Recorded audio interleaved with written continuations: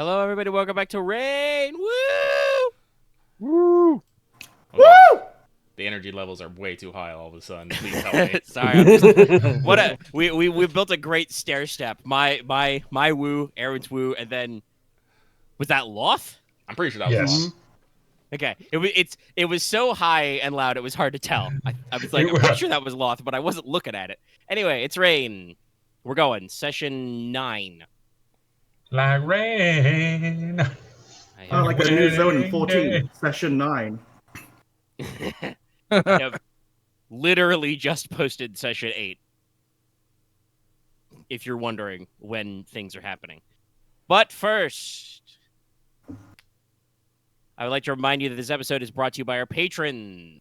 Patrons like, I don't know, Heartblex, G, Call Me Zed, Carlos Dragon, JDV9000, Jester the Fae, Kaiser, Chris Starlight, Legendary Boss and the Rise of Kenji, Rogue Robin, Charvor, some guy named Bob, and Varian the Crow. Thank you very much for your support, patrons.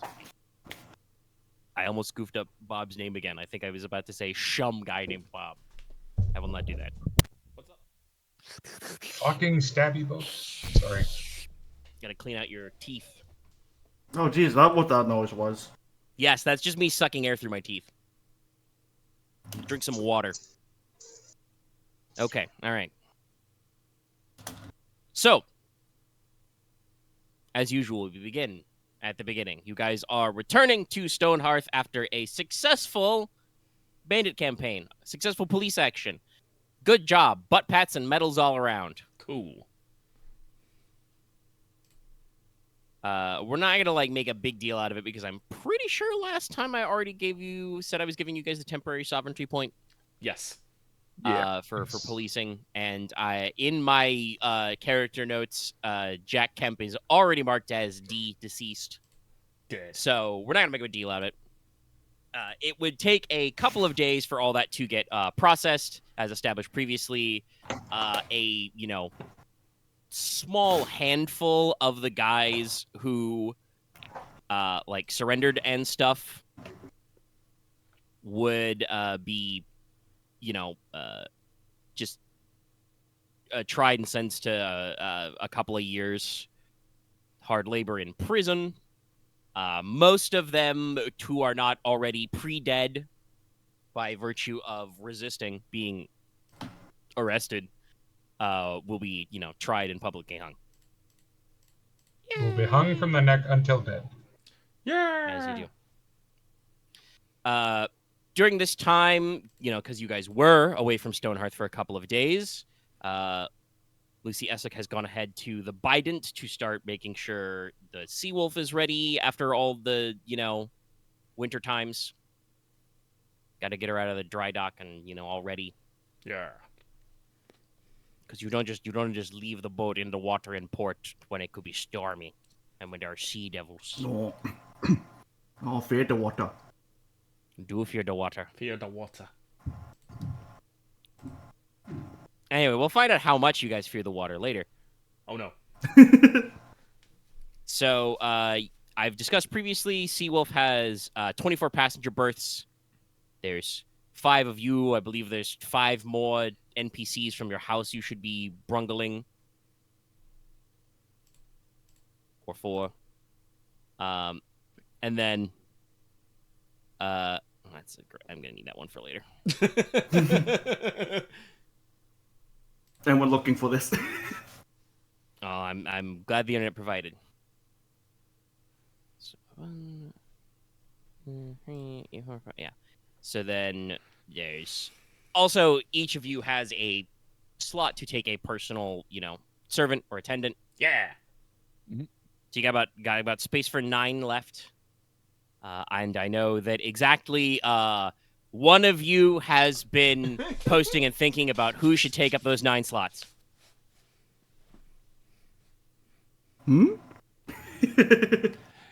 Yeah. Yeah, guess what, Mr. It wasn't you. Yeah, exactly. No, it has been me. So, wait. I'm. So when you say we have 9 slots, is this including the people that are going to make the social debut, or not including? This is Not included. included. You have 9 free slots. I will explain. So there's 5 of us. We're Yes. each given a slot for 1 attendant, so that makes 10. Yes. Then we have an additional 5 heirs.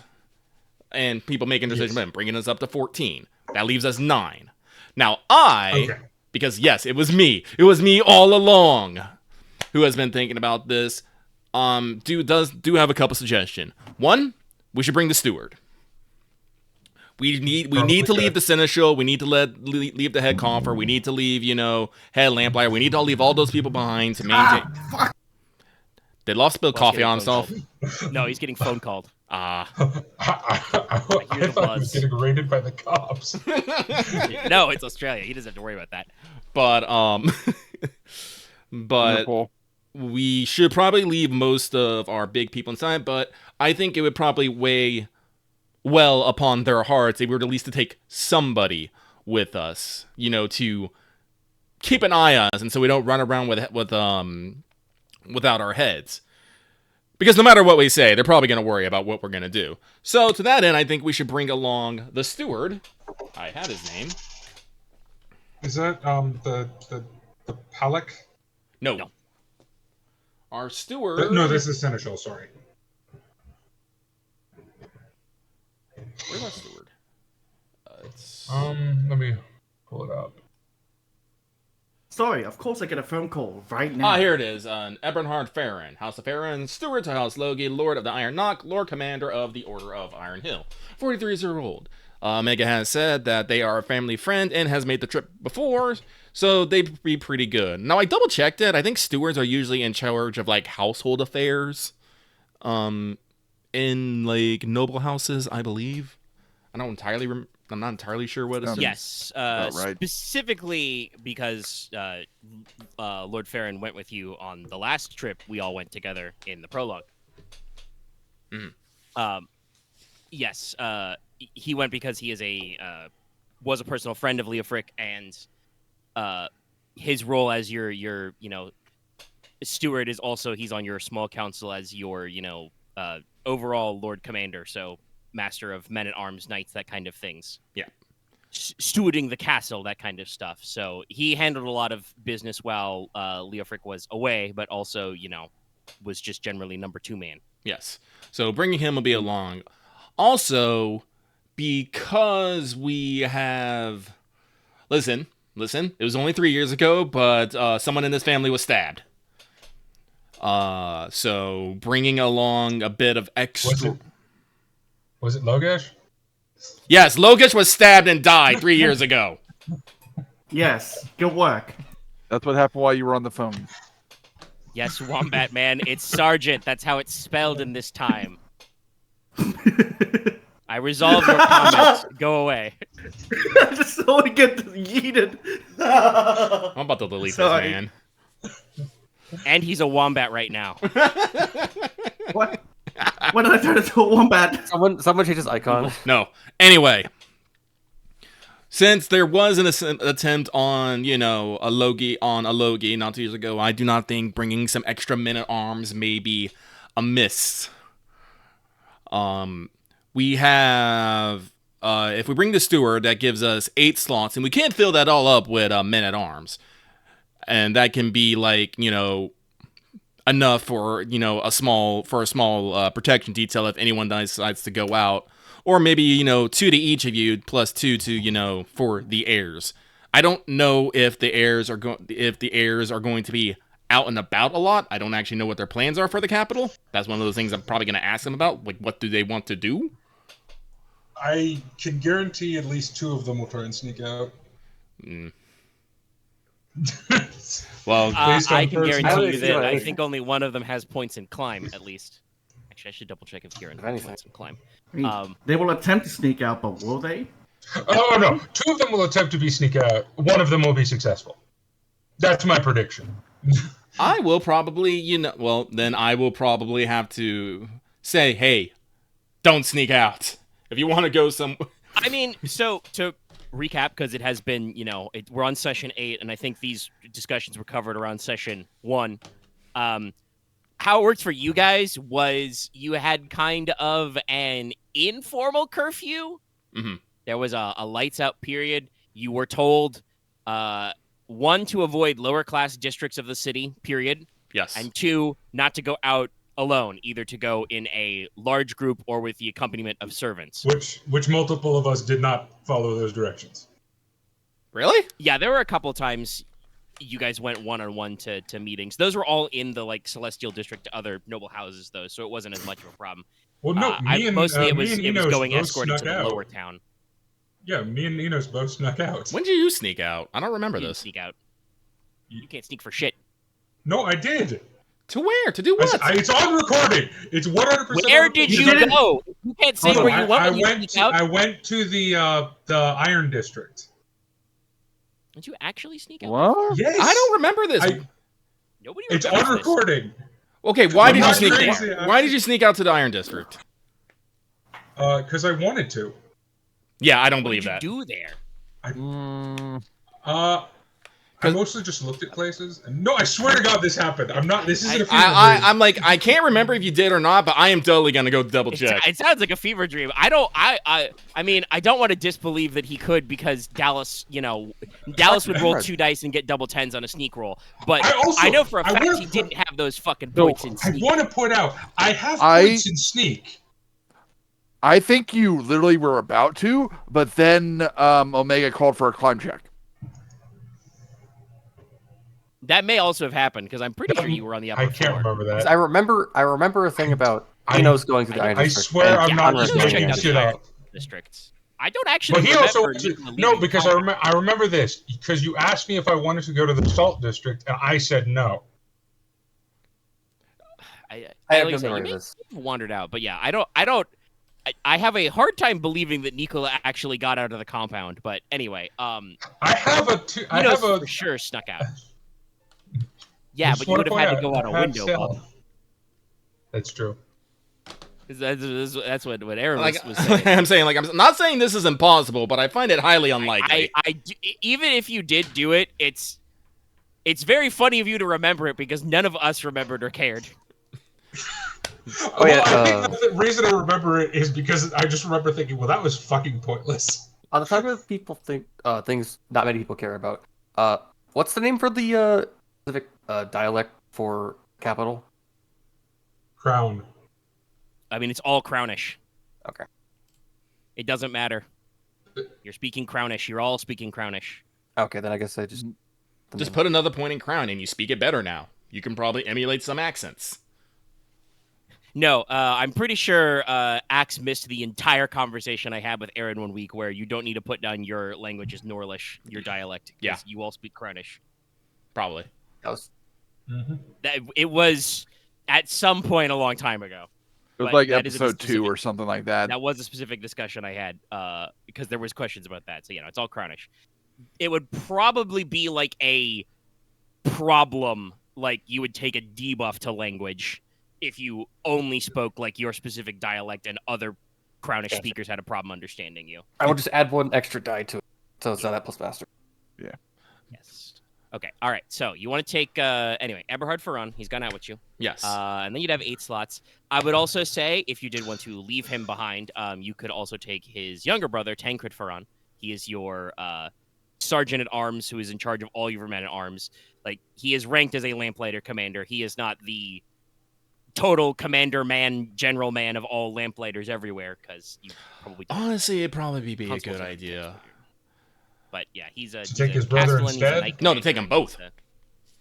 Yeah, they're both. Okay. House Farran is the bulk of where a lot of your men at arms come from, and a lot of your iron comes from there. So Yeah, if we take them and 7 extra foot guys so we can have some protection details, I think that'd be pretty good. It'd be a full boat, but It would also only be for like 2.5 a weeks. couple more days because we have a second boat that's probably going to come with more people afterwards, right? Well, that's the thing I wanted to bring up. Like the question is, do we have anyone else we want to bring? I would have probably. Like I said, that's why I tried to talk about this during the week so we can hammer this out immediately, but none of you wanted to talk. I have a legitimate reason that I can't say on air. Fine. I believe it.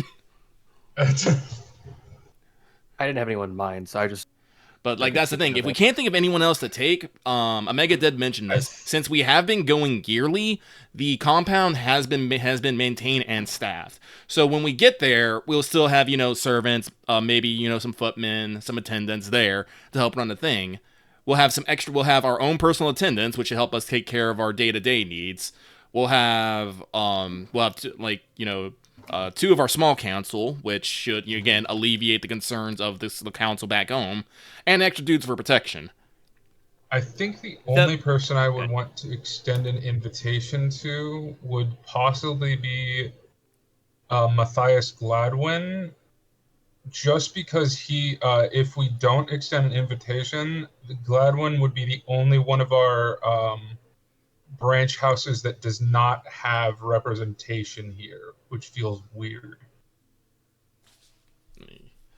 I mean, you could, if you're talking about just taking a personal protection detail, you could sub him in for one of the men-at-arms. He is a knight. He is a knight, yeah. Talented wrestler. You could bring him along for extra. Yeah, we can drop one of the footmen for him if you'd like. Yeah, it just because to me, I feel like we should have at least someone from all of the banner houses, and his being the only one with no one representing them is. I know they don't have any kids. We got more banner houses than you think, my dude. Like, let's see here. Yeah, you're bringing some guys from Farron. You're bringing Gridarvol, Wayland, Amir. Actually, no, I think you're right. Wait, we don't have anyone from McCrag. Because Lucy will be captaining the boat. Yeah. Yeah. McCrag is not one of your banner houses. Lady McCrag is. That's Lady. They're House F. Yeah, they're F. Yeah. Okay. Yeah, she's my Conrad's mother's cavalier. Okay. Then Dallas brings up a good point. Yeah. Yeah, I think it'd be fine. It's like if it was multiple people not coming, I wouldn't have brought it up. But just because it's the only one, it's like that just feels odd. Okay. Yeah. I don't know. All right. So yeah, let's bring Matthias. Yeah, let's bring Matthias as well, and that would be detail. What? Bring us down to 6 men-at-arms. Yeah, that's still enough for 1 or 2 protection details. The main thing to think about the boat, the big boat coming along, because you don't have to do that. The main thing is that you will not be able to, with 6 men-at-arms now, like that's enough to have, you guys can rustle up a small group of followers. You would, when you arrive in the capital, that is not nearly enough men to use any of your company's might points. So if you want to be able to flex your might at any point while you guys are in the capital, again, don't know how long you're planning on staying, you would need to, take a separate detachment boat so you have enough guys so you can actually, roll out your might stat. I did finally find my note on it. So normally we've discussed previously, it takes about 3 weeks, depending on weather and speed of the boat. The Seawolf is a very fast type of ship. A clipper. As evidenced by the smaller passenger capacity. With overladen sails, it can make the journey in about half a month, so about 15 days. Okay. So little over 2 weeks, 15 or 16 days. Rad. Again, depending on weather and stuff. You'll probably have to rediscuss this later because Lucy is no longer here in person, and she would have to plan your route. But this does mean that you guys have a couple of choices for which direction you want to go. Because obviously the ship is fast. You guys could just, haul ass in a roughly straightish line across the strait and just hug the coast until you get to the crown port at Lampclare. And, then you guys are probably... you're already probably going to be a couple of days before the Festival of the Rising Dragon anyway. If you just beeline it there, you're probably going to be a full, almost a week early. So you'll have several days of free time to chill in the capital, which you have never had before, all together on screen. Okay.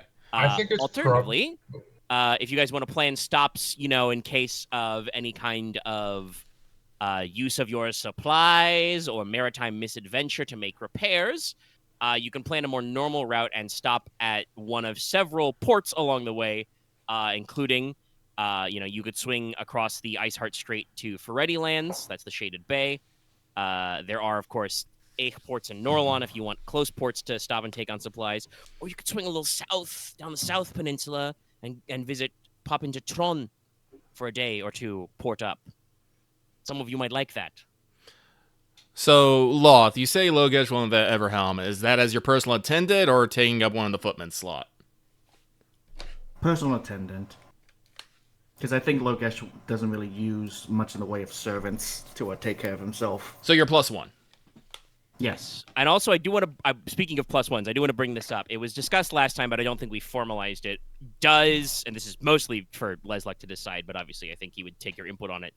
Does Leslok wish to officially appoint Logesh as his cavalier, his personal second and bodyguard? Yes. Okay. All right. Okay. So yes. That means it is your job to guard the man. Yeah. All right.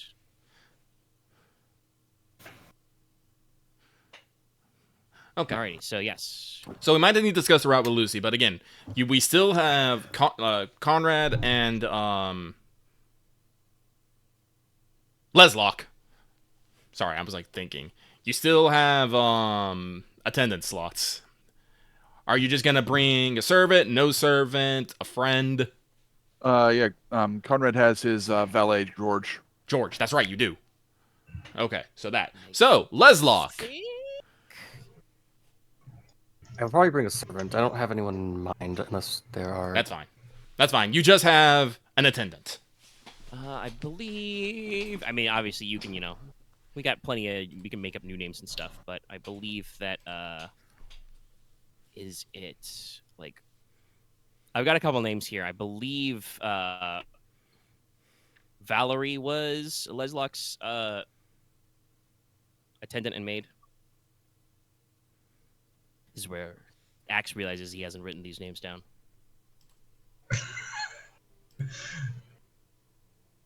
And you guys get on me for being disorganized. I get on Axe for being disorganized. Fair enough. Also, that's still pot kettle black, Dallas. Oh, my scratch through on Jenkins didn't carry over. Jenkins is struck out in my notes, but yeah, this is a list of minor ones. I'm putting Olympia under Squires and Pages. Smith is a footman, right? Not a man-at-arms? Yeah. Yes. Okay, just making sure. She is technically a I guess she would be a lady in wait. I don't know. Yeah, She's not because she officially is a footman. I don't have a section for extras for spear carriers that are assistants and craftsmen and apprentices. I may add one to my notes. That would probably be where it would go before. I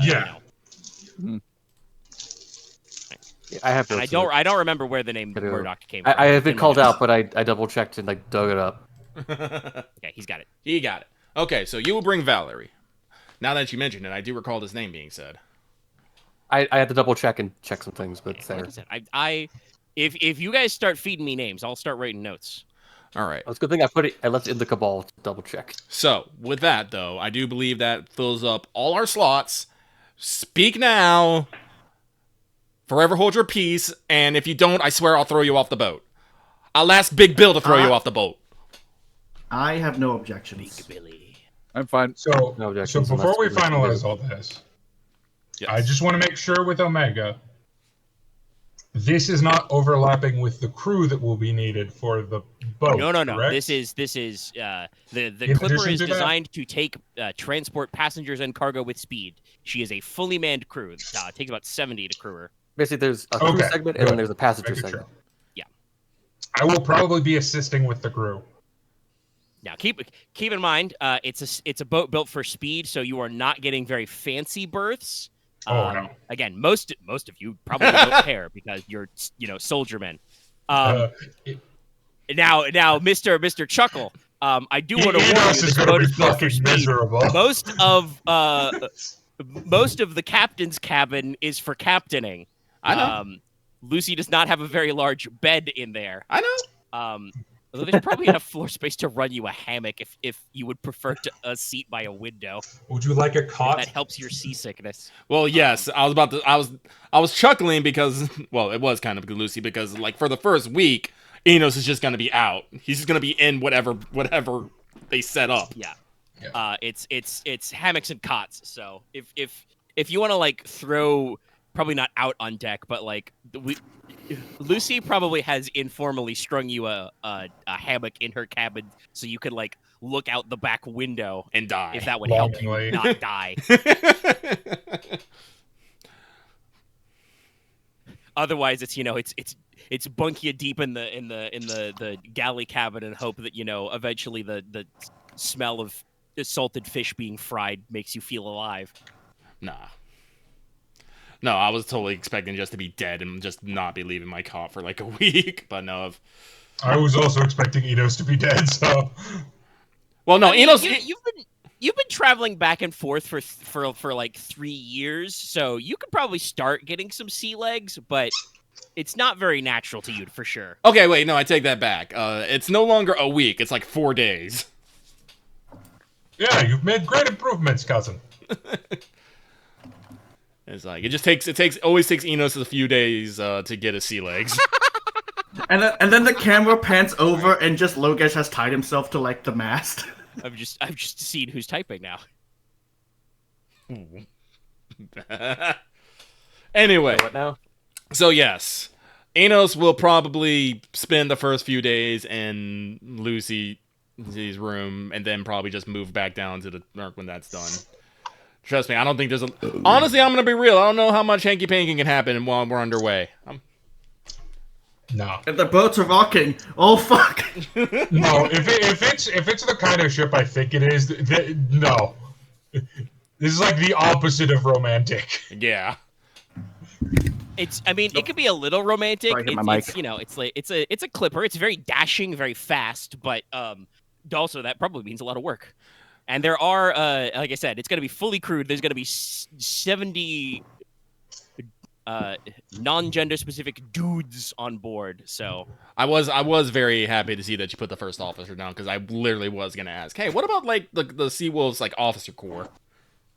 yes, I- and I can I generate will more. assume- I would actually introduce a Big Billy. I would later. assume I know some of them, considering Lucy taught me how to boat. Making sure. Logesh is going in blind since he hasn't been going around that much.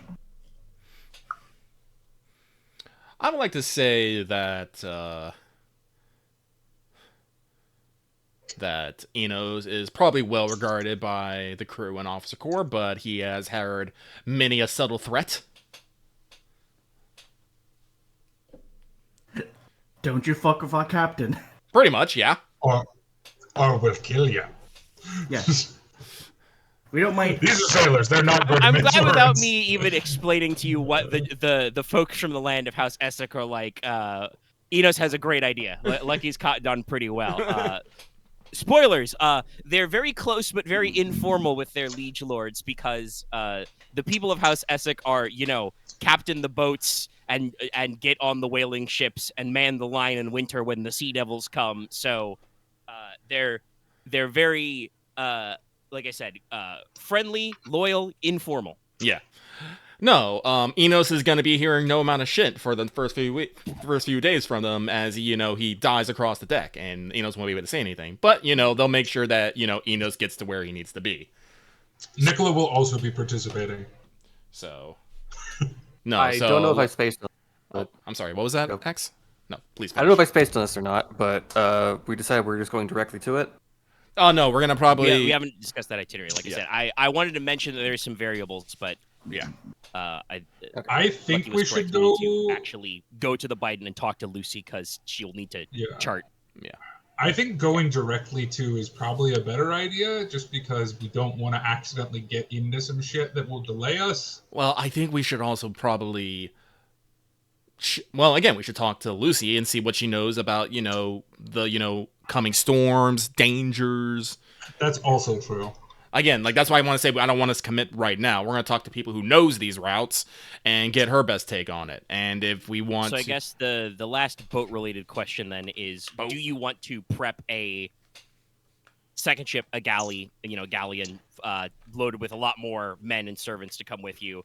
Or are you guys, being okay for being able to, or at the very least, use certain of your company assets while you're in the field? Well, honestly, at this point, I think this should probably be on Leslok. What, like, I think we have narrowed down what we want on the Sea Wolf for sure. But if you want to be extra, I think that's on you and what you want to accomplish while we're at the capital. Well then, your orders, my lord. I have to ask then. Would the ceremony be before or after? After what? The My mic fucking cut off. Would the ceremony would the ceremony be before or after? Did he cut off again? I believe. I don't know what's going on with your microphone, Axe, but it's like you're either No, leaning I can down or translate. leaning Omega, away. I can translate. I can translate. ceremony He wants to before or know after is the the festival? ceremony before or after Yes, the I heard the festival? word festival. I mean, there's no specific timeline, so you don't know. It may be that the High King will try and hand you a title the moment you get into town. Spoiler: it's the king's decision. Also, the question is, have we actually sent a letter forward letting you know that you're coming? Yes.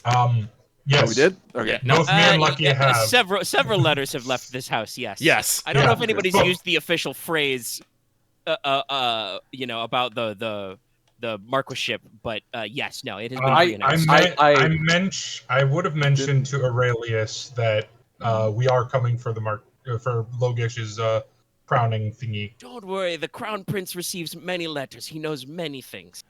Oh, yeah, I guess you did contact the crown prince. Luckily, he is the king's mailman, so you can be reasonably certain that the High King knows. Well, that's what I was Just thinking. It's wanna like correct Dallas. He said Logesh crowning. Yeah, I know he did. I just wasn't gonna call it out. We're just gonna. I know what he means. Yeah. Okay. All right.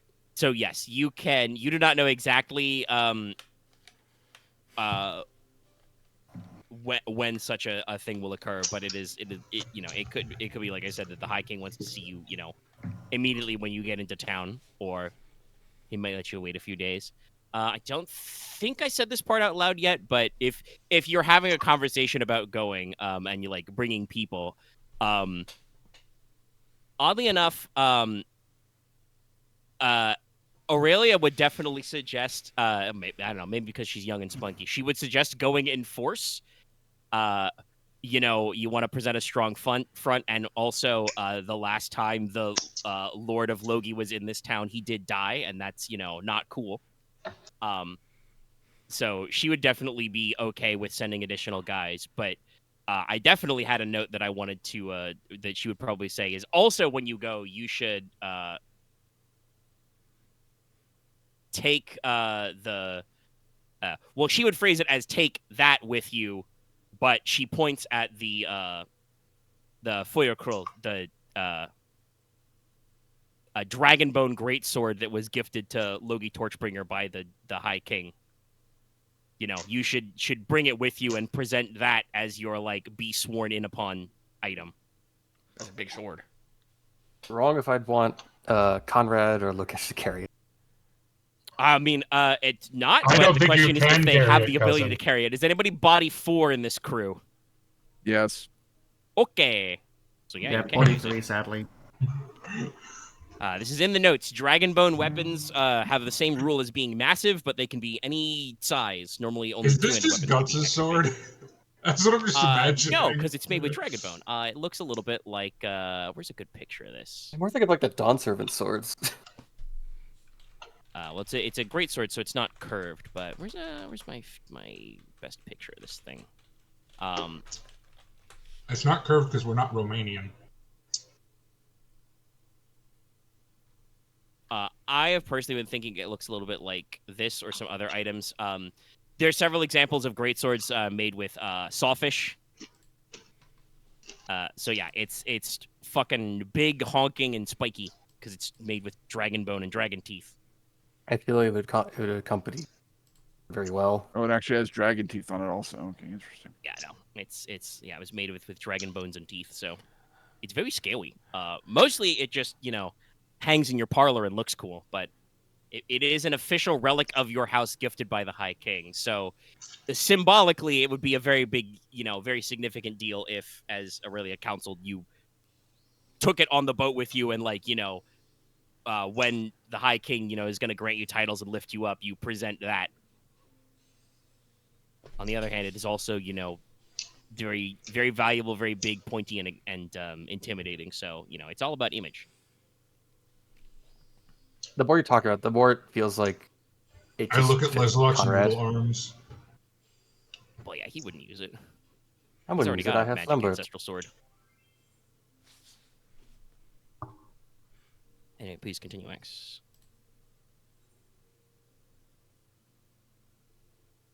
I lost that place. I'm sorry. It's fine. Dallas cut you off. I know. Okay, all right. Then let's recenter. We'll, you got a few days of travel between then and there to figure stuff out. So Oh, I think we're locked in right. on itinerary. Or not itinerary, on passengers. Get it back.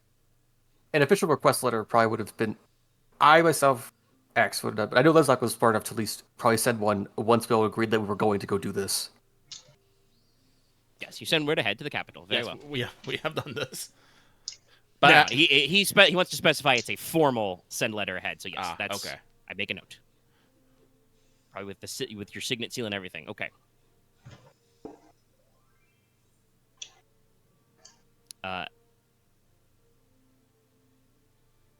Do you wish, again, putting it on you, do you wish to have, again, this question has not been answered. I keep forgetting. Do you, Leslok, wish to bring a large boat of men with you? A separate boat? A different boat of men? With guns? Gunmen? Send dudes. Gunboatmen. I'd like to. No, I like to. Yes or no? I want to. Let's do this. No, I want to. Yes or no? Yes. There was a comma. Let's do this. Yeah. Okay. All right. That will probably arrive, several days after you, but you can put the word out that you would like to have a large galleon ship, a transport full of extra men at arms and servants and all their backup, armorers and that kind of thing with you. So yeah, okay. You guys will be able to actually pack enough men that you can have access to one of your points of might while you're in the capital.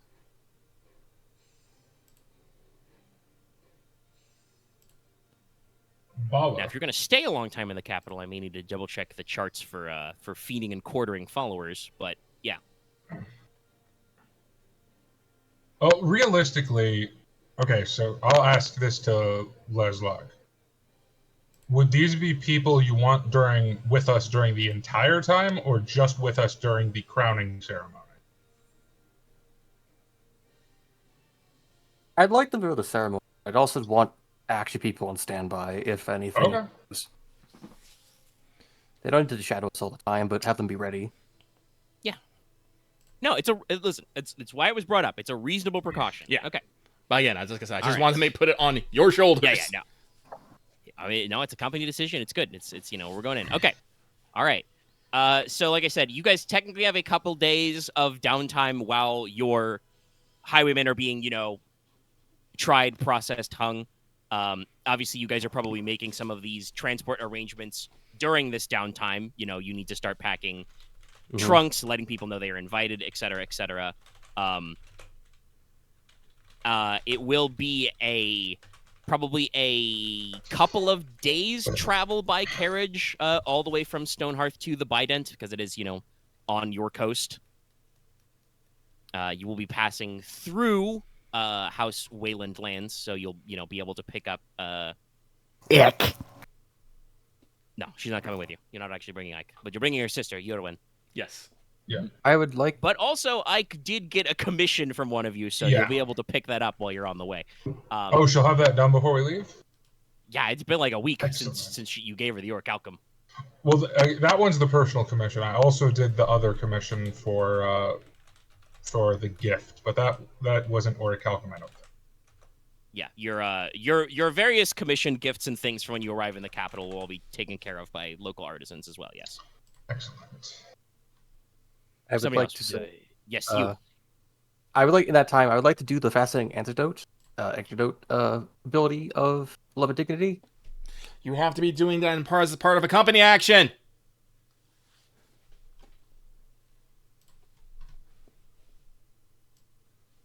Yes, the first line of of fascinating anecdote in Blaze Beloved Dignity is in the process of greasing the wheels. Okay, so it goes with right. Yes, it you goes with must groundwork. lay Okay. the groundwork first. We talked about this last Okay. time.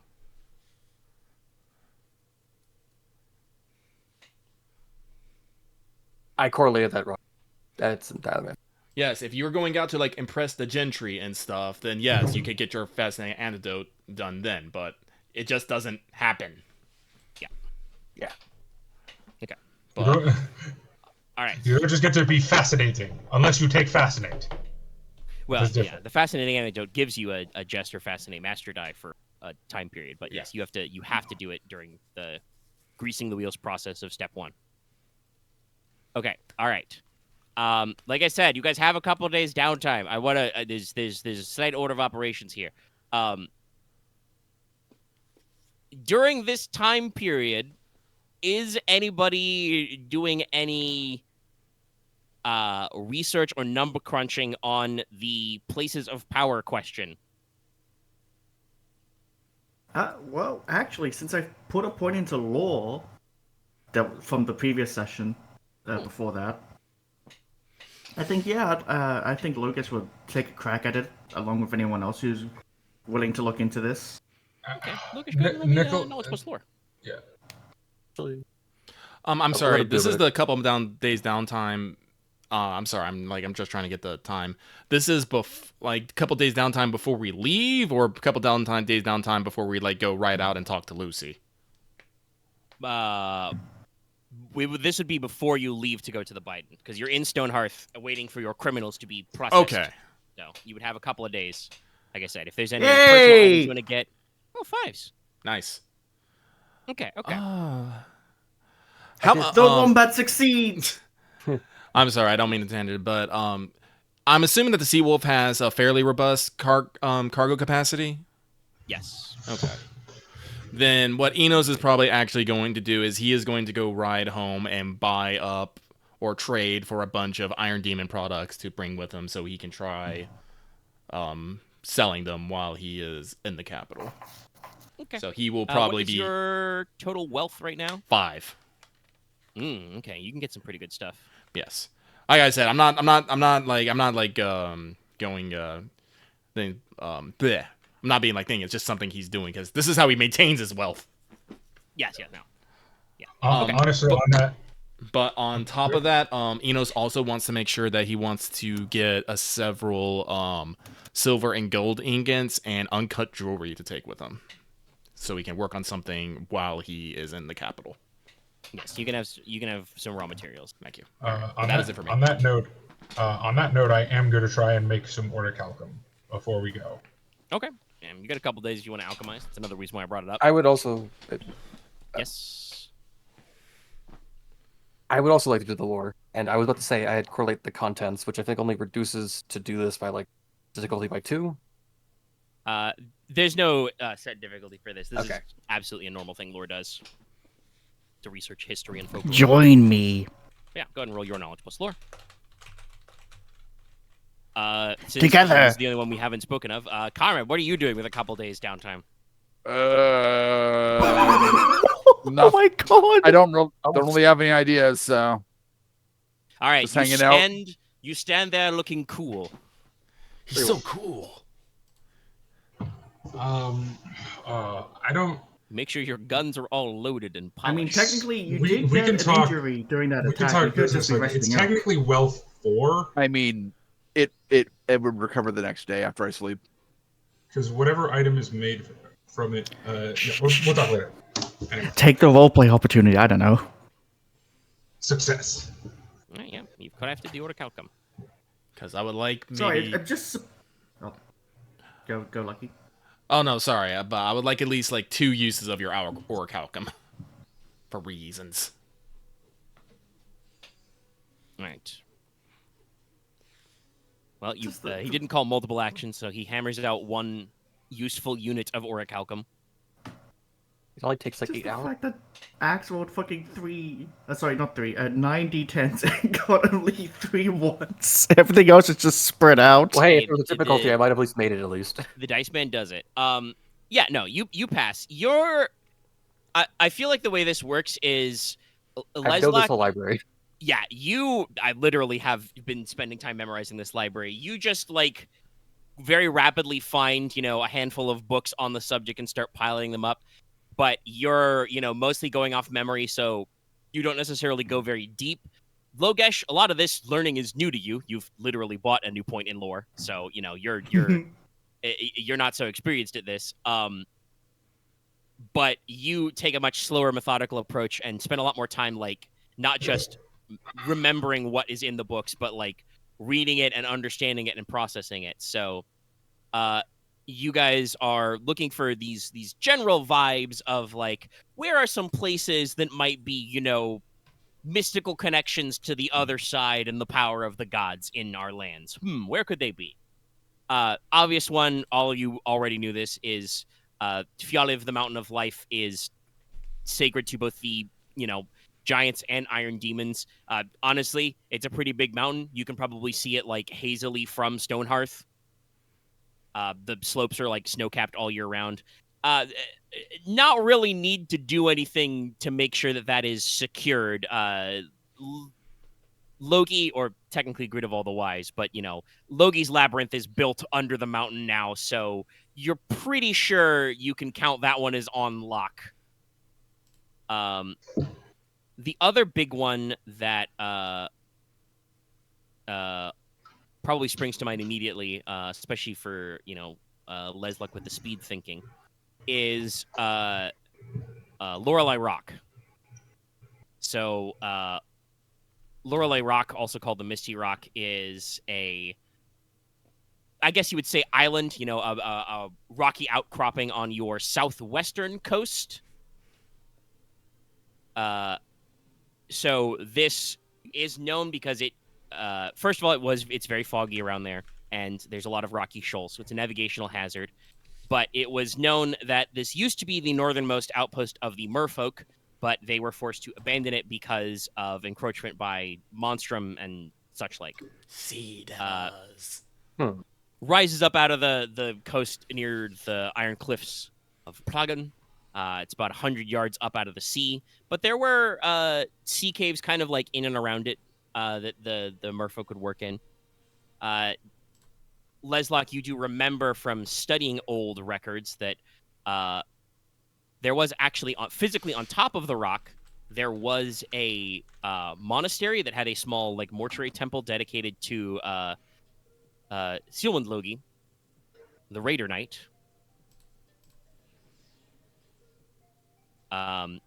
who was associated with nautical stuff in your history, one of your ancient ancestors. But that had also been abandoned for at least a couple hundred years. Going by, there is a abandoned castle on the mainland cliffs overlooking the rock, but nobody has had that settled in years, decades.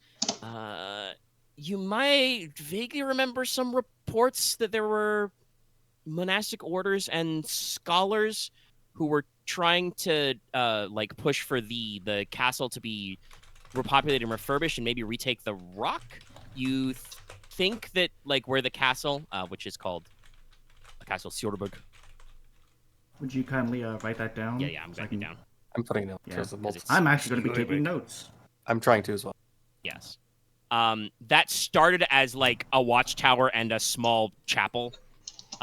So it has like ancient religious significance, but again, it's been if you reading between the lines, Leslok, because you're pretty smart, your ancestors turned it into a castle manor. The local lords turned it into a castle manor because you wanted to keep an eyeball on the merfolk in the ocean, and when the merfolk weren't there anymore, it became a lot less politically and economically important to have a castle maintained out there, and so it's been left alone. But there's obviously out of character and possibly in character. I don't know how much Inos has discussed it, but out of character for sure. I know that Inos is planning on doing some big lifting with allied tribes.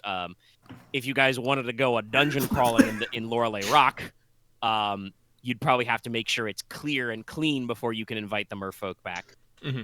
Sorry, But, you said allied tribes. My mind went to Inos is doing his beast tribe weeklies. Whatever. He's yes. he's saving Also, society no. somewhat. Strictly speaking, I don't think the materials is actually worth 4 points.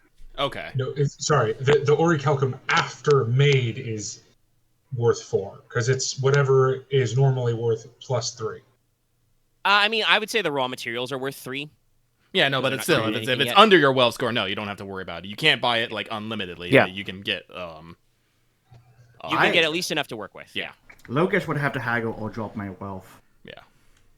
So, sorry, Omega, just trying to yes. double check. The potential sites of power that Logesh and Leslok have been able to identify Logi's Labyrinth, Lorelei Rock, and Castle Sjorberg. No, the Castle Sjorberg is on the mainland overlooking Lorelei Rock. Oh, okay.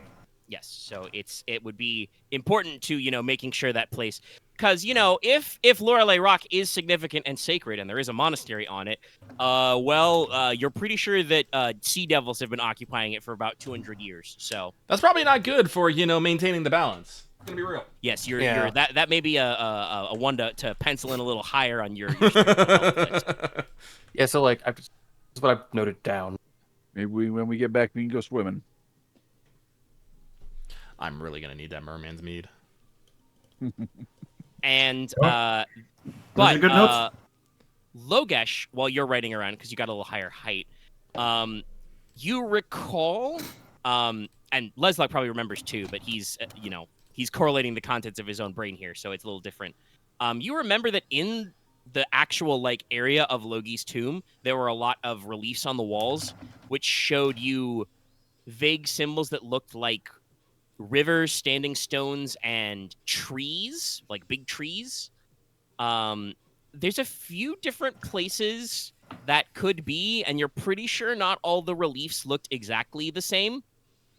Sadly, I know, even though I think that Leslok did want to take this, nobody had the time to stop and take a charcoal rubbing. And you haven't invented always the go photographic back. camera yet. But that you do know there are a couple of famous of these that you would know. I should have asked to roll to remember them. That's my own bad. Yeah, if you wanted to memorize them, but they're also very, very vague. This is just Logesh rolled a couple of 5s, so he's like, Yeah, there It's- were it's- standing stones and Yeah, it's not rivers. like on the glyphs. I can't remember the name of it. On the reliefs, it's not like they had a specific. Hey, taken relief inspired by this part of the world here. Yeah, No, there was no names. You're just thinking I think we saw some pictures of standing stones. What are the most? Let me go hit the books. What are the most famous standing stones? So Well, those prominent rivers in the area. I guess maybe there. There's a few rivers, but if you want to talk about mystical ones, that's my second bullet point. So hold on a sec. Standing stones.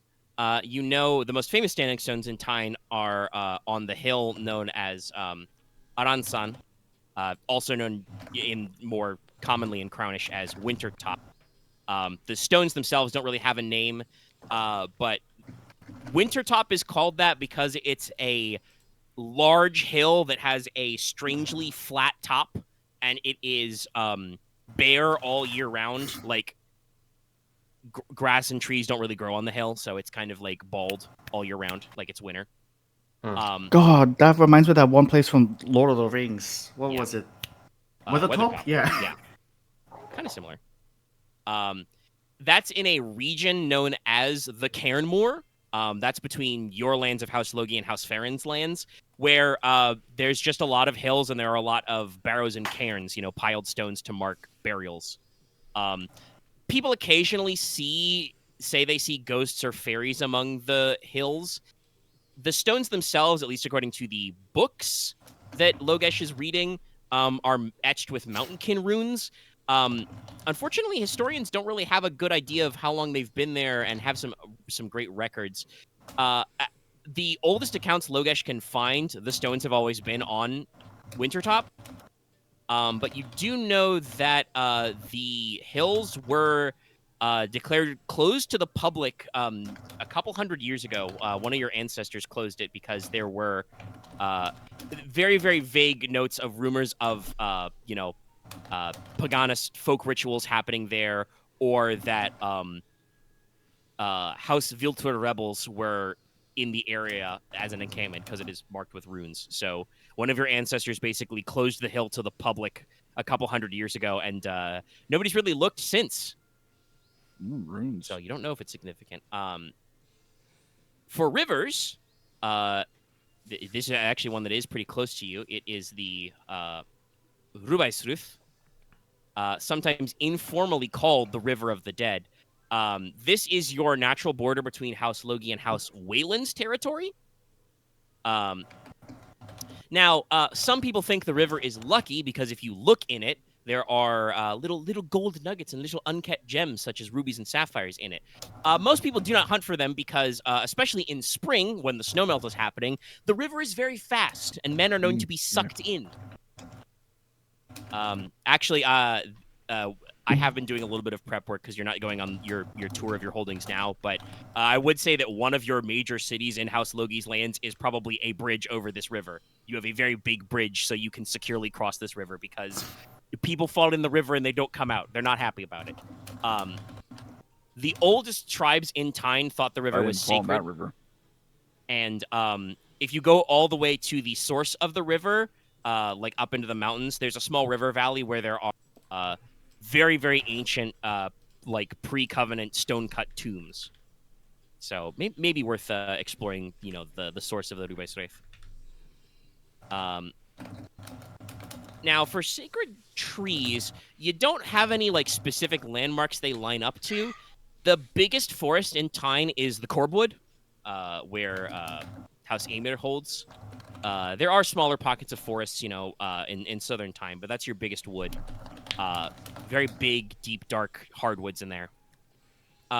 According to like the oldest records, and Logesh in the personal like Stonehearth library, you are finding like accounts of like, scholars and ancestors being like, so according to this papyrus I found that was already 200 years old, I, jotted down, and this book you're reading is a scholar's account that's like, hundreds of years old. So old ass legends. But there's supposed to be a quote unquote mother tree in the Corbwood, an ancient ash tree that is as old as Norlon itself. And the rumors and legends around it is that the ancient Norlon tribes worship the tree as the daughter of Sylvanus the god. The tree was given offerings.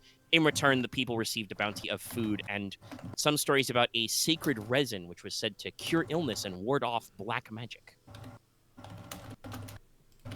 Goddamn tree sap cult. Could you please repeat who they worship the tree as a daughter of? Sylvanus. Sylvanus, the woodsy. The tree god that we got. Yeah. Okay. And like I said, this one doesn't have an exact like specifics. Nobody has like wandered up and down every corner of the Corbwood looking for a really, really old sacred-looking tree. But according to legend, there's a big tree. Is it the Cordwood or the Corewood? Corb. I'll write it down. Would it be Corba? Yes, with the B. B. As in a different way of writing crow. You can't see it. I wag my eyebrows a lot. But yeah.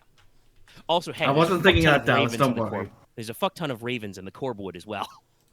Hell yeah. Sorry, That's where you guys get your always... big fucking, rooks and stuff from. Should probably add a bit more, but I think that's what I heard. It's pretty good. Fortunately, what I always think of whenever he says Sylvanus. I know. I spelled it differently, but that's what it is. Pardon I for know you any did.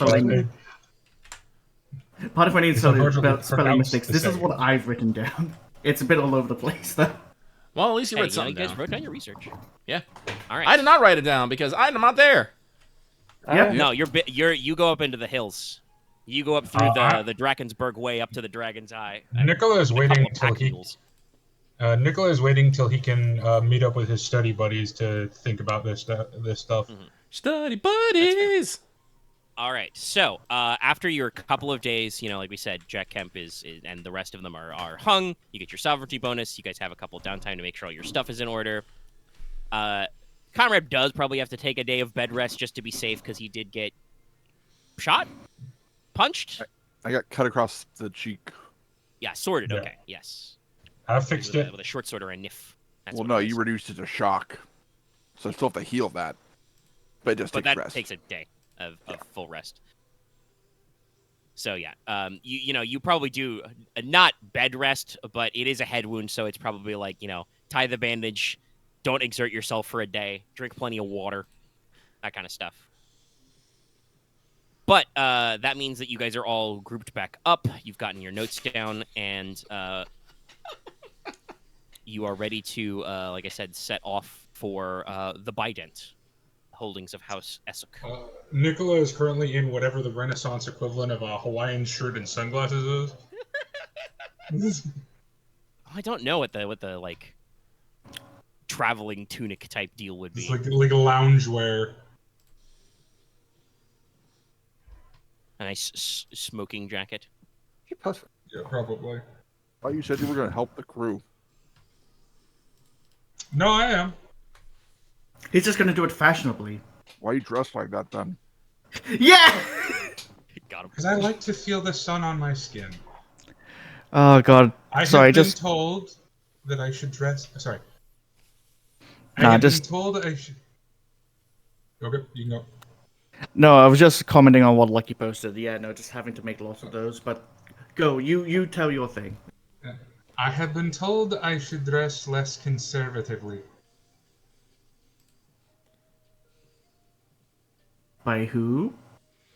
Who do you think? Inos, Aurelius, Ruben. He just starts listing off like a bunch of people. Okay. I knew you were involved, Enos. I just wasn't going to assume it was just you. I mean, No. it's fine if you're going to like be relaxing on the boat, but I'm not sure how good those clothes will be if you're actually going to be working as a crew member. Oh, I'm gonna take the jacket off. Logesh is patting Konrad on the back. Shh, it's fine. Let him suffer through it. He'll learn.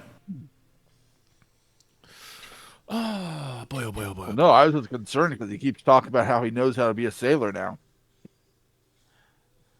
Oh, is that how you want to play it, cousin? Nicola will shed his jacket.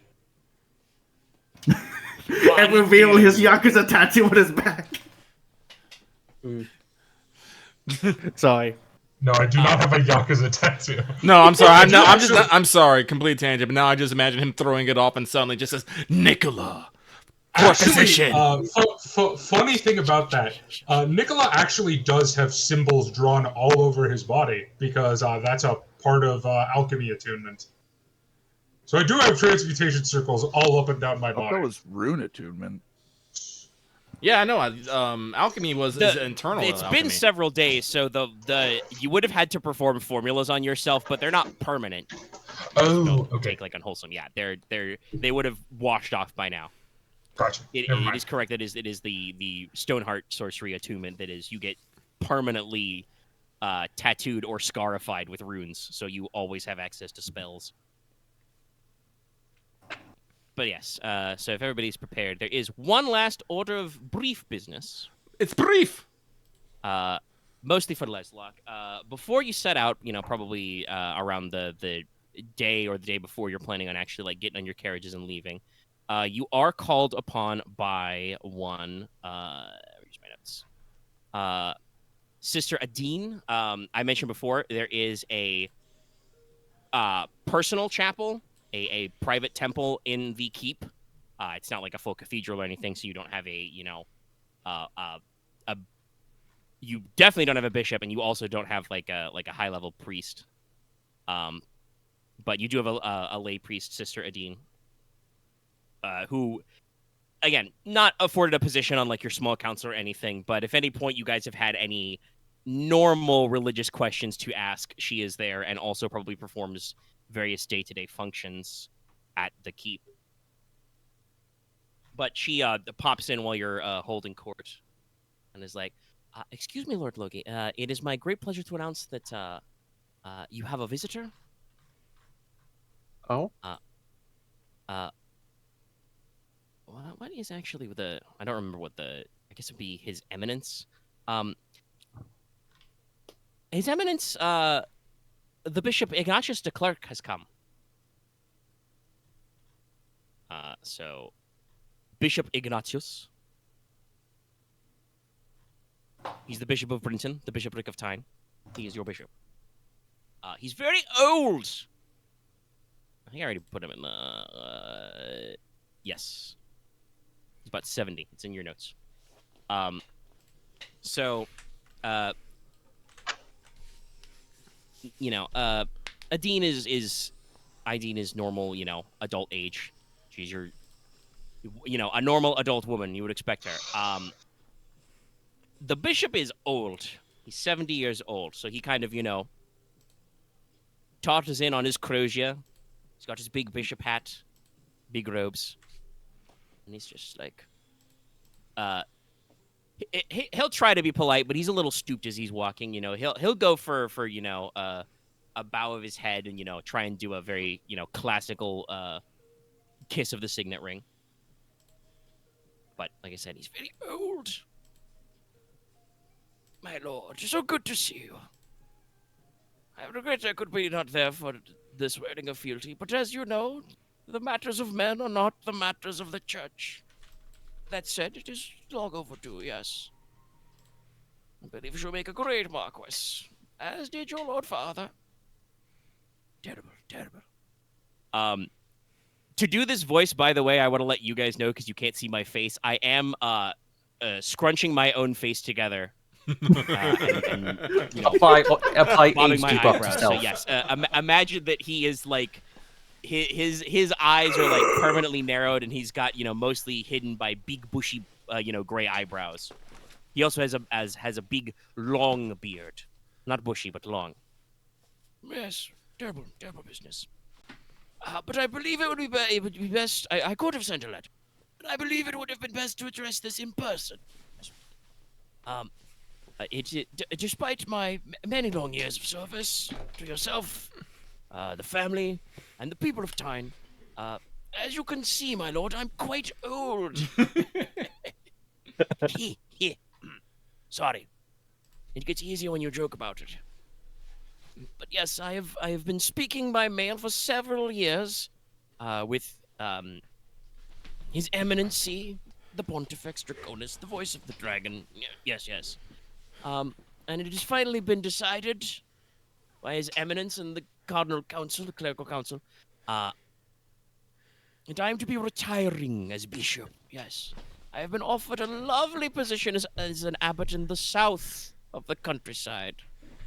I believe we shall, the monastery is most known for apiaries and brewing beer, of all things. Never brewed a beer in my life, but the warm country living shall be good for me until such time as I go to the vaults of heaven. Yes. But I wish to inform you in person, my lord. Obviously, it is within your due rights as liege lord of the land to make your opinions known to the pontiff upon the selection of your bishopric. And I believe it will probably be some weeks before the pontiff finalizes his decision, so I should not be leaving you just yet. You know, polite tap on your shoulder. But not too hard a tap, otherwise he'd break all his bones. Oh no. I'm afraid this man will turn to dust. I mean, you guys are in like a you know, age of sail, you know, Renaissance type age, and he is like 70 years old. He's pretty old. He's been kept alive by good, clean living and being square with the gods. Stop playing for my grandfather. You're giving him too much power. No, he's not not that much. But yes, he would say. But yes, you will have some time to make your own wishes known. Well, strictly speaking, I must remind you, I must counsel you, it is not within even the Marquess's power to insist upon a placement. It is part of the Great Reformation, the Reformed Church, that you are able to say such matters. So you should, if you wish, mention it to the pontiff yourself. Or, of course, since you are going to the capital, I know, my ears are not so old and full of fluff that I do not hear things, my lord. You may also make any requests or specifications known to the royal chaplain Yes, that young whippersnapper Clemens. How I've old is known her Clemens? since she was this high. He holds up a hand to his knee. So, I think in my years since she has been born, my knees have gotten lower down than I remember. Yes, sir. I do hope, obviously, my lord, that while you'll be very busy, one time the abbot, you may come and visit. I am sure that I would know nothing about the taste of beer or wine, and I would be glad to share some with you, my lord, with counsel. But yes, I am quite simply too old to go traipsing up and down all the stairs and belfries. And it is good to retire. It took me several days to arrive here, even though you yourself were very close to Brenton, my lord. Though I will say, he does kind of like, you know, a little cheekily tap you on the shoulder with this crozier. You could have come for a visit. No, I understand. You are busy, my lord. Sounds like you've got a date with the Pontifex. But yes, I have let the Pontiff know my thoughts. There are several fine, experienced brother and sister priests who would be perfect for the bishopric position locally. But as I said, it is not of my position to know the mind of the Pontiff and the cardinals of the clerical council. But yes, I'm sorry to be leaving you after such time, but I felt it was right. While the position was vacant in House Logi, I did not feel right to retire. But blessed is this day, and praise be to the 100 crowns. It has come. So, retirement is in order. Before I depart, my lord, is there anything you wish to ask?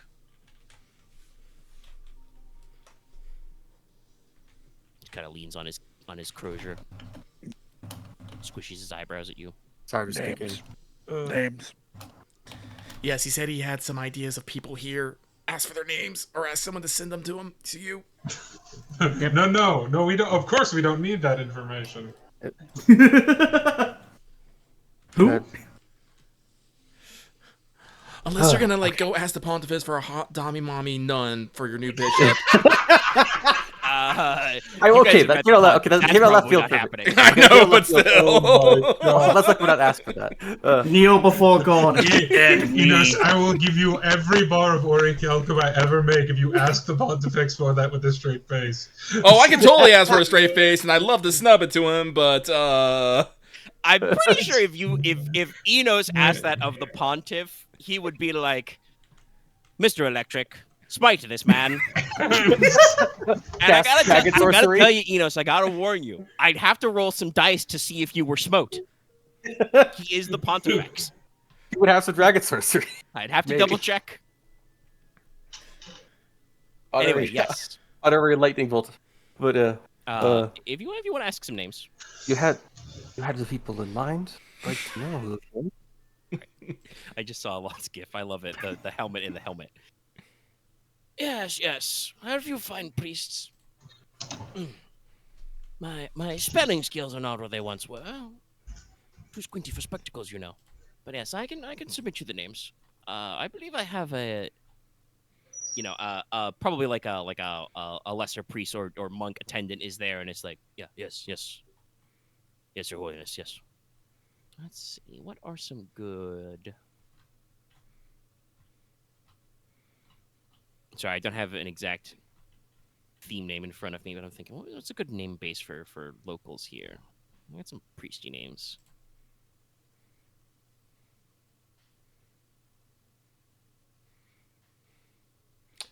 my gift is the Pontifex reading my letter in writing.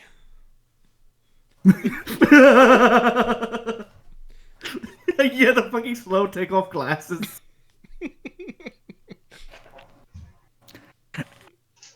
As someone who has worn my glasses over some headwear, boy, that really bends them out of shape a little bit. I also want to throw this out there about the gift specifically. It's very funny that it's subtle, but he appears to be buttering toast with a knife, a dirk or roundel dagger. Yeah, and he has the shotgun in his lap. Day's fault, baby. Okay, I have previously remembered how to sort these by certain ways, but I do not recall how to do my name list. So let's just say that the bishop your current bishop will send you some of his recommendations. Yeah. Because I do not remember how to start sorting some of these name lists.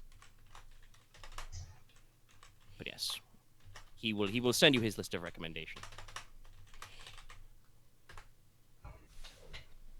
Because, like I said, you will, unless Leslok wants to not just stop in Tron, but stop long enough for him to hike all the way up to the Astrakhan Hill. I don't think I could drag Cephas that quickly, so no. Yeah. So yes, you'll probably have an opportunity to speak to Bishop Clemence Verity, who is the royal chaplain, about it, because she is the clerk of the closet and is supposed to be a, voice for the pontiff on the High Council, and will technically be up here. Kind of, sort of. Anyway, yes. That was just my one last little, future plot hook stuff. Alright, now it's time to get on a boat. Right? First, we travel to the boat. Yes, and then we figure out which route we're taking on the boat. Yeah, we hop on the boat on land. Go. Now, Why is it moving? You haven't developed all-terrain boats yet. Hey, The Flying Dutchman. Hey, I've seen the Vinland Saga. They can carry boats. So, not this kind of boat, because the only other thing is that as you make your way there, like I said, it's a couple of days travel by carriage all the way out to the Bident, because you got to, cross basically half your whole island. Not like literally lengthwise, because you're not going to the peninsula tip, but it's always. You would stop over briefly in House Wayland's territory. Mm-hmm. You would probably pick up Irwin there. Yeah. And also, as mentioned, Ike Wayland has clanged it out. Yeah, you got a couple days. Go ahead and roll it out. Sweet. But when you get to the anvil, the posting of I have a question. Wayland. Sorry. Yeah. I don't. If I roll for multiple actions and I only get one set, does the single action still go through? Yes. Then I will attempt to roll for multiple actions. Right. Do recall, you do have to take. I do believe you have to remove. Take a penalty of 1 dice. Yes. Yeah. You take a die. But here's the trick. Pretty check your action. Here's the trick. I already accidentally rolled with 1 less dice last time when I made it, so I'll be fine. Perfect. Because it should be 8d10, but I only rolled 7. No 2-set, no double action, but I definitely got 1. I mean, the 2 10s. Yep. Yeah. Yep. So I will present. Over the couple of days, you've created a couple of ingots, and you're going to give Inos 1. Yeah, I have 2 ingots, and I will give Inos 1. Thank you. I'll repay this favor somehow. Speaking of Orichalcum, though, when you arrive in the anvil, while you're guesting with Lord Wayland, Ica does come up to Nicola, forgot your name for a second, and presents first the 2 items you asked for. You now have 2 fine fighting daggers of Orichalcum. And she knew your preferences, so they are balanced for throwing. Yeah. Yay! I have a stupid question. Yes. Because this might throw off my plan entirely. Is Orichalcum magnetic? Not normally, but it is metal, so using... So I can iron call it? Iron, yeah, you can use iron call. It's made of metal. Okay, good. It is still a metal. It is not magnetic because it's not made with ferrous metals, but yeah, it's... But I can iron call it, so I can throw and then get my daggers back. Yes. Got it. Okay, that's what and then I thought about how this would go, but you gave her a 3rd for a personal project, and so while you are staying there, Konrad, Ike actually presents you with a Orichalcum made fencing blade. She says, Lord Konrad, I believe the last time we were in the capital, you were without a suitable gentlemanly weapon. You know, she says with her normal amounts of sass. I love it. And it just so happens that somebody presented me with an excess of materials. Since I am not going, I felt that this would serve yourself and the house better. You know, presents you with the rapier blade with orichalcum. Konrad takes it and kind of weighs it in his hand, looks it over. Oh, Very light, very thank sharp. you very much. This is very, very finely crafted, and I shall see to it that many people in the capital get to see it on my hip. If you ever need any sort of repayment or help with a project, let me know, and I'll be happy to come. It is a gift, but you're already doing much for my house, you know, and she gestures towards her sister. Of course. All right. And then you guys, unless you guys want to do anything in the anvil. Nope. It's cool. It's real neato there, but it's not like a hopping, you know, I potty town. probably do have to buy something here because I realized I don't have anything for it. I probably need to buy like a dagger holsters. It's fine. Probably need that. Some It's simple leather. Probably no. Yeah, that can be Yeah. acquired at many stops along the. Yeah. And so, the Bident Arena. Some of you have been to the Bident before. Some of you have probably not. But the whole area is called the Bident. It is technically the actual thing that is the Bident is the two forks of the river that, you know, form a delta here.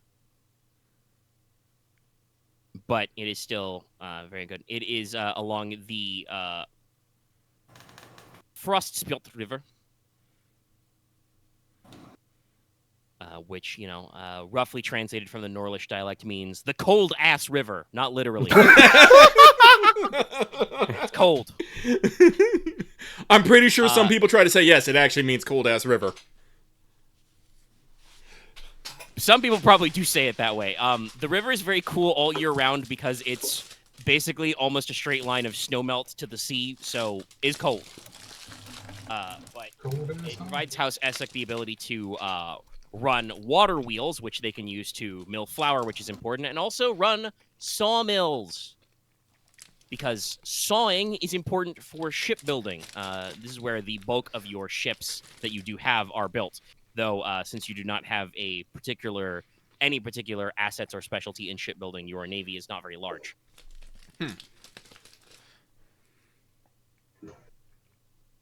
But the Bident itself and the township is, due to the coolness and the frequency of mist, is, you know, the city itself is a little dour and stern. It's got very heavy seawalls in the harbor to keep out winter storms and the sea devils.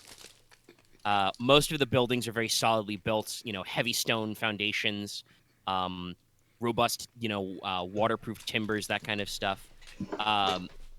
But the streets are lit by oil lamps, just like Stonehearth. So when the lamps are lit, there's kind of a, you know, a warm glow to everything. There are two little, like, watchtowers or sea forts on either end of the harbor, which double as lighthouses. They have very big lanterns in them to produce light for the mist. These are known as the Norfolk and the South Fork. Combats the fogs. You know, you've got big stone quays, you know, a huge wooden boardwalk wrapping around all kinds of boats. They do fishing, whaling, sea trade here, and more. You would know, especially from some of you who visited more frequently, the town's not necessarily excessively pious, but the locals are very spiritual and superstitious. There is a large chapel here dedicated not only to Hydrus, but also it has, you know, like slots and stained glass windows for Okeanos and Tempestas. And very popular personal amulets are little, what they call storm charms, just little charms that have emblems of Tempestas, the Storm Queen, on them. Because it's like, man, don't be storming me.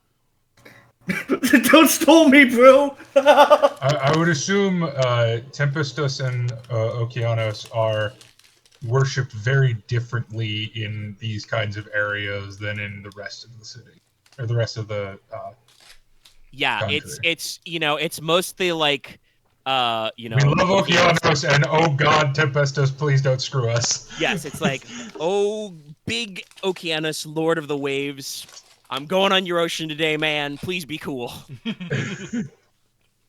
I respect the ocean. I It's much like that with the storms. You should respect the oceans, because the oceans are Big they storm don't fuck lady, I around. respect you a lot. Please do not hit me. I'm very cool. Don't step on me, bro. But that said, despite again being kind of for even a pretty sizable town, because the economy here is very good, there's a certain amount of light and life here. Got a lot of strong work ethic and pragmatism. They have a very sizable market district where there's plenty of fresh fish, very fine bread and pastry.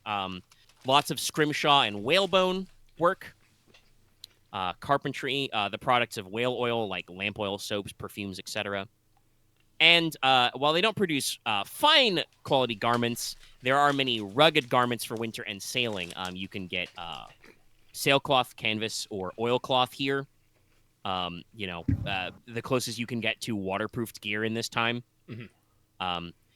If anybody needs any fine ropes, twine, grapnels, or pitons, also good. The Dragon Spike Mountains are also right there.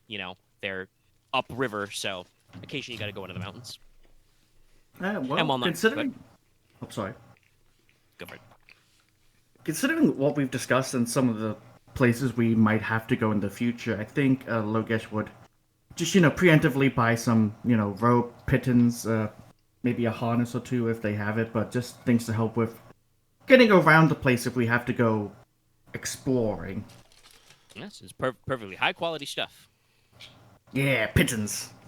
Yeah. So this would be covered by Wealth 3, or should I make any rolls? No, that should be all under Wealth 3. Yeah. Like it's probably like Wealth 1 or 2 to get. Oh, and of course, iron pitons. Logesh would grab one of those protective charms of both Okeanos and sorry, I forgot her name. What was the other one? Tempestus, the storm. Tempestus. Yeah. Honestly, Nicola would also probably grab a charm to Tempestus. I don't need to grab a charm to Okeanos, considering I have a circlet to Okeanos. And honestly, you guys may not need even to buy some of these. Assuming that some of you don't own them already, there are probably I assume Konrad already has one. Yeah, there are probably like little old charm making ladies, sea widows who like definitely if they see Leslok, and I'm probably Inos because he's pretty, like trundle out from behind their little carts and are like pressing one, maybe 2 or 3 amulets into your hands and being like, "Strong be with you, my lord. Be safe upon the sea, my lord." Honestly, Enos Probably probably gets 1, 2, 3, 4, 5, 6, 7, 8, 9, 10. No. He's just got like a dozen wrapped around his horns.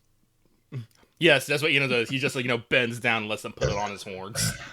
Just picturing that some of these old ladies look unintentionally evil, but they're just the nicest people. Well, they're all sea widows. Take this for your trip. Honestly, Enos is probably used to this. He probably has come to the Bident several times. Yeah. And that so I'm assuming that. Good. Sorry, so I'm assuming that Konrad already has his bracelet. He probably also has a like a oilskin coat that he wears when he was been sailing. Also.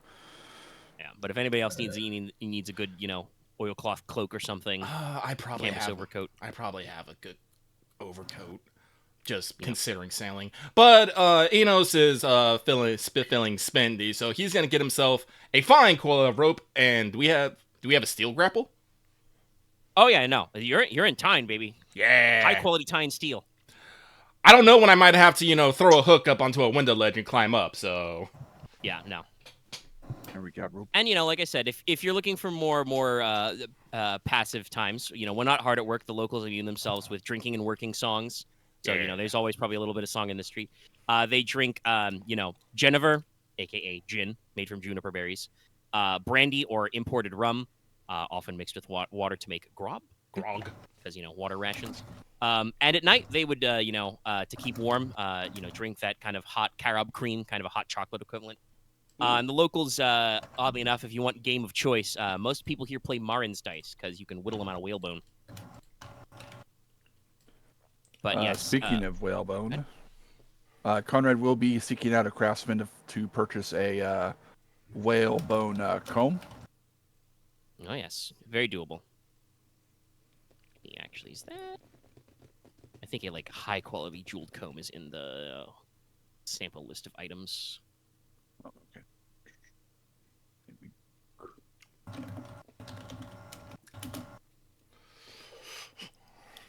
Okay, a comb is not, but yeah, we can say that nice high quality comb. That's probably wealth one. Yeah, so you easily within your spending spree. Okay. Anything particular you would like, inked or inlaid on it? Maybe a bird motif.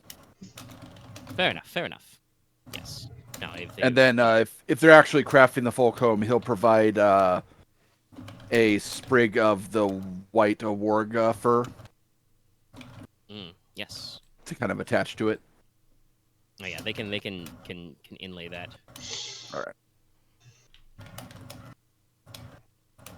So, there is a not a castle in town, but there is probably a large hall, which is the domain of the Essox family. Where Lucy is based. You will, of course, I'm sure, call upon her and be staying in her guest quarters. She's happy to receive you. Make sure everybody's comfortable. I think it was mentioned before, but to recap, Lucy herself has grown about a head taller. She's not super tall and buff now, but she's still got that lithe swimmer's build. Usually kind of wears her hair tied or pulled back these days, which is kind of mousy brown with kind of sea green eyes. Mm-hmm. You guys would probably note that if she's not actually, yeah, I'll say this character note. She doesn't usually wear long sleeves unless it's really cold, and you can see that she has picked up a couple of scars and scratches on her forearms from claws, blades, and loose ropes.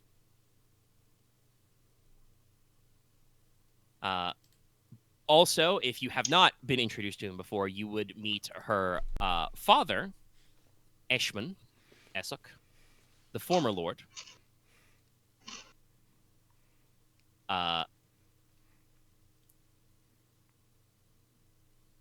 He is now he is retired, but is still serving in the position as harbor master. Let me see how. I think I did tuck him into the Dramatis Personae. Yes. Yes, he is.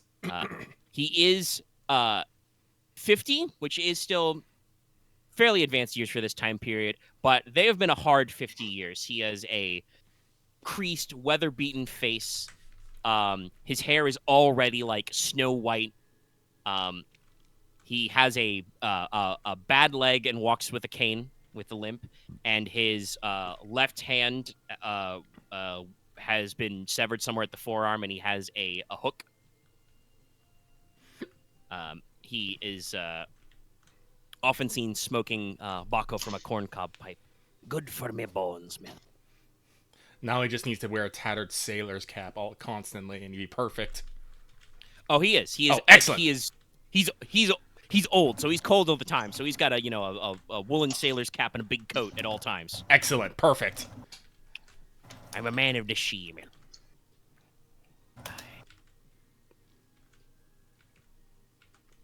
And you would be introduced also to, William Big Billy Schaefer, the first officer on the Seawolf. Lucy says, he's only a mountain boy, but don't mind him.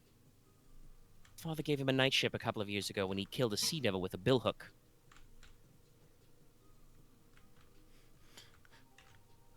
Best man I know to throw a line. Doesn't end in a harpoon, anyway. Inos will, just go up to Bill and Big Bill and, just clasp forearms. Oh, yeah. He's got big forearms. Mm-hmm. And what Inos was it, would just the be vow like, of unity? and Inos would just be like, so Big Bill, have they started a betting pool on how many times I throw up or how many days I'm under? He has a nice chuckle. Ah, don't you worry, Master Inos. It's both. Of course. Would you like to play the spread? Later. Well, the purse will be happy to hear that. Hmm. But yes, my lords, William Schaefer at your service. Feel free to call me Bill or Billy. Big Bill if you're friendly. He's called Big Billy for a reason. He is a large mountain lad. He comes from it would come out probably at some point, and Enos would know his backstory. He's from a mountain ranching family up the river valley. Came down to the main township to get work. Care after his mother and sisters who were ill, and got knighted for, like I said, killing a sea devil with a billhook. So he's a big burly sailor boy. He's a great swimmer and climber. He's, probably like head and shoulders over Lucy in height, close cropped hair, close cropped beard, kind of a light brown, big brown eyes, soulful. And if you need anything, he's here for you. Is he a new addition to the Seawolf, or would Konrad have met him last time he traveled on the Seawolf? Yes, you probably would have met him already. He's been first officer of the Seawolf since Lucy's been captaining the boat. So all right, he would, probably. I'll give him a firm handshake as well. Yes, then the Essek folk are not much for their common folk are not much for formalities. So everybody gets a forearm clasp or a warm handshake. Yes, I will definitely do the forearm, one hand hug thing. Yes. The shoulder bump. Ah, Lord Nicola, you've gotten more meat on your bones. Yes, I've been working out. Honestly, all the times in the rigging has helped. it also happened overnight. Yeah. Cousin. I've been trying to work out. Talking about the muscles, not the tan. That would be frightening. Nicola disappears one day, comes back. Just comes back tan and buff. Yeah, just the next day. Hey, everyone, good news, everyone! I've invented the tanning booth. I'm going to be rich. Anyway, yes, Lucy would, say, well, settle in, my lords. I hope you've seen our markets, but if it's not too much trouble, if you want to be there fast, you set out sooner. I'd like to start discussing itinerary. The Seawolf has been put in the water, and they're taking on supplies now. Bill nods and is like, I should be loaded up in a day or two. Enos will, hip in. So it says about 15 days. How good are we at predicting the weather out? I actually have to think on that. Yes, that's true. I was gonna say that second. First thing is, it's actually discussed in the rules. It is a let me double check. Is it scrutinize or sight? I think it might be scrutinize. No, it is sense plus sight. Okay. So sense plus sight, you can keep an eye out for the weather. But you can So can we make that check now?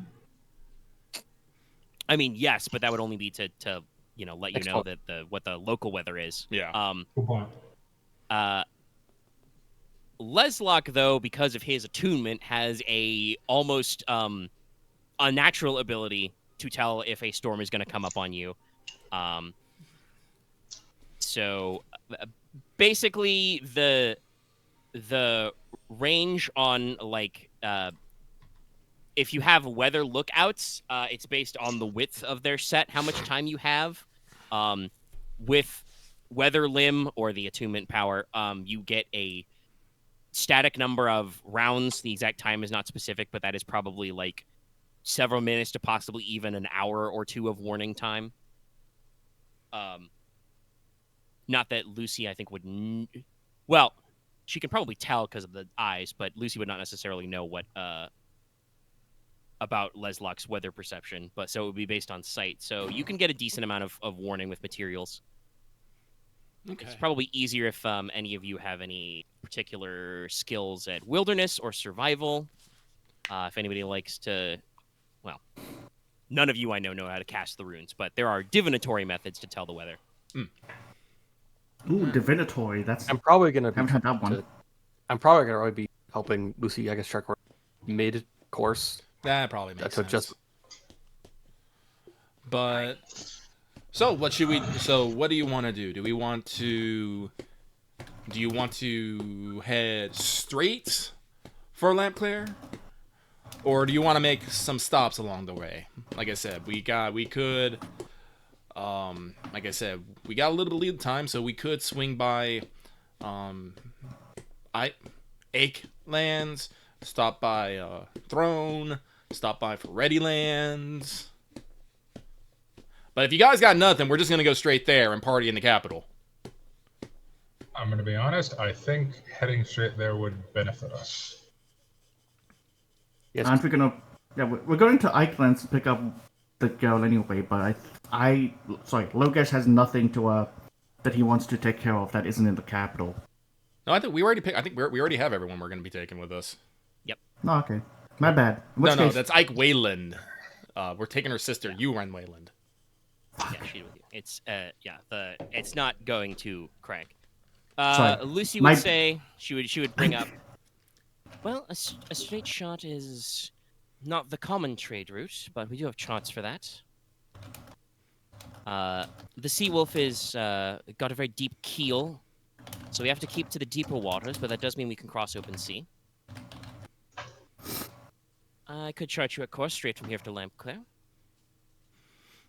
Her father kind of, puffs on his pipe and kind of, scratches his chin and says, "Aye, that's not the normal way of it." What is the normal way of it? Well, Master Inos, this time of year, kind of squints, looks up at the sky, licks one of his good fingers and holds it up to feel the wind. Still stormy if you go north. The Iceheart Strait to Foreti territory is sooner, but you might run into bad weather at the time. Still, it's not far enough into spring, but it would be swifter. Normal way would be to take the longer route down south, go to Tron, stop in the Saints Quay. But I also do be knowing that masters of the Saints Quay, the Salter family, they'd be very orderly, very insistent on their papers and such. So a docking would have to be paid with fees and the like. You want to go down by the Eichlands, no offense into our neighbors. He kind of gives a nod towards Konrad. But some of their ports of call be a little less formal. Yar. But the main thing be if you be taking on supplies, my lord. Well, let's get. If you do not have any misadventures, the Sea Wolf do be the finest hull I do think have ever come out of my port. Swift as a shark. Runs like a bird. Inos, he makes some suitably nautical gestures with his good hand. Mm-hmm. Yeah.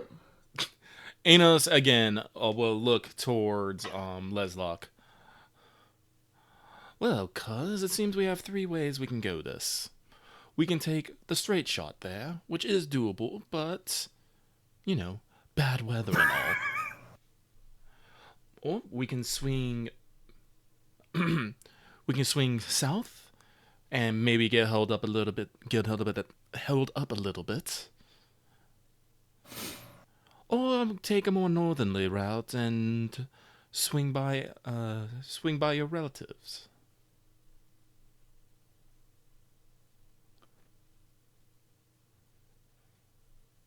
Yeah, sure.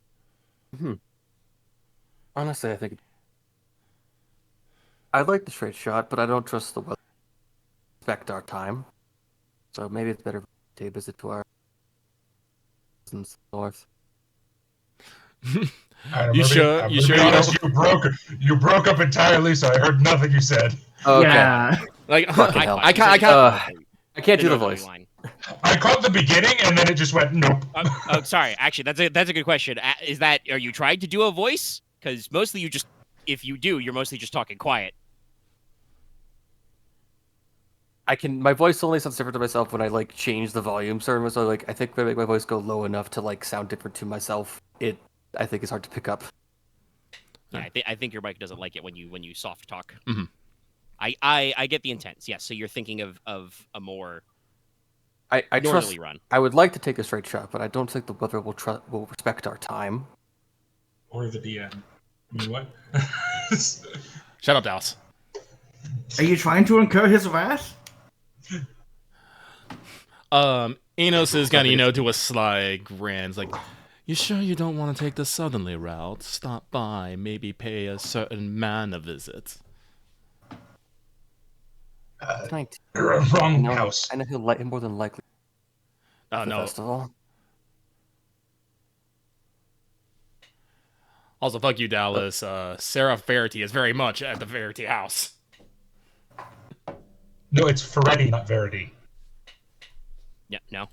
See, You're you're Ferretti. wrong beginning. Wait. Am I fucking blind? Yes. Hold on.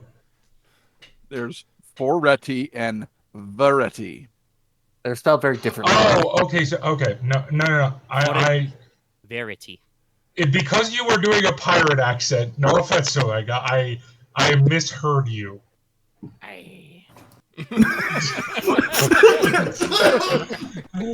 Loth has taken 1d4 Loth is damage. Loth is dead.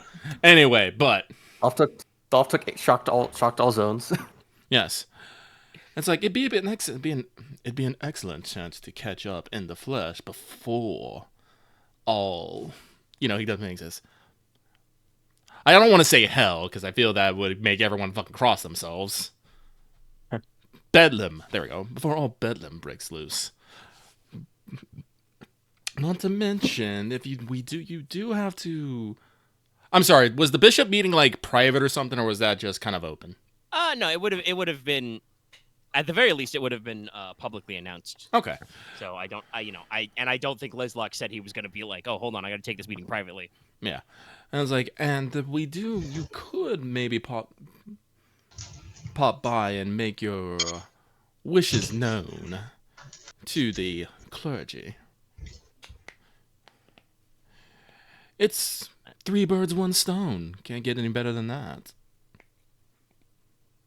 You make a I feel like Mhm. before Leslok responds, Lucy probably pokes Enos probably somewhere about ankle high with like the end of the harpoon or spear she usually keeps as her weapon of choice. And Master Enos does not also make frequent political and business visits to Trone, does he? I must have made some mistakes in my captain's ledger. I think there's at least Right. two months of my past that are now empty, I think. You. I guess we are. The I Saints guess Play we is a can popular do, destination. It will take us a little longer, and yes, as my esteemed father said, there will be almost assuredly a fee to dock. And if we wish to do any trade business in the city, but it is an orderly port. It is more southerly, so the weather will be warmer and more seasonable. It is a comfortable route. If you wish to, she turns to face Leslok more directly. If, my lord, you wish to make a more direct route, that is possible. But as you said, we have no guarantee the weather will oblige us. And even if the Seawolf is very fast, I would like to make sure we have room to make stops for additional provisions and supplies for repairs. There is only so much spare wood and pitch we can pack into the boat. I think a comfortable route sounds good. I'll say I worry our cousin might keel over. Enos kind of has a Listen. grin on his face, but he's being silent after he has been chastised by one of his lovers. Well, Leslok she thinks does about the it. It's score. like I'm sorry, what was that, Amanda? damn- Sorry, I said Lucy knows what's up. She knows the score. Yeah. Leslok wasn't going to say it directly, but he is thinking about how damn ghouls and Miss Martlet are there too. Yes. No. You got a lot of connections in Tron. Geographically wise, unless you guys wanted to like waste all of your lead, Leslok probably, like I said, can't actually hike up to the fucking because the Pope is in the mountains. You probably can't hike to the center of the island and go pop by the Astrakan Hill. But if you wanted to send like a courier, even if you just wanted to drop a letter of like, I've heard my bishop will be retiring soon. I would like to say that he's been a very cool bishop, and we hope that he is congratulated and honored for his efforts and stuff. That would be makes good fun. beer. Don't you worry about that. There's one thing I know about medieval and Renaissance era monks. Those guys know how to get crunk. Also, because it's by craving, Leslok would try, if he could, to find Cephas, and then I guess just be like, "You're coming with me. We're going to the festival. I'm going to become Marquess. You are now coming with me." I don't know if we you don't have room to pack him on your boat, but Yeah. you could certainly give him give him a note if he's around. Yeah. You're coming with me. Do not resist. I'm kidnapping It you. sounds like What? we I'm want to sail kidnapping you. south to the Saints' Quay. Yeah.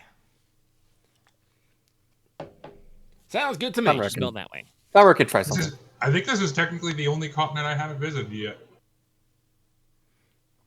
It's less of a continent, not- just a big island. Well, you know what I mean. Of the big islands, I would it's say the one nation you haven't visited yet. Better way to say it. Province, region, Well, in many ways. no, because I haven't. I You also call it a haven't big visited- island, but then I think Australia's now looking at you funny. So Hey, Australia isn't an island; it's a continent. I'm sorry. It is actually. When you're that big, you're a I mean, it continent. is- By strictest definition, it is also an island because of how being an island works. we're an island Understand, continent. but you know what I mean. It is also, it's on a separate continental plane. I'm just starting to Alright. think about it being like, try to compare like the size of all of Tricaron to like other landmasses I know of, just to think about I like. thought it's like the size of Britain. Right? The spread is like all three of the islands. The spread is probably more like, not like all of Europe, but like decently equivalent to like Eastern Europe or something, or Western Europe. There's probably enough geography of like, say, the equivalent of like France in milieu and the like. So you're decently sized. There's Tron is big enough to have it's got an entire high house there, so they have several banners and cadet branches and major settlements. Though obviously it's Well, much no, smaller. I was just saying because I haven't visited all of the nations on like I haven't visited the Chevalier lands or the Espada lands, but I've been on those island continent places. Yeah, you've been in those regions. Yeah, you've been around. I've been everywhere, man. oh, he's been around, all right. Don't say that, Dallas. We used to have No, an Inos ad is the one that that's been played around. that song. No, yeah, Inos has been around.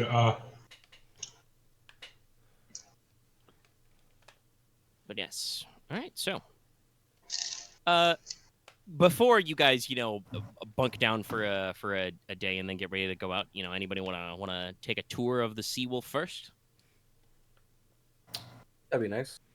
Yeah, I think Logesh would enjoy a tour of the ship we're going to be sailing on.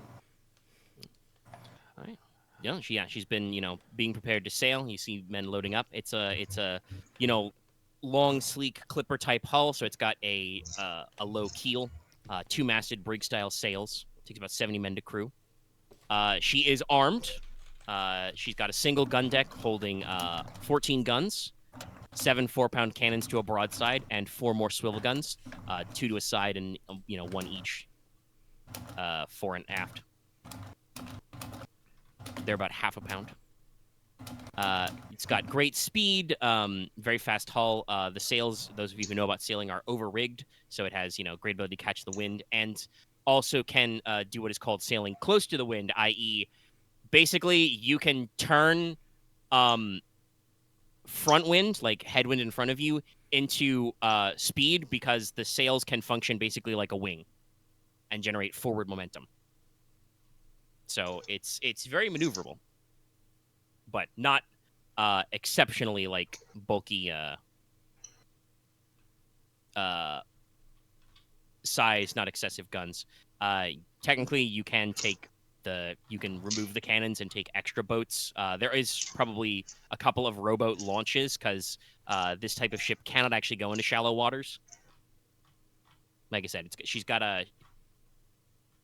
I think we're late enough in technology that you can get like variable, like the keel can adjust exactly how deep it is, but it's still a larger keel to keep the boat balanced, so she cannot go in very shallow waters. So you have a couple of launches should you need to go ashore anywhere, but technically you could take out the guns, the extra powder, and replace that with, more lines and space to hold room for whaling, but Lucy mostly keeps it as an armed courier and an occasional pirate hunter. The gunners and marines are going to be armed with harpoons, boarding axes, cutlasses, and sharp knives. And the Sea Wolf itself keeps about a dozen musketoons, carbine-sized weapons, on board, in case of need. And she's like I said, pretty sizable ship. You can see your berths below. Got room for all that, and as noted, she's got a full complement of officers and departments. So, there's the bosun, there's the pilots, there is a ship surgeon, and probably a couple of surgeons' mates. There's, there's a gunner, there's a master at arms, and there are, lower down gunners and marines. Carpenters, caulkers, coopers, pursers, cooks, rope and sailmen. They do have launches, so there are coxswains. There's quartermaster and cooper. And yes, I did say caulkers. That's C-A-U-L. For the caulk. The caulkino. Calkin.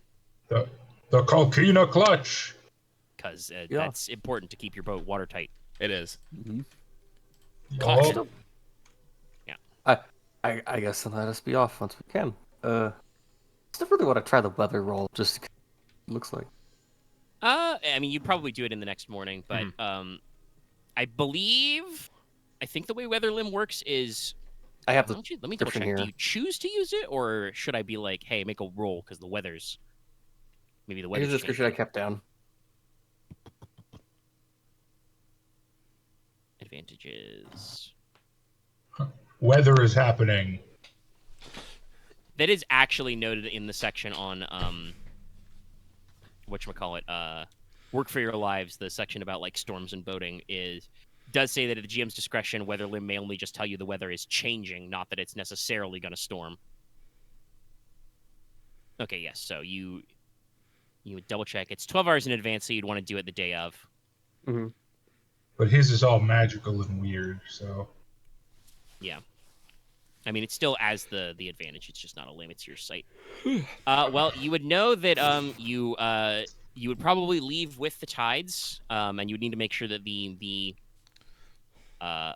morning fog starts to leave off. So the boat would probably be departing about the 3rd or 4th bell after dawn, equivalent of about 9 or 10 o'clock. Working with the tide, you'll be able to find yourselves on your way. General note is that as you are passengers and mostly high-class guests, you will be served meals. You guys will be served meals that are the same quality as the captain and the senior officers. Meal times are usually first bell after a major marker of time, so, after dawn, after noon, after dusk. So about 7 a.m., about 1 p.m., about 7 p.m. Lights out is usually an hour or two after supper. Lucy does state, that passengers are expected to return to their berths on that time, and, while the night shift comes up, the night watch, and, wait, because a day shift will occur, when the sun is up, so gotta make sure you get plenty of sleep. Do we do, captain's table for, meals and stuff? Where, all the officers and captains and guests eat together? High-class guests? Okay. Yes. Okay.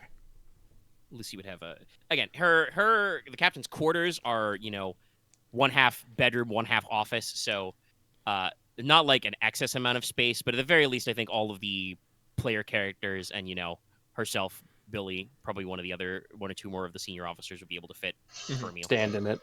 Yeah. By the way, Inos is paying into the betting pool that he will be sick for only 4 days, and that he will lose his lunch or lose his stomach less than a dozen times.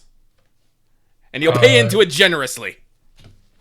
Nicola will bet that he will only be sick for 3.5 days, but you will lose your lunch more than a dozen times. So I'm betting on your stamina, but it's going to be hard on you. Enos just doesn't eat much. Just drinks. He just drinks instead of eats most of the time. No, you gotta eat. Even if it sucks, Yeah, you gotta eat. eat. I mean, I don't actually know what the best stuff like. Gotta like eat to live, salt, gotta live to eat. Honestly, Salted salt fish. crackers is usually pretty good for an upset stomach. You know, they're very inoffensive. Yeah, salted fish is actually very good for an upset stomach. Yeah. Unless you're obviously allergic to seafood. We don't have it here, but I used to get lemonade for my sore tummies. I mean, drinking wise, it'll probably be it'll be the grog, it'll be the water ration and your brandy or rum ration mixed It's together. weird to think about, but like, would hard lemonade ever have been a thing that would have worked as like a thing? I mean, yes, technically. I don't know if you'd go with, like, I don't think you would add. Lemonade? It would not necessarily be strictly be lemon flavored because I don't know if you would add alcohol to lemon water because that's more of like a medicinal drink. But like, absolutely, you know, like there were punches, sangrias, you know, the history of cordials. Like, there's a lot of fruity, boozy drinks out there. In this case, it's, you know, mostly just like, again, literally, it's gonna be, you know, one part water, one shot of rum ration, maybe a little sugar, maybe a little lime juice right in there, lemon or lime juice right in there, and that's the official like grog ration because You just it keeps very well. keep like 3 casks of that in like the bottom. Yeah. You know, they might also, like I said, if they can make it, they might have some hot, you know, hot carob, hot cocoa equivalent for the night watch because again, it's cold. You're going to be eating once again a lot of salt beef, a lot of salt fish, a lot of crackers and you know, travel breads. If you're lucky, they'll catch something on the crab pot. Because yes, they'll throw crabs, and if you see like a small whale or shark, they might throw a harpoon, but they're not loaded out for full whaling, so you won't have to worry about that. At least when we I guess take port, we can at least go buy some fruit. Yes, this is also another. Lucy didn't bring it up because, you know, she knows you're in a hurry, but this is another advantage of planning a port stop is you can make sure your fresh supplies are stocked up, so you can make sure you have, you know, fresh greens and vegetables longer than they'll keep. Yeah. So you guys can keep in like you know, captain's salad and stuff like that. But no, Inos will make sure that his cargo is well supplies. He'll go and check to see if his hammock is still in the captain's quarters. It's like, oh, good, I'm still in favor. Inos worries about the time when he goes peeks in and the hammock is not there. It's in the crow's nest. It's like, oh. No, it's I mean, in the boy. brain. Here's the funny thing: the boy has a master die in climb. Like, he'd be a great rigger. Oh yeah, no, trust me. Once Inos gets over the seasickness, he's gonna be up in the rigging, but not until then. You are magically opposed to like vomit. Water not good. Water not good. Water bigger than your head, not good. Earth good. No, Inos likes swimming in Wife lakes and good. stuff. Just, you know, he doesn't like going out where his toes can't touch the bottom. Fight wife. That's what I bet. Yeah. Clearly, you don't have long enough toes. Any particular things you guys wanna plan for as like time killing entertainments? Obviously, you guys can. I can assume that Logesh is for sure bringing his Quattro on board. I mean, Yes, I but will surprisingly enough, probably- he's actually spending the time reading some books he probably would have taken from the library about the sites of power. Oh, I'm gonna bring some nonfiction. Yes, that is another thing that will be done is reading. Obviously you can read nonfiction, but there are some, you know, we do have mass print, so there's some fiction genres you can enjoy. Most popular genres in this time period are probably sensationalist narratives or character studies. With, you know, either studies of a singular character or their adventures, or like fictionalized biographies. A lot of novels from this time period have, you know, names that are just character names like Candide, Justine. I'm pretty sure the novella Carmilla was from this time period. Justine would not have been written yet. I mean, we're like Late- 17. We're like late early 1700s. No, Justine was turn of 1800s. Well, we're early I that. Early 18 for. Also, I doubt Lucy would have Justine on her boat. No. You don't need to. I mean, you don't need to worry about this side. But Justine was written in 1791. Oh, So, like, okay, a so I little was bit 10 years past old. this. Yeah, I knew so it was like right that's a there. little late, but like there are a lot of novels in that style, which are like usually sensationalized, slightly lurid about young women, courtesans or pleasure women, or rakehells and their cavaliers. Lots of stock character tropes about like rich gentlemen with nothing better to do, who do nothing but party and romance and schmooze, and their daunting, silent, stoic, heroic cavaliers who do all the fighting for them, that kind of stuff. But there are poetry collections. There would be like books formatted like travel logs, both nonfiction and also fictionalized. This is the era, for instance, when Robinson Crusoe and Gulliver's Travels were written. Though your kind of travel narratives are probably not as intense as the real world because you've got less place to go. But if you are interested in having a spooky time, technically this would be the era where the earliest glimmers of what might be considered someday gothic horror would emerge. Oh. Stories of, tragedy, social horror, or more. And I think I can suspect the themes in Troy Crone. Like, you guys yourself have just researched, old castles next to haunted rocks. So there's probably a lot of stories about, starting to pop up about, a young noble, man or woman, inherits an estate from a distant relative in the country, and it's, fucking filled with ghosts and stuff, Ghosts and and stuff. Nicola will have about that kind of stuff. Nicola will have about 30 Haunted of those lighthouse. books stored under his bed at any given time. But also, nonfiction and essay collections are very popular. Yeah, I don't know what you've thought about, but I feel like Leslok has tried to at least read the favorite books or recommendations of his, I guess, mailing friends. I suspect that Leslok is a very broad reader because, as we've discussed, even if it was fairly recent in your buying, you do have the ability where you remember anything you've read. So, yes. you Nicola literally only is- need to read a book once. Nicola is the book club friend who is constantly like, you have to read this. I assume that Inos is a ready reader of some of those like sensationalist bodice ripper type stories. Oh, yes. No, he loves them. Yes, they're absolutely trashy. And you, Enos, having actually gone on some romantic misadventures, understand that they're, trashy and fake as hell, but they're just so dramatic.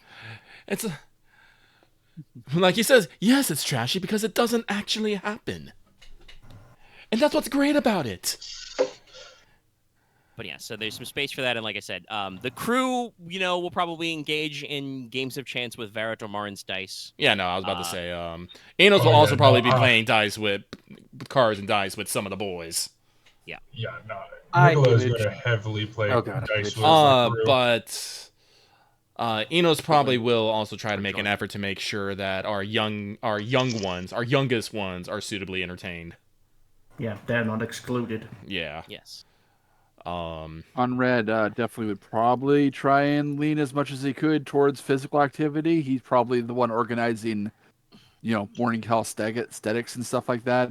Like I said, we do There got would be space after morning wash for morning exercises, and because this is like you guys, like I said, you don't have much of a formal navy, but this is effectively a navy vessel. There would be morning drills. Yeah, I'm about to say, Yeah. we do have like several footmen here, so getting some proper maneuvering and drills in the morning probably is not Honestly, and Lucy probably doesn't mind having like, because she has sailors who, like I said, are designated as men at arms, boarders, marines, kind of a thing. Mhm.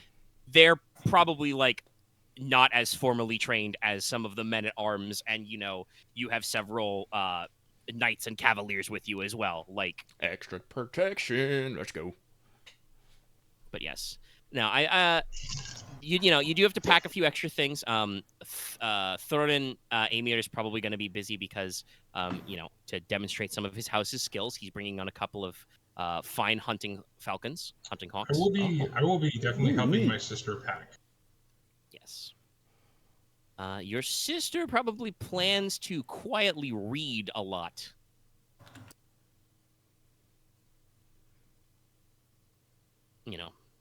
To make sure all of her outfits are clean. I have a Perhaps do some rounds with the ship's surgeon. I forget. How many books are written on enchantment on practicing it? Like I know you probably have a couple scholarly texts. Like the Silver Tower has some big deposits of like historical knowledge, and as mentioned, paper production and the printing press is only like a couple hundred years old at this point. Maybe 300 years ish. So they would have had to take a lot of stuff that is on like parchment and papyrus scrolls and transliterate. So there are probably some decent textual works on it. Inos is also going to pack a couple of those for reasons. But yes, so you guys are good, prepared. And of course, like I said, there's plenty of the common arts, especially around supper. Men will be breaking out into, dancing or some light music. And at all times, the sailors will possibly sing, work songs or cadence, to their work. And while drinking, just kill the time. Probably, another good way to well, it's harder to do on the boat. Another good way to spend some time is to make sure you've got there's probably a small tea ration aboard as well, because boiling water for tea is also pretty safe. Omega, did I get like a fuck ton of those charms then, of those sea warding charms? Oh yeah. Okay. Sorry. Just side note, when like I have a moment, I'm just gonna take several of them and weave them into like little bracelets and then give them to the heirs, to our young heirs. All right. They will accept. Yes. Yes. No. I will make sure to, before we leave, for the heirs and my friends. So the heirs, Lucy, Essex, and Matthias. Yep. Because I don't think we're not bringing Ike with us. Nope. So yeah, for those 6, I'm going to pack well prepared and preserved little fruit boxes to make sure they keep up on their vitamin C, with instructions on how to ration them. That is doable. Yes, there would be some runs of how to do fresh or dried fruit. And like I said, if you're judicious with your rationing, there are probably some like I said, lemons or limes on board to be part of your grog ration. But it is a limited resource. No, I will make sure the heirs and, well, obviously the heirs and the nobles and my friends are supplied. Yeah. All right, everybody's packed up. They're ready to go. Get your stuff on the boat. And if you don't eat your fruit and I find out, I will force you. I don't think on a 15, 16 day boat voyage, I don't think anybody on this boat is gonna fight eating their little dried fruits, man. Like I said, your choices, even at the higher level of ration, are gonna be, high quality salt beef, salt fish. Like I said, maybe some salad greens for one meal a day, maybe some nice traveling bread. Get your hot cocoa in the evening, and you'll get first crack at the if they catch anything fresh in the pots when they throw over the side. But nah, it's boat eaten. It's not great. But if you keep everything dry, it can be perfectly done in. Yes. So, all right. Like I said, you guys are set to go out probably third or fourth bell after dawn. So it's about 9 o'clock. You guys would all be packed in. Probably a decent, crowd of people on the dockside waving you off. Your ship is probably, accordingly, flagged. It is marked with banners of both, House Logi in general and House Leslok in specific. So, the sigil of pikes and the sigil of the flaming brand. And you sail away. So you've got a few hours before your luncheon, your noonday meal. Somebody's desk took -2 HP. Number on deck. My mouse is being weird. Yeah. Wait, what? Okay.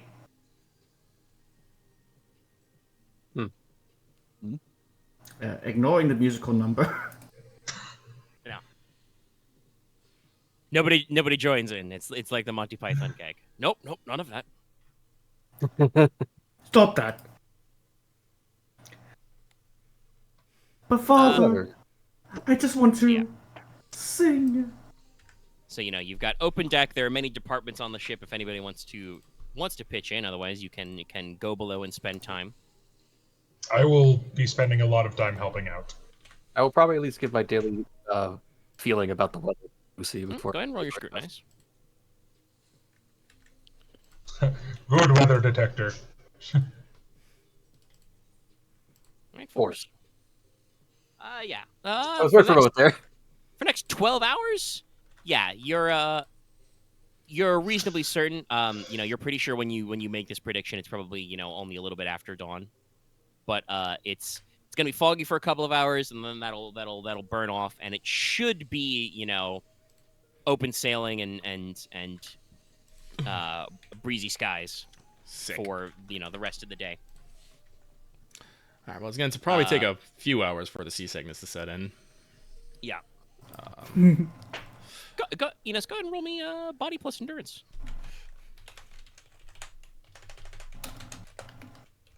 Or possibly body plus figure. Don't worry, it's the same roll.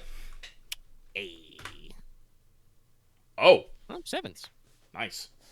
Yeah. You're leaving as the tide starts to go down, so it's moving towards low tide. So it's very gentle out there. The boat has to work against the wind, but you're not really rocking. You're pretty sure, just given your general inclination, you will probably, once the boat gets into deeper oceanic waters, you'll probably start to feel it. But for now, as you guys are cruising out of the bay and hugging the coast for the first few hours, you are reasonably okay, even if you are a little jelly-legged. But you're doing with sevens, you're doing pretty good for this time. This time. All right.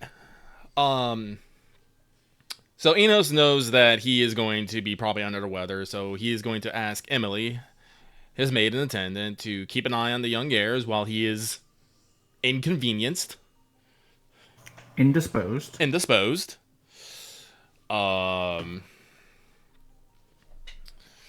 But he'll probably spend these few hours going around making the rounds, greeting the officers, classmate overheads, making jests, just letting everyone know, hey, I'm aboard and I see you. Do you see me? Hello.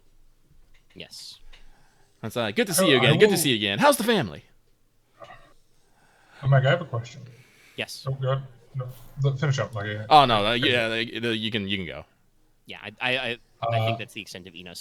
He's glad handing. Mm-hmm. I will try and, while I am doing work, attempt to stealthily keep an eye on the heirs as well. Okay.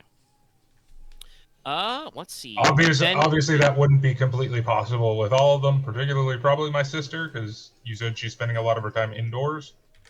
Yeah, she's probably below deck reading. I don't think she's ever been on a big sailing ship before, so she probably gonna take a few hours to find her sea legs.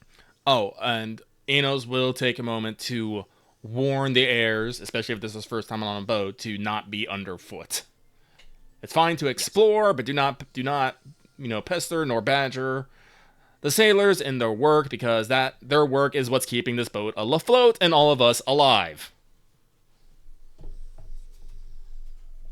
Yes, Master Inos. They all understand. Excellent. Okay. Hugh and Logi is probably going to be pretty glued to Big Brother Konrad's shadow during this time. Unless there's some reason for him to go out and about. And he seems to have that. He has that ice heart blood, Kekona. So he probably takes his sea legs pretty good, assuming also that he hasn't been sailing, because technically it is probably faster to sail around the coast if you guys want to visit the Ache lands than to cut through the mountain passes, especially in certain times. Probably safer too. Yeah. So he's probably been on some boat trips. Depends on how ornery the Sea Devils are. It is true. That's you do true. sometimes have to worry about monstrum, sea devils, leviathans, kragans. Then I could bust out the kaiju rules. What? Oh What? no. Anyway, so yeah, Hurin is like probably sticking at your back. This is probably his at 15. This is probably his first big adventure. Outside Underfoot, from dearest mama and auntie. So he's just big chilling right now. Aurelia is probably spends a decent amount of her time under deck. Something about sorting through her shoe collection, but she will probably pop up every now and then. And like I said, most of them will probably stay underland. Thorin probably comes up and above a few times, but like he takes Enos's word to heart about not getting underfoot. Good lad.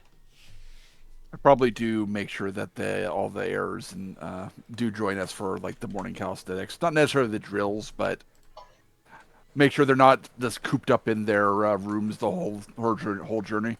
That is probably very fair, but like I said, probably next come morning, I will not be in any position to say shit. If you Nicola, if you wanted to keep eyes on people and be below decks, there's lots of the rope and sail makers spend their time working the rope and sail. As guys making sure the barrels are good. So you got a few departments you could probably hang out with. Leslok, you're keeping a weather eye out, but what would you be spending your time on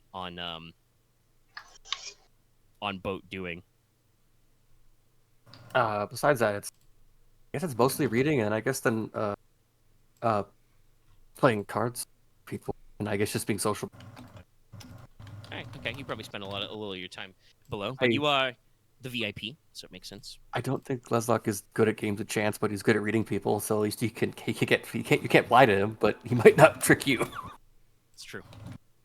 Probably should stay below deck just because I realize, while I don't want to step on anyone's toes, I do want to be in an area where I can assist the ship's surgeon in case it is necessary. Yeah. And yes, I don't know if this ship is large enough to have a formal sick bay, but they probably have like a designated section of the crew area that is like, hey, if you are sick or injured, bunk down here. The surgeon will look at you. Yeah, I'll probably be on. I'll probably essentially just be on call. And if something really like nasty happens, like if someone actually gets like their arm pulled out of socket or something, I'll help. Probably honestly, probably the galley is the second used. Has a big table and everything. Yeah. And there are also, like I said, there are there is a galley section, ship's cooks and stuff. So anybody needs to pitch in with a kitchen knife or anything. There's tubers to peel, beef to cut. I think during the trip, Logesh would offer to teach anyone how to be better at Quattrum, because that is one of the things that will be there for the newcomers. We don't know that. But also, well, maybe. Possibly, yeah. But also, just in case they want to learn, he will also offer to teach any of them about student of the law.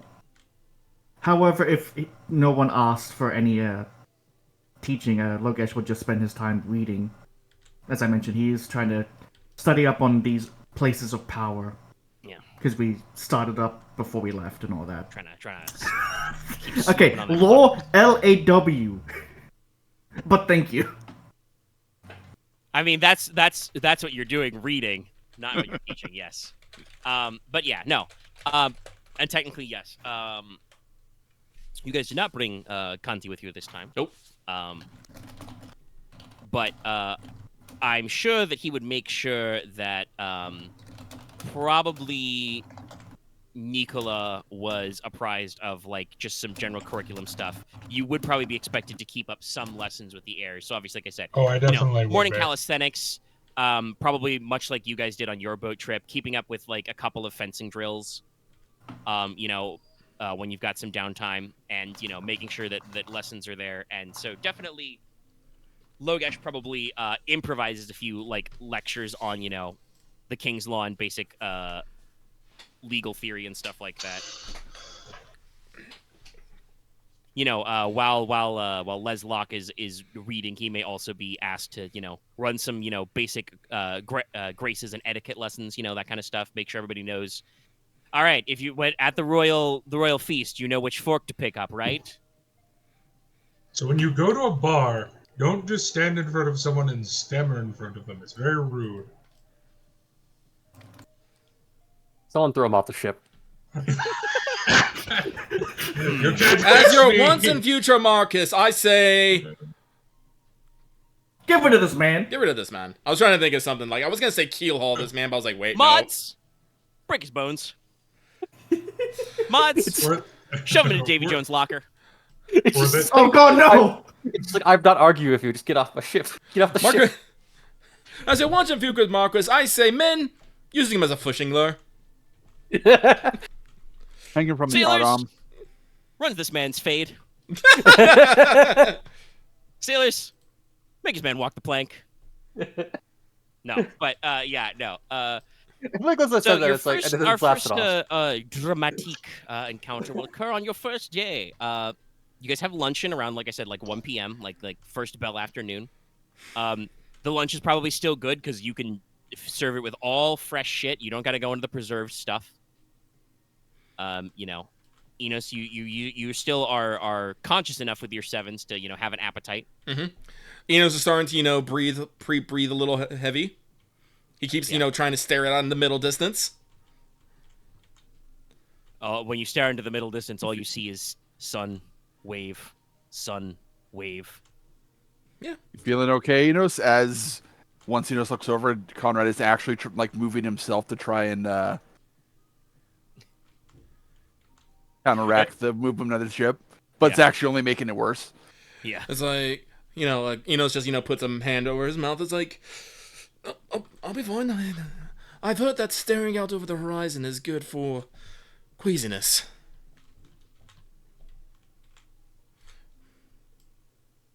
I keep a level head. And if you collapse, the surgeon made sure to bring the smelling salts. Oh, joy. Make sure you don't start developing cabin fever. About an hour after your meal, a run up is given, and a lookout, one of the lookouts calls out, "Sails, sails!" Those of you on deck can clearly hear this, and those of you probably below deck will hear a good note. Any immediate response to the call about sails? Oh, where are we below deck at the moment? Some of you can be below deck. It would be wherever you are currently. So I suspect that Leslok, Inos, Nicola, Logesh, you guys are all probably below decks. Konrad's probably on deck still because he, wants to hang out below deck. Well, maybe singing with the men. Well, if there's a call of sails, we have to be above decks to probably see them. So Enos will clamber on up. Yep. Right. I will also scamper up. Yep. Yeah, it makes sense to just get on up there to be like, oh no, what's happening? Sails are to your rear. Mm-hmm. Yes, good. Konrad just kind of stops what he's doing with the singing and just kind of remains where he is so he doesn't get in the way of the sailors when they're responding to the call. Lucy hops up onto the aft castle and gets out a spyglass and starts looking. You guys, actually, this is a good question. Anybody else got spyglasses? Nope, not me. Nope. Spyglass? Yeah. I do. Okay. Hey, good work, Dallas. All right. So you can also probably look as well. But yeah, so with your spyglass, with your telescope, you're looking out. And Lucy's kind of looking out there and says, "Oh, it's a big one. Give me a minute. I can't see how she's flagged."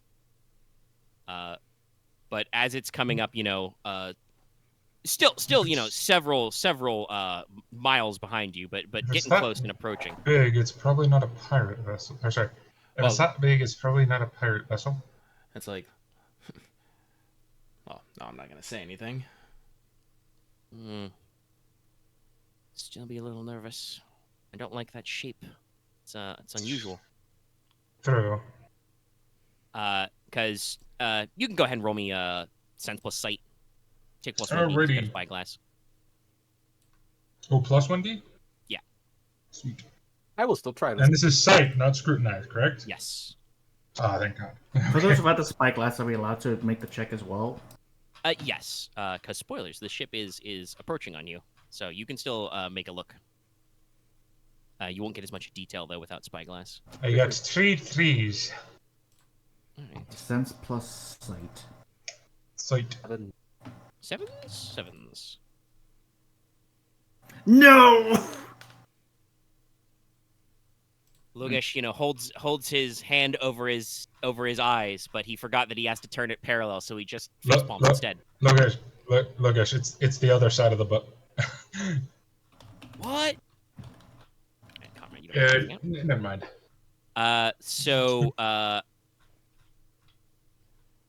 Pretty quickly, you spot the silhouette,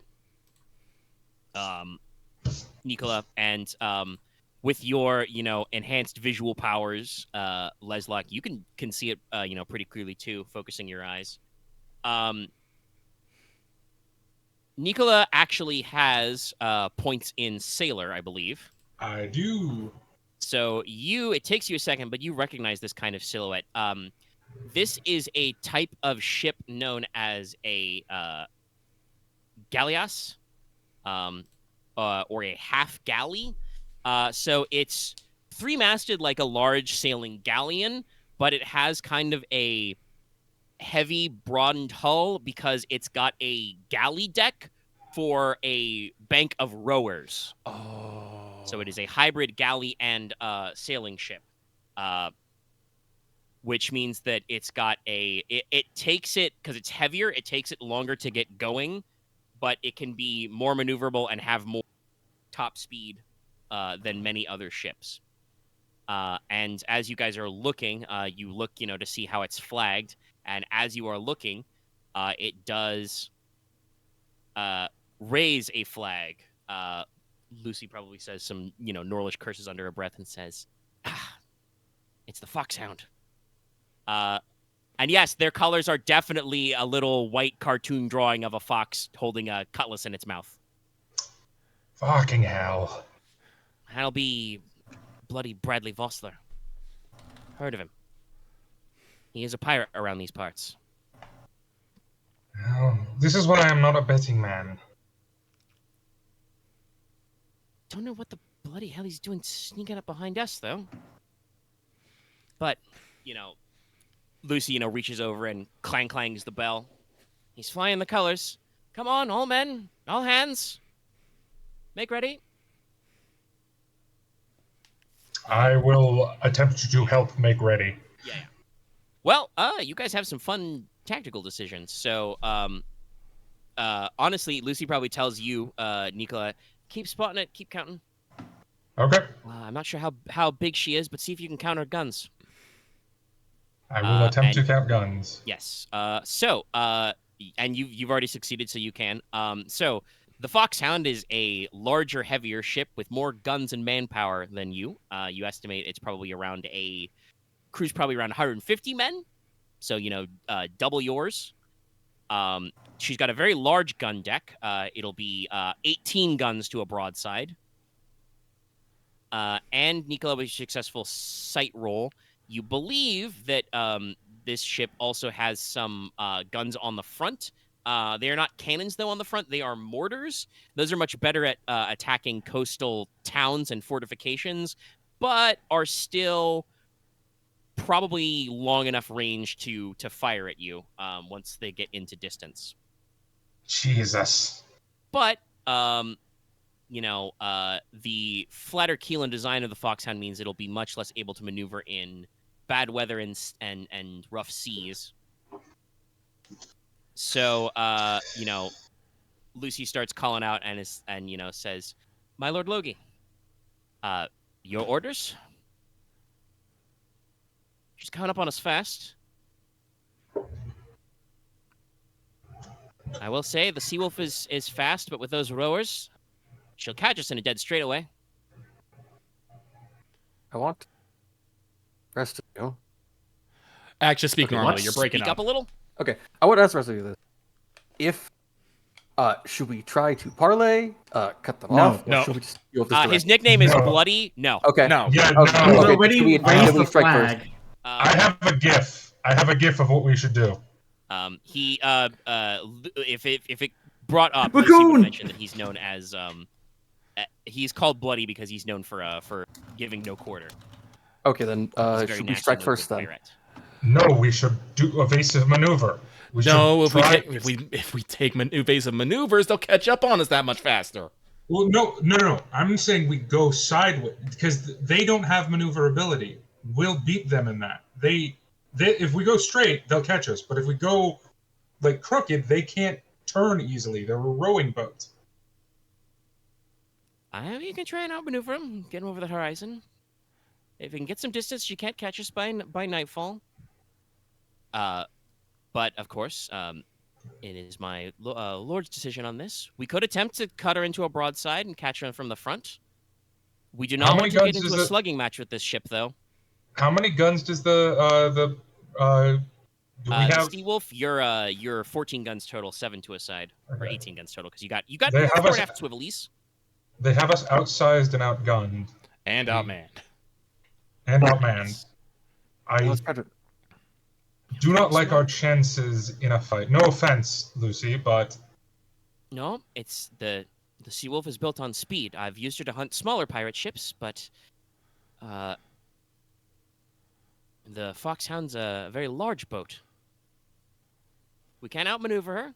Let's try to evade her. All right. Full riggings, everybody. Come on. All men on deck. yeah. All right. Serpentine. No, don't full serpentine. Serpentine will just slow no, it down. That's serpentine. No, you'll honestly, what you guys will probably do is try Hard and left. like sail hard into the wind because they will not have the type of keel where they can catch that extra lift. Yeah. But yes, we're gonna do a little encountery do. Full speed, I guess.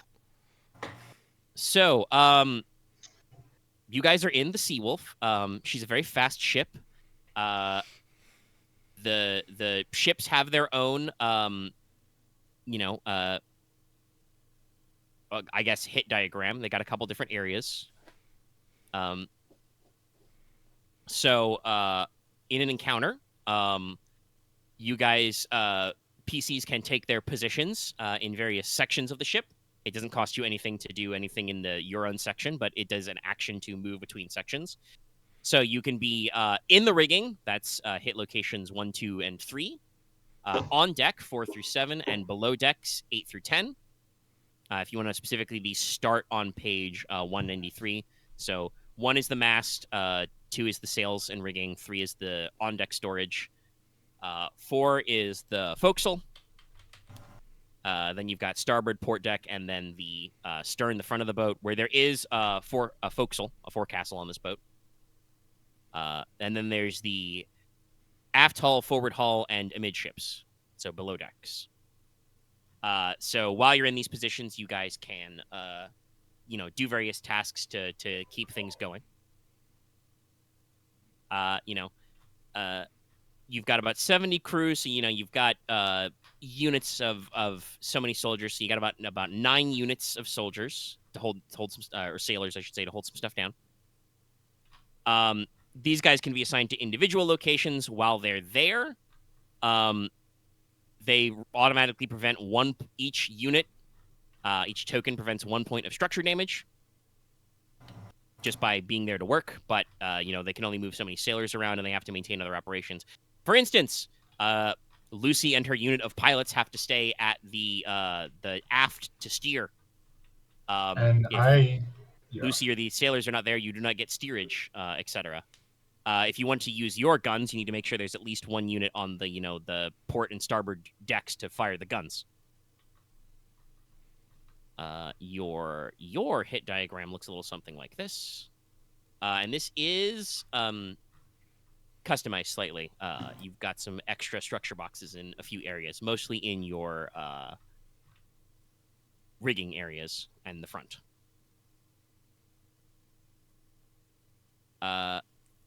I have some other boat facts about how good your your shooty bang bangs are and stuff like that.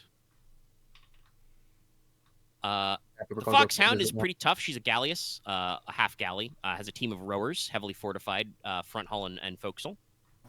But her sails aren't as well protected. A lot of the boat locations that the Foxhound has are going to be effectively armored. They're going to have effectively AR1 because they're designed for this kind of stuff. And she has a lot more crew at her disposal. But a decent number of the crew are going to be occupied manning the oars. But her broadsides are very nasty. The mortars are still like regularly sized guns, but because they're trying to shoot a moving target, their gunners are going to get a -1D penalty because they have to do math to try and hit you. Firing in a ballistic arc. Basically, the way this is going to work is you've got your attempt to get out. You're going to need to basically get 5 units of distance away. You are starting at distance 3. Because the enemy ship is mostly mooks, basically, mostly unworthies. They're going to declare first, always. So I'm going to tell you what they're going to do and how they're going to resolve things.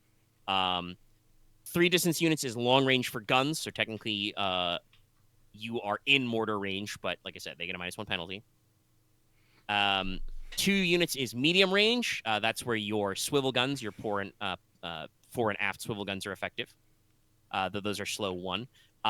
Both of your broadsides are slow 2, but they are long range. And also, because you're firing broadsides, you get spray dice. You get multiple actions without declaring them. Cool. So all sets count. For you, that's good. For them, that means that's bad. For you, because they have a lot of guns. They get an extra die to their broadsides or an expert die because they are many bang bangs, but are still slow 2. So if they shoot at you and whiff, assuming that your ship's sails, rigging, mast, rudder, and shit are not broken, you will automatically move both ships will automatically move 1 distance every round. You're trying to get to beyond 5, get way over the horizon, and lose them. They're trying to get close enough, presumably, to board and kill you all and take all your stuff. By the way, range 1, 1 distance away is going to be point blank. So cannon gunners get +1D, and you can fire muskets and stuff at that range. Okay. Oh, So if they get real close. What was that, Aaron? Oh, you said long earlier. I'm like, yeah. No, not. No, we're in vehicle scale now. Yeah, boat type long range. No, your musket range is several hundred yards, which is the point blank range for a naval cannon. So,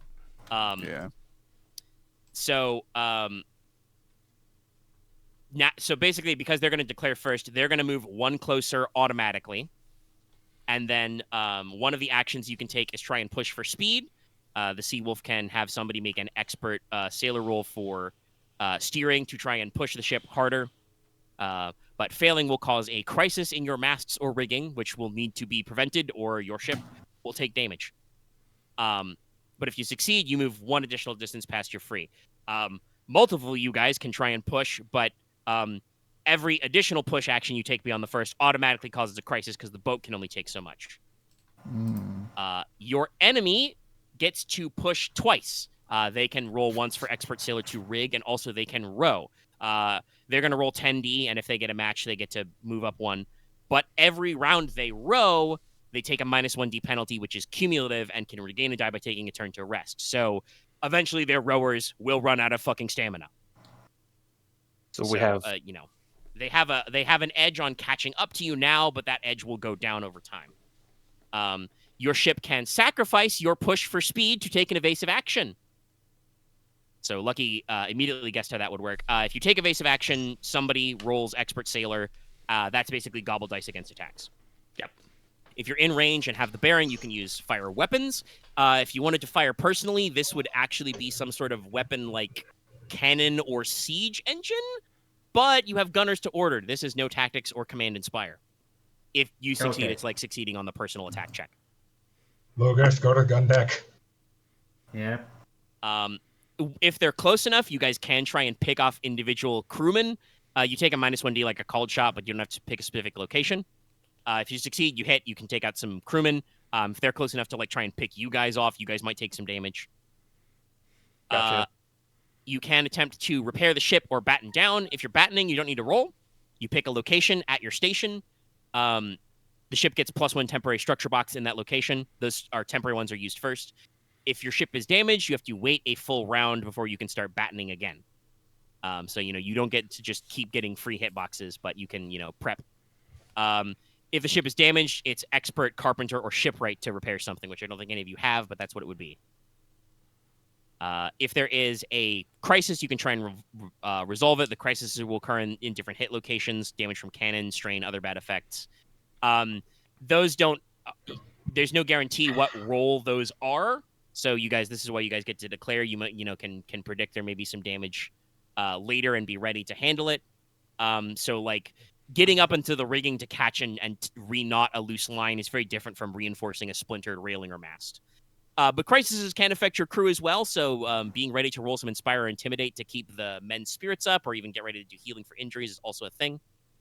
If you have nothing better to do, you can prepare. This is effectively aiming. If you don't know what you're going to do this round, you can take a round to get ready. You get +1d on whatever your next declared skill check is. You can hold this for a maximum of +2d. Lucy obviously is here and is probably going to be spending most of her time trying to steer the boat. Or do other captainly things. She has a 3 in coordination and a 4 in expert sailor. If you guys want to assist her, you can roll your own expert sailor, student navigation, or anything else that makes sense to make her job commanding the boat easier. Every success you do, that takes your whole action, but it gives her +1d on whatever the fuck she is doing on the boat. Can I do a sight roll? So I guess just be a lookout. Yeah, that would be good assisting her. You could probably keep that up. So where do you guys want to be on the boat? I have a question. I will retype the stations. Yes. You said we have an aft gun? Yes, you have 2 like half-pounder swivel guns on the back. Okay, are they up on the stern or are they below decks? They're up. Oh, okay. So like I said, they're full swivelly. They can fire 360. Okay, so they're on the stern then. Yes, they're all actually out on the stern, and you have 2 on the you have 2 stern, 2 aft, I should say. Yes, excuse me. And you have 2 front, 2 fore, and 2 aft. 2 fore and 2 aft. I'm sorry. So and Lucy's at the aft, right? With the yes, she's on the aft castle. Yes, then Inos will be at the aft castle. Okay.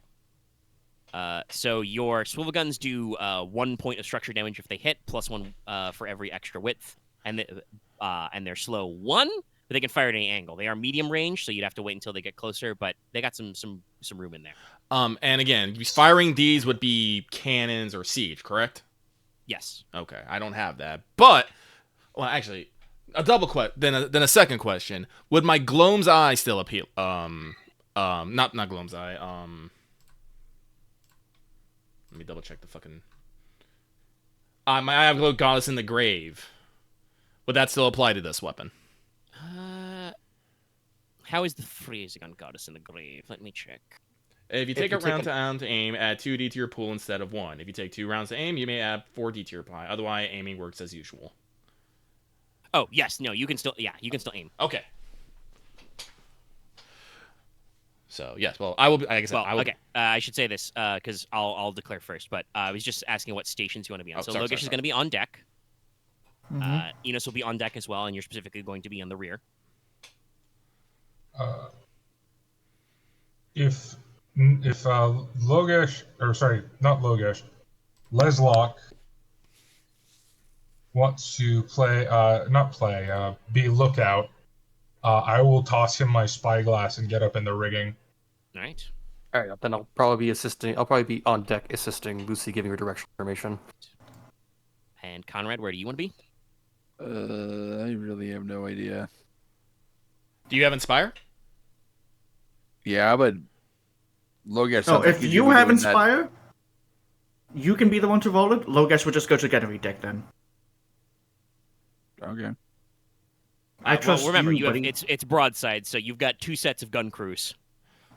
I mean, one of you also can be up here and just be inspiring. I could use +1s. Well, Konrad, what would you like to do? I mean, I think I was literally thinking the exact same thing that you were going to do. Well, there's two of them. Oh shit! Well, there's two gun decks anyway. Like, Yeah, but we're only going to be shooting with one side. Considering how more proactive Konrad is, I think he should be the one to go to gunnery and take on what Logesh. This is just where I haven't even declared for the other guys yet. So, would you gonna, both want to be on deck then? I'll start on deck. Okay. And it is your action. It is not a roll, but it is your action for the turn to move station. So if you're on deck and want to get up into the riggings or run below deck, or below deck and want to run up. Okay. Yeah. All right. Okay. So the Foxhound, they're going to declare first. Their plan is they're going to take their free movement to get into 2.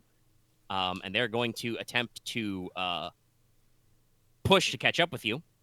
They'll get 2 tries at it. And also, they're going to fire some mortars at you, so you may be hit. Those will be at a -1d penalty. So now you guys get to declare what you want to be doing, and obviously, like I said, you can put your go in sense order if that makes it easier. Let me see. Let me double check how many tokens. Yeah, you've got 9 positions, so let's see.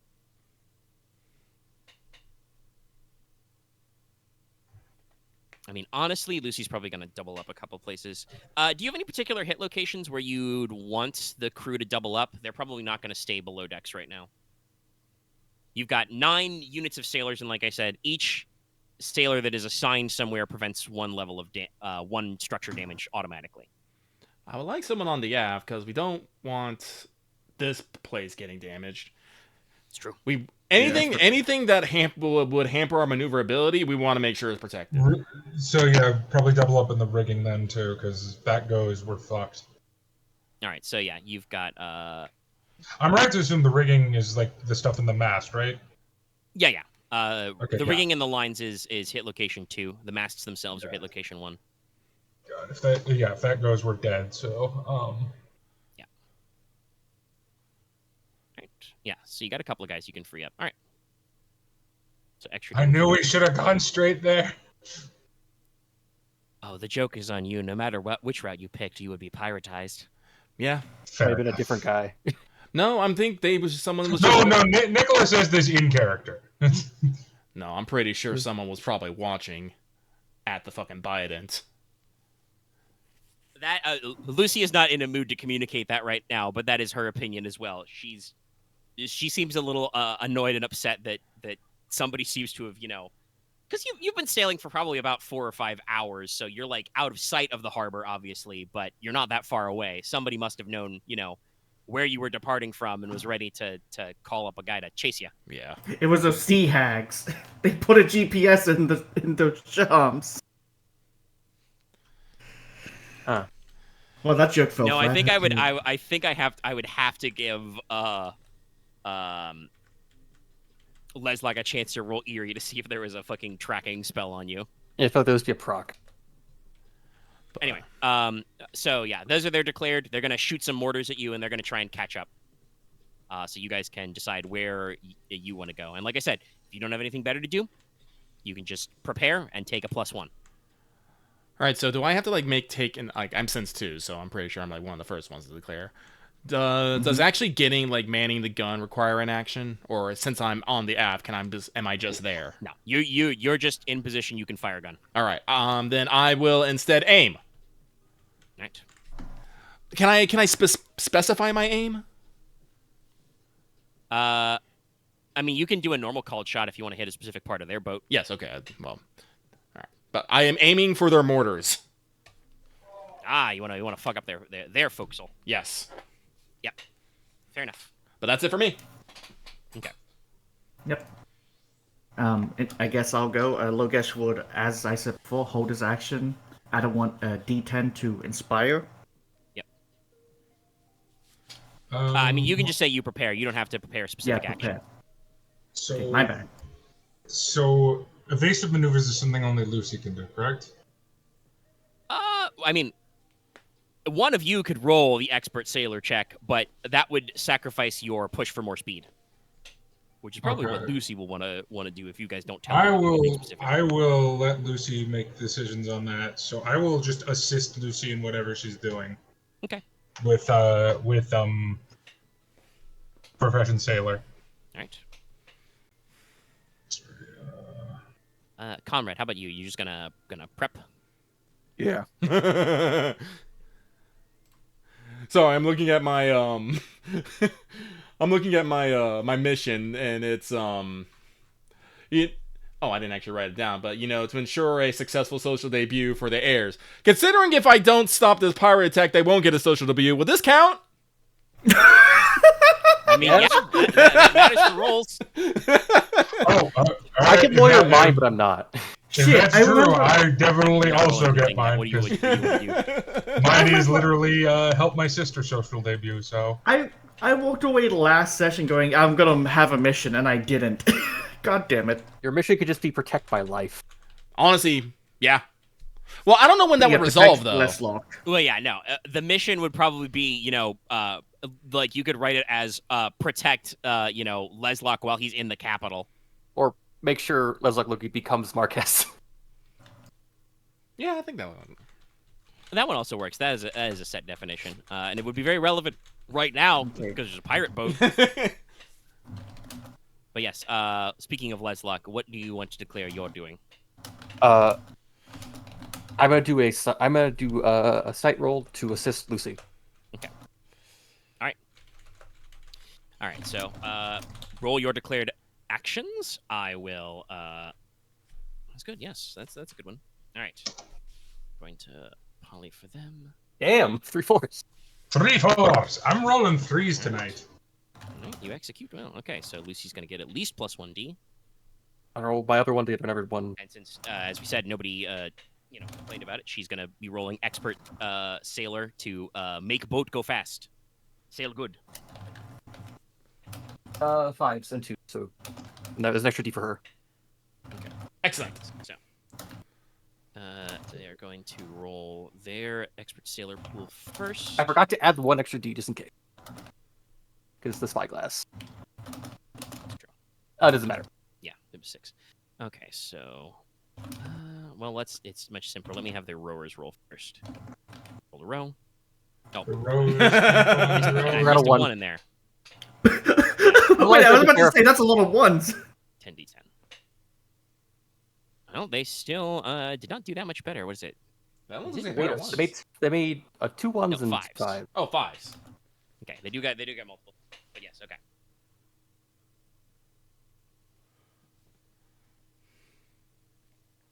Gunnery would be on deck. Oh, and it is? God damn it.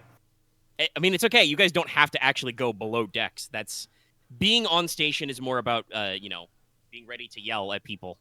Yeah, no, it's just my my keep the mind. ship alive. I'll say this. Inos has probably heard this before. Because I think we've probably sailed together once or twice. I mean, I did at one point literally kidnap you from House Oro and drag you home. Yes. You have never heard Nicola this yelly and this sweary. It's life or We're death right vibing. now. Okay, all right. So they close 1 extra distance. They are distance 1 because they've moved 1 for free. You guys have not resolved yet. So let's roll their mortar attack.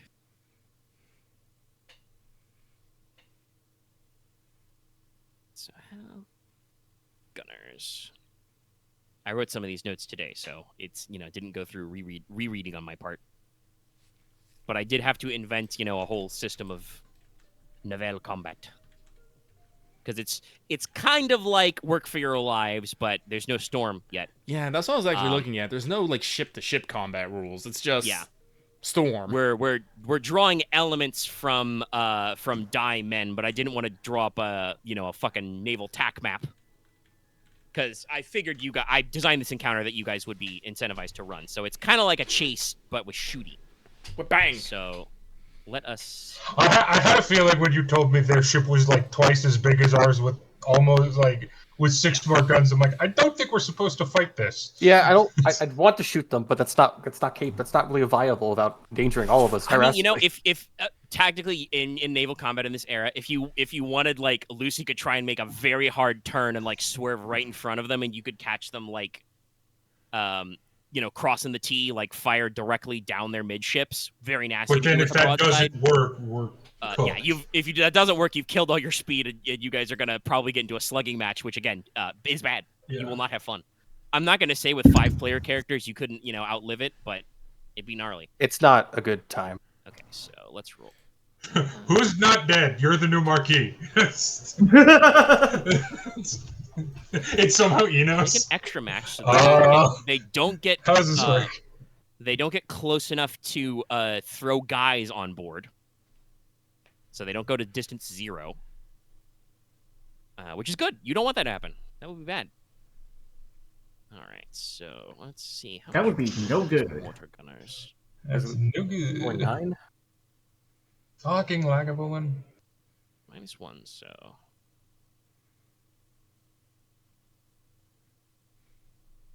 Well, you don't got to worry about borders this round. Almost, you can't just continue to prepare to repel borders and just be like, I'm gonna get him. Yeah, you can just get dice to prepare, but also don't forget that one of the options you can do that doesn't require a roll is batten down the hatches. You can just give one of the hit locations you can access extra structure boxes. Give them 10 HP, basically. I was responding to Loth. No, I'm just saying that's while we're talking about, you know, ways you guys can kill time, because I knew when writing this, some of you guys are not going to have skills for some of this yet. But this, you know, we have we've got a lot of ocean, so some of this naval combat stuff may come back multiple times for the future. Look, Nicola has never been more proud to invest in a skill to impress people before. 2 6s. Which one is hit location 6? That is on deck, I believe. Yes. Oh, that's shooting at us? Okay. Yeah, that's them shooting. Firing mortars. Actually, I think technically the way the mortars are, I should take the lower result because that's higher up in the ship. So 2s is the sails and rigging. Oh. So well, they rip off some mortars. These are actually like mortar charges, so they detonate up in the rigging. You know, Nicola, you gotta like cover one of your ears with your good hand as you're like wrapped up in the lines, and fucking, you know, black smoke and chunks of iron, you know, rain down on your head. And you get some holes in some of your sails, and some of your lines get cut. Let's see, 2? All right. And what is the damage on mortars?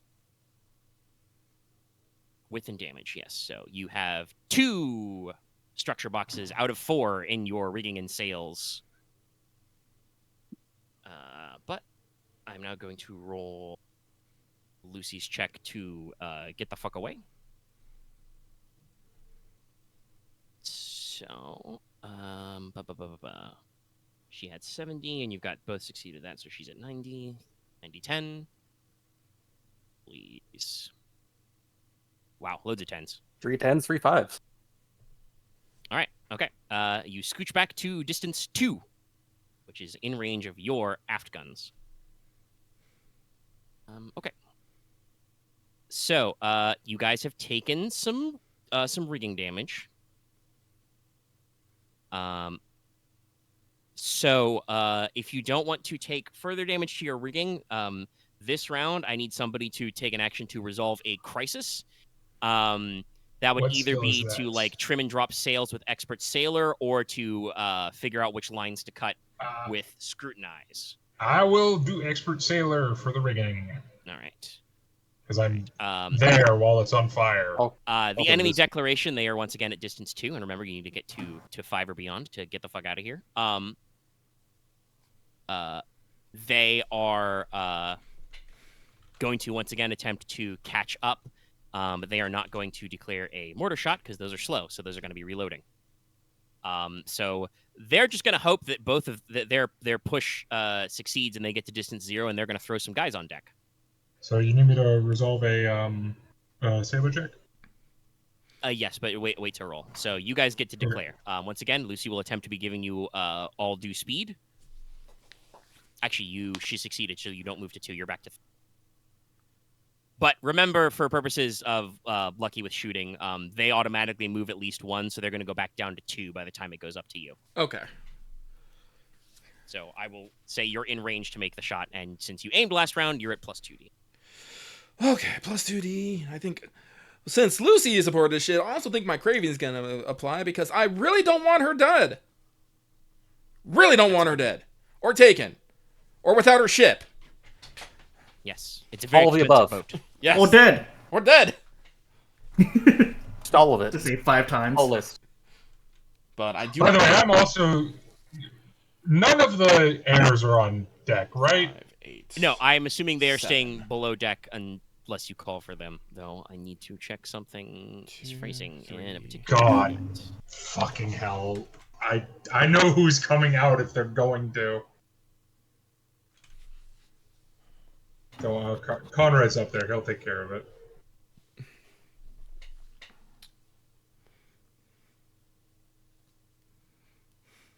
All right, so you are preparing to shootman, Enos? Yes. Like I said, I am taking my shot on the mortar. Yeah. If I can take this out, I'll see what else I can hit.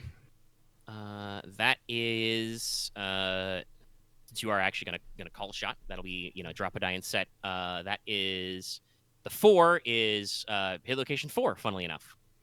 Righto. Yeah. Okay. No, I got this.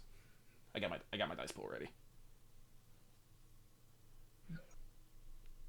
Yes, it is very important. Yes.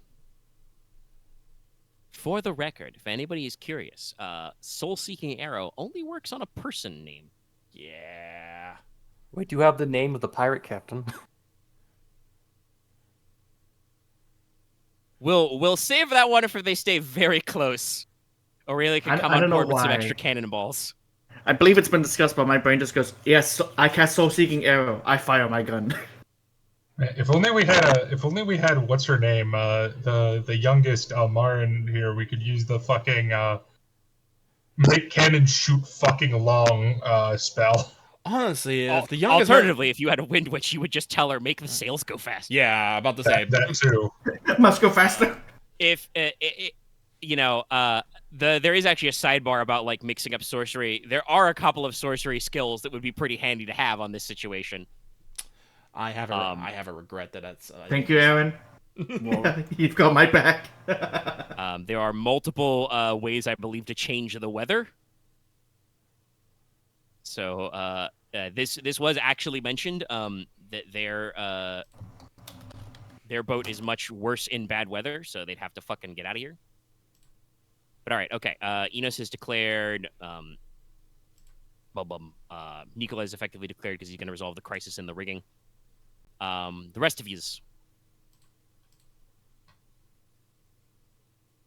Konrad's going to command the men-at-arms that we brought with us to the deck to repel boarders.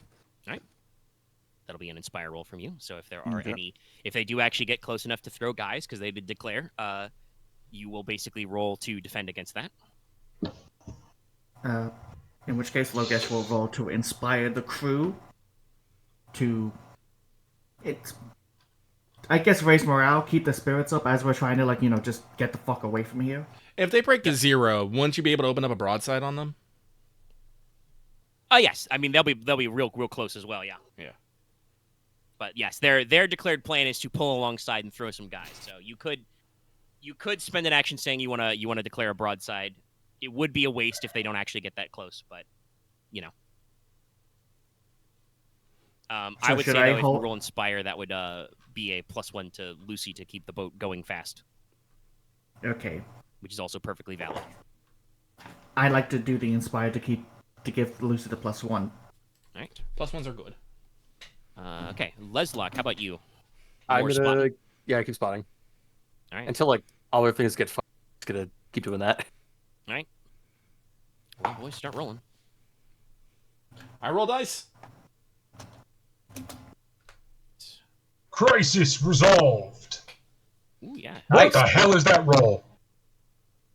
8 9s and 3 5s. It's a crazy roll down. Well, It's like a fortunately, poker I game. do hit the mortar. Oh, you hit the 4. Yeah, you do.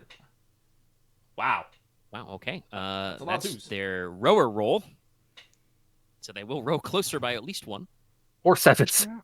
I don't think I can get. I don't mind that one too much. Actually. Oh wait. Well, you have a bigger pool for Inspire? I took the +1. Remember? Oh, yeah, prepared. Yeah, you got one more. Roll poly 1. Just Yeah, roll an okay. extra d10. Yeah. I don't know if a reroll works for polyhedron dice. 2 6s. Oh, okay. than Technically, the maybe ones. better. I have 2 extra dice. I have the prepare from last round, and I'm following my duty. Oh Protect wait, my I'll be brothers. following my mission too. Oh, fuck it. Sorry. All right, that's going to be very good gobble dice. 3 7s or 2 9s. Either are pretty good. Which is going to be important because they are going to try and yeet some guys on because they'll I wish my move. whip. My Let's feel see, like the you moved person- back to 3. Would it think be that's the- possible to get my mission die for this, or is it too late? I mean, I mean, you've already got a set. I don't think it matters. Yeah. Keep it in mind for next time Okay. when it's real. Sorry set that I that- interrupted you there, Aaron. That's right.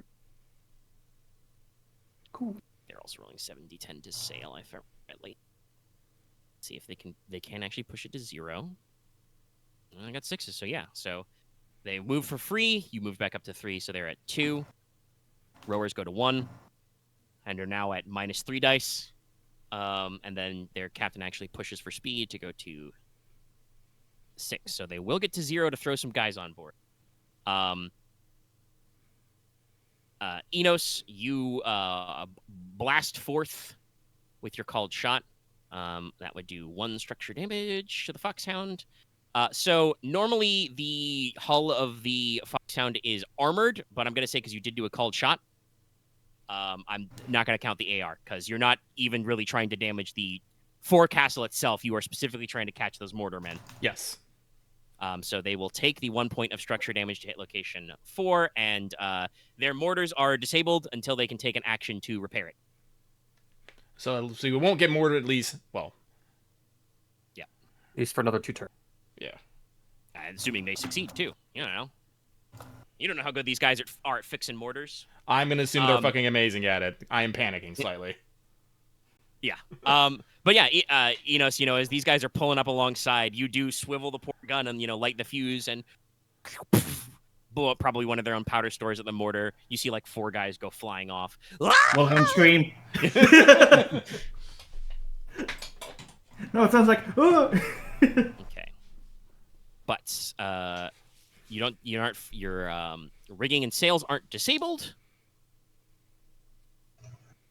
Because Nicola succeeded. Oh, right, I need to roll for Lucy. She's +2D, so let's roll poly 9D again. Actually, they're rolling borders, so I should roll what that's going to look like first to see what the set is like. Wait, how close is the boat? Well, they've picked up enough speed to go to 0, so...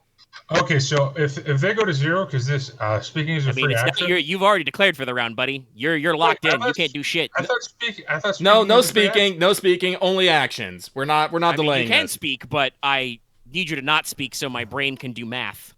Because you're going to tell things to me, and I'm like, no, I need to roll dice. Okay, they're going to roll this for their set to board.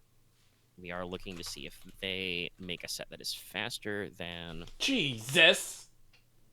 Holy cow. He's fucking I've never seen a roll Well, like guess what? Conrad, what did you roll? 3 7s? So you 3 beat 7s. 3 7s. That means they only get 2 7s.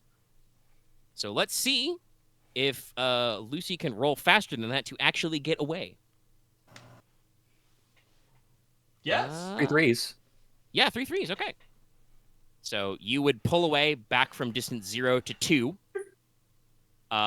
There are a couple of guys who get full on their full-born, cutlass and teeth, double swinging on the ropes, and Konrad and the men-at-arms are just waiting and just body check those guys back off your boat.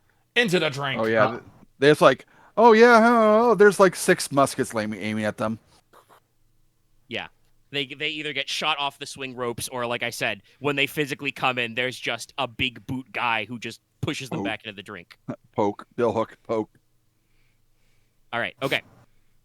Now, if you want to say something, is pulling away because you're back to 2. Oh, well, I can't say it when they're back to 2. Oh, He just I wants was to going talk. to some insinuate kind of joke. No, I was just going to insinuate some things about Mr. Foxboy and his mother. That's really not important to us right now, so I think we should just keep moving on. I mean, I guess I could have you make a roll to insult him, I guess, to give him a penalty, but I don't think it matters. He's an angry pirate. Okay, all right. Listen, if you're all not cursing in your mother language, something's wrong. All right, so for their action, they're going to once again attempt to double push up, go back to 0, throw guys on board. Actually, would they want to throw border? Or do I want them? Or do they want to bet that you won't get away from them so they can try and fix the mortars? No, they're pirates. They won't use future sight. They're gonna once again assume that they can catch up, so they're gonna try and double push to get to 0 and throw guys on the deck. So it is your choice of declaring. You didn't take any damage last time, so there's no crises to resolve. So I have a question. The weapon is slow. Does that mean I have to take the action to reload myself? No, they're a crewman to reload it. Okay, then I'm going to, and I maintain my aim unless I get out of this vehicle. And Yeah. You can keep your own. Okay, so I will aim again, and that's it for me. All right, you're aiming the line. Prepare once more. All right. We're feeling. At some point, Logesh or Konrad will probably need to order the guns to be fired, just to let you know. Okay. Omega, I have to ask a question. Yes. So Iron Call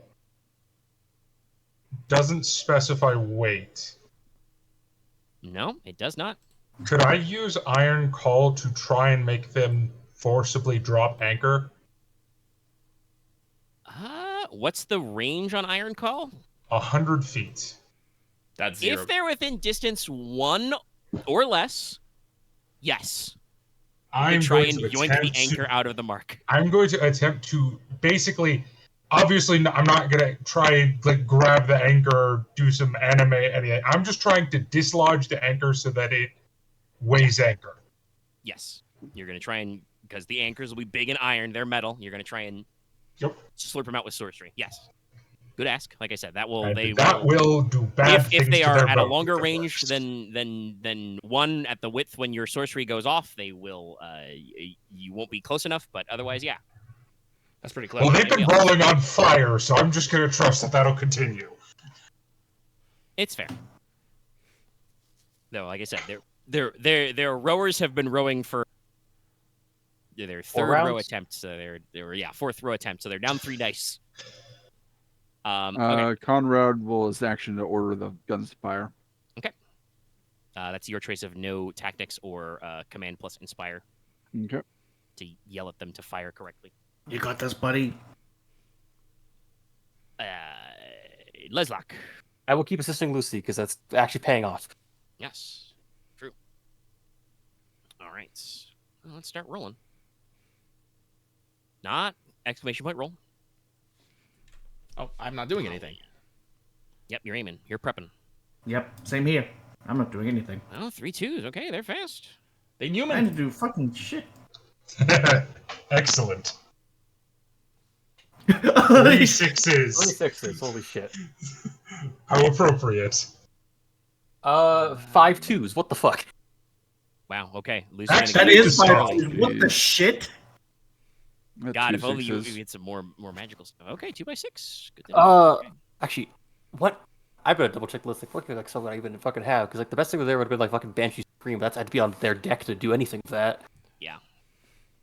I don't know if there's actually any direct spellcraft that would help with this right now, but there are No, some other yeah, stuff you can do.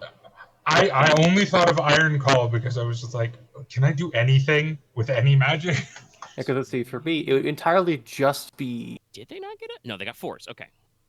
It would entirely just be like fucking cloud the eyes in their fucking driver, but that wouldn't do anything really.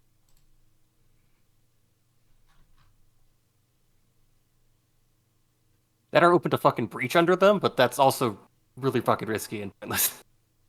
If you were able to tear open a hole in the fabric of reality in the middle of the ocean, that would start a whole new subplot. There would be some very pissed off fairies who got a boat in their front lawn.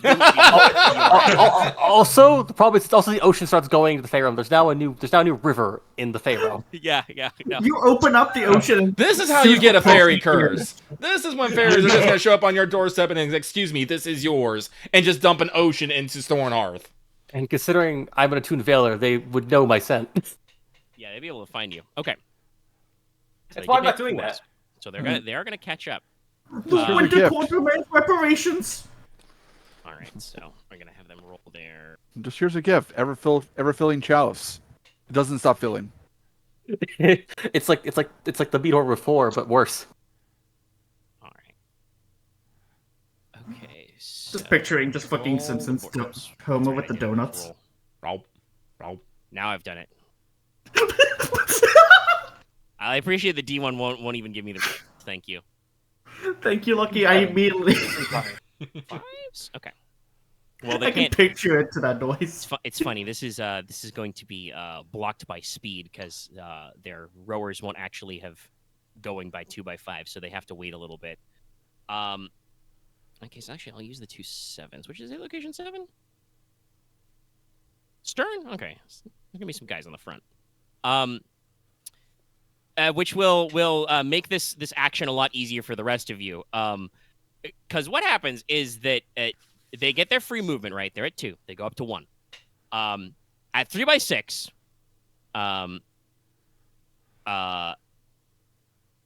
Nicola reaches out with his hand from the rigging and makes his best, superhero gesture.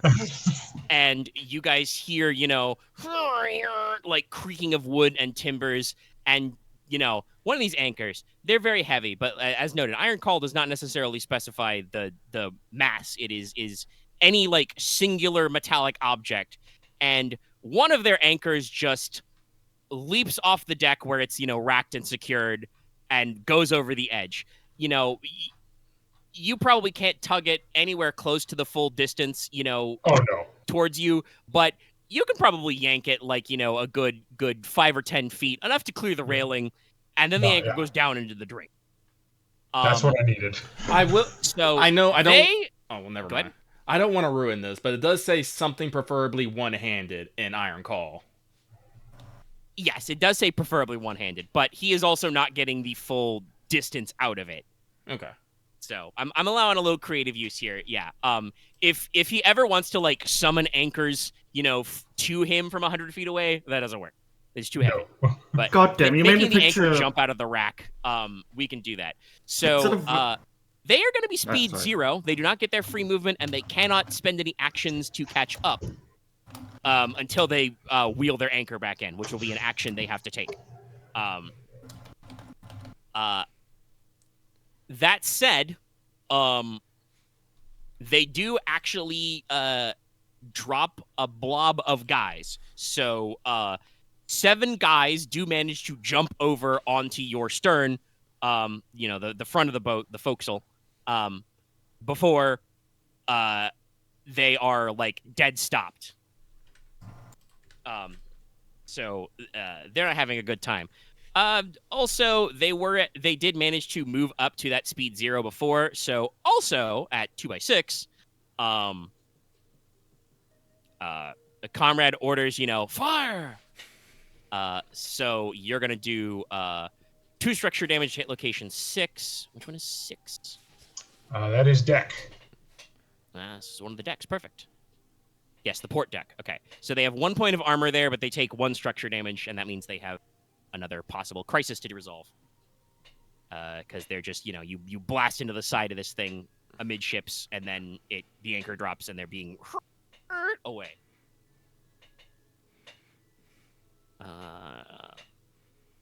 Yeah, I won't have you guys roll one there. Oh, and actually, that's right. I said you took 2, but I forgot you have Well, I made you roll the crisis anyway, but I forgot. You said you put extra guys in the rigging, so you actually wouldn't have taken any damage because you have 2 units in there. I forgot about that effect. But still, it was dramatic. Very. And if they kept shooting, Yeah, no, it still works out. That does mean that your ship is currently undamaged, and their ship is taking a little bit of damage as well. Woo! That's a story to tell later.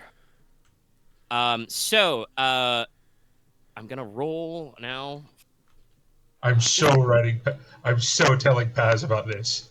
Just plus 1d from Leslok this turn. Did anybody else roll to assist Lucy? No? Okay. No, I held my action. I'm preparing. No, I did it again. He's done it again? 405 failures. Max Bialystok has done it again? Ooh, nines. Okay. All right, so, they were able to catch up to 0, but you double move again, so they're at 2, and they are at a dead stop. So you're going to get at least 1 round of full motion. But there's now 7, we'll say threat 2, because they do have, like, crappy pistols and cutlasses. But there's now 7 threat 2 guys on your boat. If you do not do something about these men, they're going to cause trouble in your neighborhood. They can't really cause structural damage while you still have, like, guys at the front. You know, you have a unit of sailors there holding down. But, yeah, it's time to move to Bel Air. God damn it! They are there, so, again... I was singing under my head! They're normal, unworthy opponents, so you can do anything you might want to do to fuck with their stees. The Foxhound's only action this round is they're gonna try and get their anchor back. Probably a good idea. Those are the price. They're probably the same a turn for that later. Yeah, so they will move completely 0 this turn. I will continue shooting that damn mortar. You really want to fuck those guys up. Okay. I'm gonna look to. I would also like to say, you have a reinforced rigging. They don't have reinforced masts and rigging, and they don't have armor on those locations. You might actually, if you wanted to, be able to chip away at those and actually disable them if you're making called shots. Would I lose my mortars are still damaged? They have not repaired them yet. Fair enough. If I switch though, would I lose my aim bonus? My call shot? No, because you could have changed it last time. Okay. Well, it'll probably still be at the +2 and not the +4 though. Yeah, it's still the +2 because you're not doubling. Okay. You did fire in between your aiming. And you're, pitched C, all that kind of stuff. Is there a straight shot from the guys to Lucy? Oh no, they're on the front. They're on the the front of the ship. Okay, in that case, because my combat abilities in this situation are lacking, I'm just going to assist Lucy. Okay, you will continue to be sailorly. Yeah. Konrad, sorry, Aren. Do you want to be the one to repel the borders as you've given the command for it earlier? I mean, you both can repel. What? As Konrad's already charging forward towards the guys. You both can repel borders. Yeah, they're a threat mob now, so you may both want to beat up on them to take care There of are enough of them for all of you. Just attack them. Your guns can't fire until 2 rounds pass anyway. Logesh would join the fray and attack them. Would that be just polearms? Yeah, whatever your weapon of choice is. I'm gonna use my sword I bought, my longsword, because swinging a bardache in this kind of situation. Yeah. Side swords is probably a good one. Actually, that's a good question, Konrad. Are you going side sword, or are you gonna draw your fucking Zweihander? Oh, we're not in line clear yet. This is great sword, baby. Yeah, you guys are gonna. I've seen the clips. They're fucking pirates, but yeah. I've seen the clips. This amount of space is perfectly fine. I just don't want to accidentally wing one of our guys. No, it's For true. polearm, that's fair. Yeah. All right. Speaking of which, Leslok, continue to assist Lucy. I'm gonna keep holding Lucy because I think it would take me like 2 rounds to like get in the fray and shoot. Question: because I did my prepare, would this still add the D10? Yes, it is to your next. Preparing is to your next rolled skill check. Okay then. Yeah, and I'm still also doing my mission, so. Oh, Right, I'm ready to roll. All right. Okay, roll them out.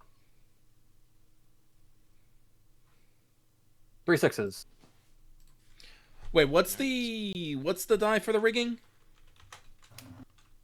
For their rigging and sails is 2. 2 hit their masts. It's 1. Let me double check here. Either is pretty fucking gnarly. 3. Jeez, even with 10d10, look at that, just so spread out. It happens. I think I got it. You got 2 or a 1. Wait, if only one of those numbers was one of those 9s was a full, I would have had the fucking straight. Yeah, it's you rolled very close to the straight. I'll declare my expert dice at 6. Right. Wait, isn't expert beforehand? Master die is Yeah, just he hasn't rolled it. afterwards? 3 10s. Oh, Okay, Damn. 3 10s though. Doesn't it like 4 unworthies? Yes, no. Those guys are toast. Oh right, sorry, I forgot to. Konrad turns those men into dust or mist. Get a whirlwind attack. 4 men are dead. Yeah, I think for sure he's just gonna fucking like do a horizontal cut and like 3 guys, fall in twain on the deck. Welcome to the Muso game.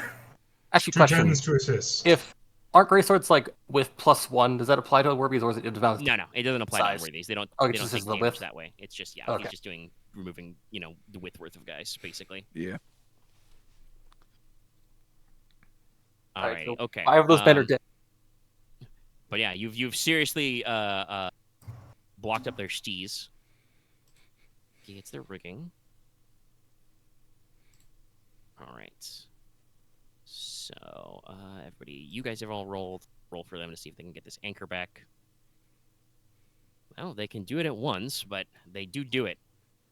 But that's their entire turn.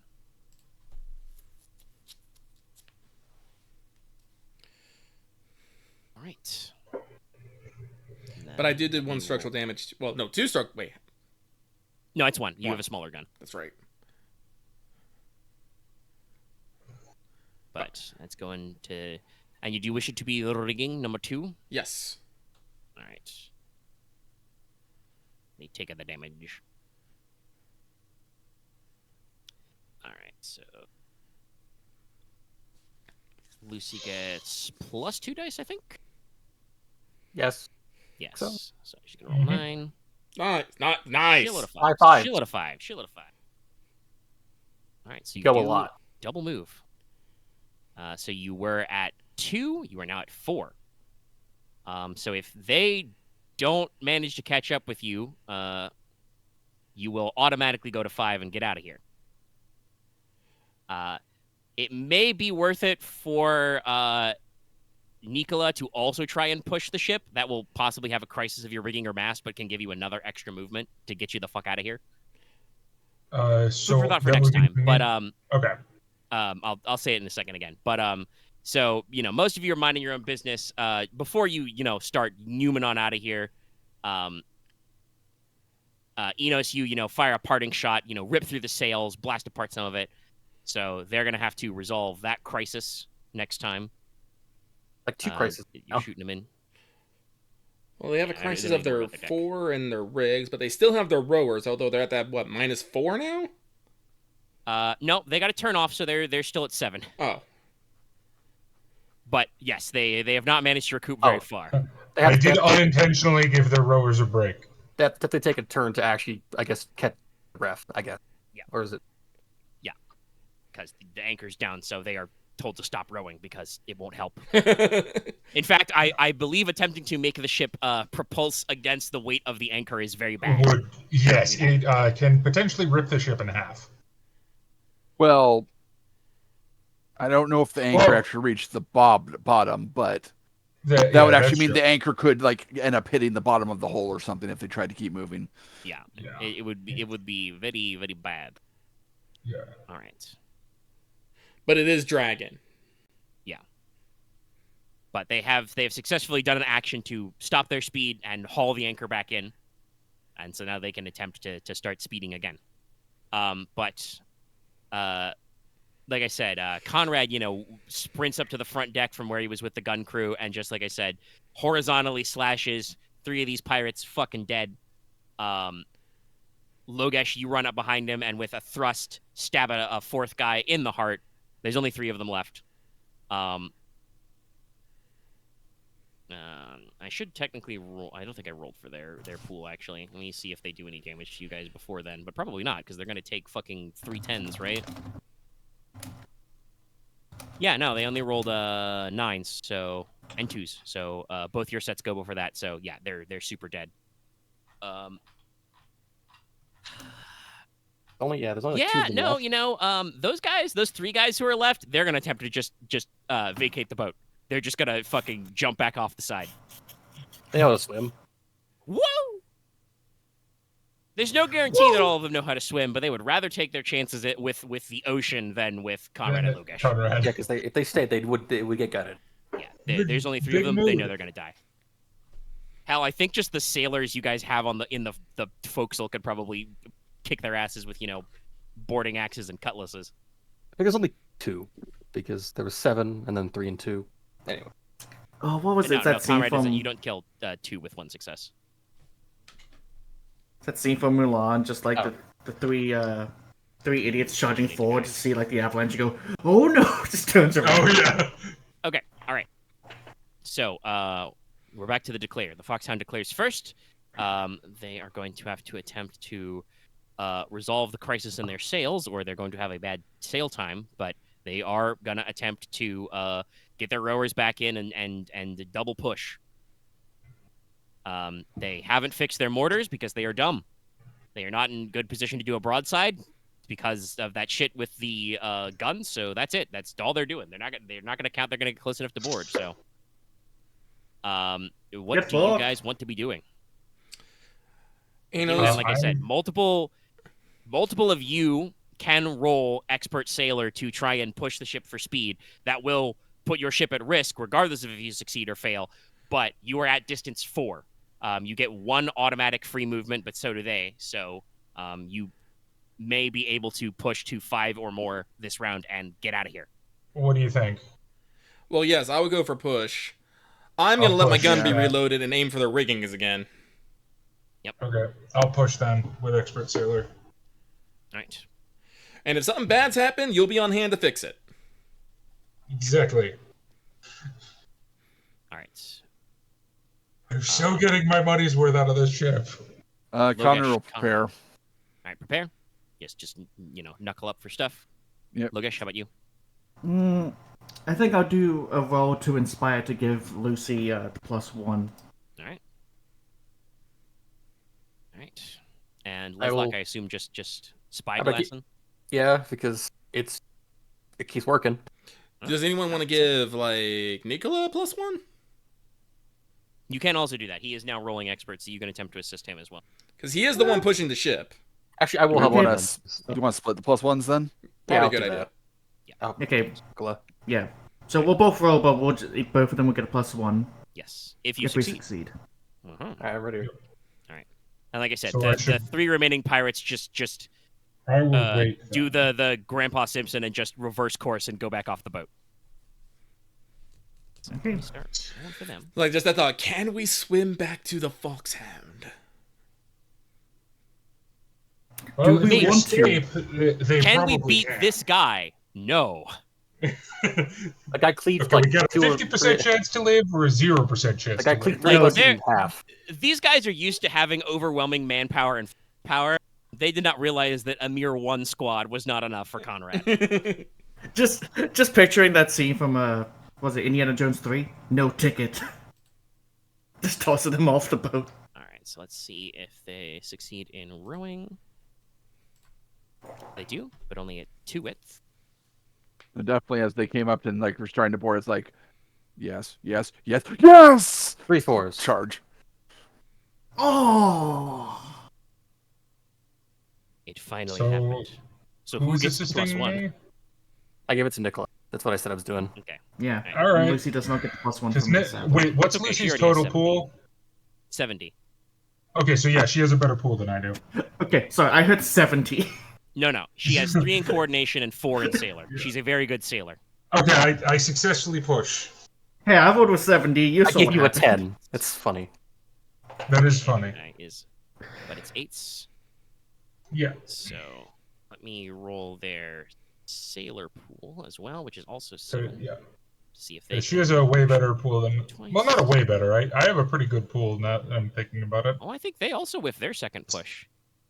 1, 3, 4, 6, 7, 8, 10. Yeah. That's straight. Or Okay. no matches. And let me roll their pool to manage their rigging as well. Let's see. It's probably like 80. Actually, no. Let's say it's lower. It's 60. They're not very technical sailors. No, they did it. Okay, so they do save their rigging, but they do not double push. So they get their free movement, and then they get 1 rower movement. So that went from 4 to 2. Those You guys rowers get your are free like, movement. and let's see if Lucy can do it. Yeah, so let's roll Lucy 7d10. Because you go back Because to if the Lucy 3. does it, we escape. Oh, 7d10. 4s? Yeah. Of course, yeah. Yeah, so I am gonna need somebody to roll a expert sailor or climb to get up in the rigging and save the lines, because the sails are not supposed to do this, okay? It's auto. No, he has to stop shooting. I'll make the climb. Yeah, Matt. Do it, Inos. Does it have a difficulty? No, it is just make a successful climb roll to catch them, because it's in the words of the book, retying a knot is much easier than getting up the rigging in a crisis. 3 2s. Yeah, you're up there. You make it. All right, and you guys have successfully survived that attack from the Foxhound. You gave them a couple licks, banged them up pretty good, and managed to sail away. You guys get over the horizon and can see their sails, dwindling in the distance, and eventually go behind you completely. Oh, that was a exhausting hour in game time. I'm gonna be honest. I had no idea that thing with the anchor would work. It was a great idea. I'm gonna be real. That was a great tactic, actually.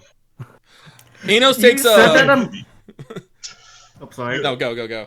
Oh, You said that line about doing the thing on the anchor. My mind just kind of expanded. Like, holy shit, he's right. He could do that. Nah, it's good. I'm gonna be real. The reason I thought of it is because my brain thought of the stupidest fucking thing. Because I was like, can I use Vitae transfer on the boat? No. I personally was trying to not think of Sea of Thieves tactics.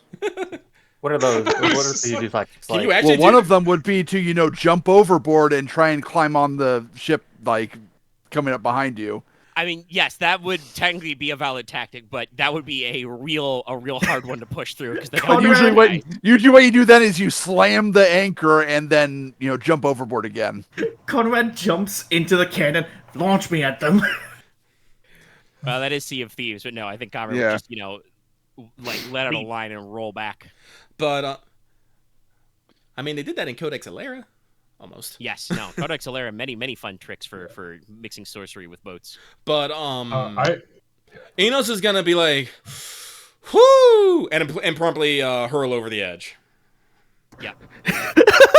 I White watch him sweat. to make sure he doesn't change hurl into hurdle. No. Like I said, he's on the aft castle. Like there's a couple of pilots and navigators who are like, whoop, grab you by the belt. Yep. Sure you don't go Nicola over. does look visibly haggard at this point. Oh, I think a few of you probably feel the Yeah, no, Lucy, it's like it's eventually locks the wheel, passes it off to a pilot. This is exactly Conrad's expression right now. That was fun. Nicola is somewhere between proud and exhausted. Cutter also definitely kicks any of the pirates' bodies overboard. Yeah. that's gonna be a swabbing. To the sea with ye. Also, this is gonna get me so many brownie points with the Marin twins. They might actually Nice want to pirate take attack. that tactic themselves. Honestly, fucking throw anchor. I mean, they might just ask, wait, you have pirates up there? Technically, they have More pirates, yes. They might be surprised. Fair enough. I know we also have raiders. I mean, it's all pirates with a Y. Yeah. Enos just, sinks But down yeah, to the Lucy desk. kind of, wipes her brow, and like I said, she locks the wheel in place and passes it off to a pilot. Nods to Leslok. Lord Logi, you ever considered a career as a man of the crow's nest? I thought about it once when I was young. No, Kinda not smiles. heights. Oh, yes, it gets us all.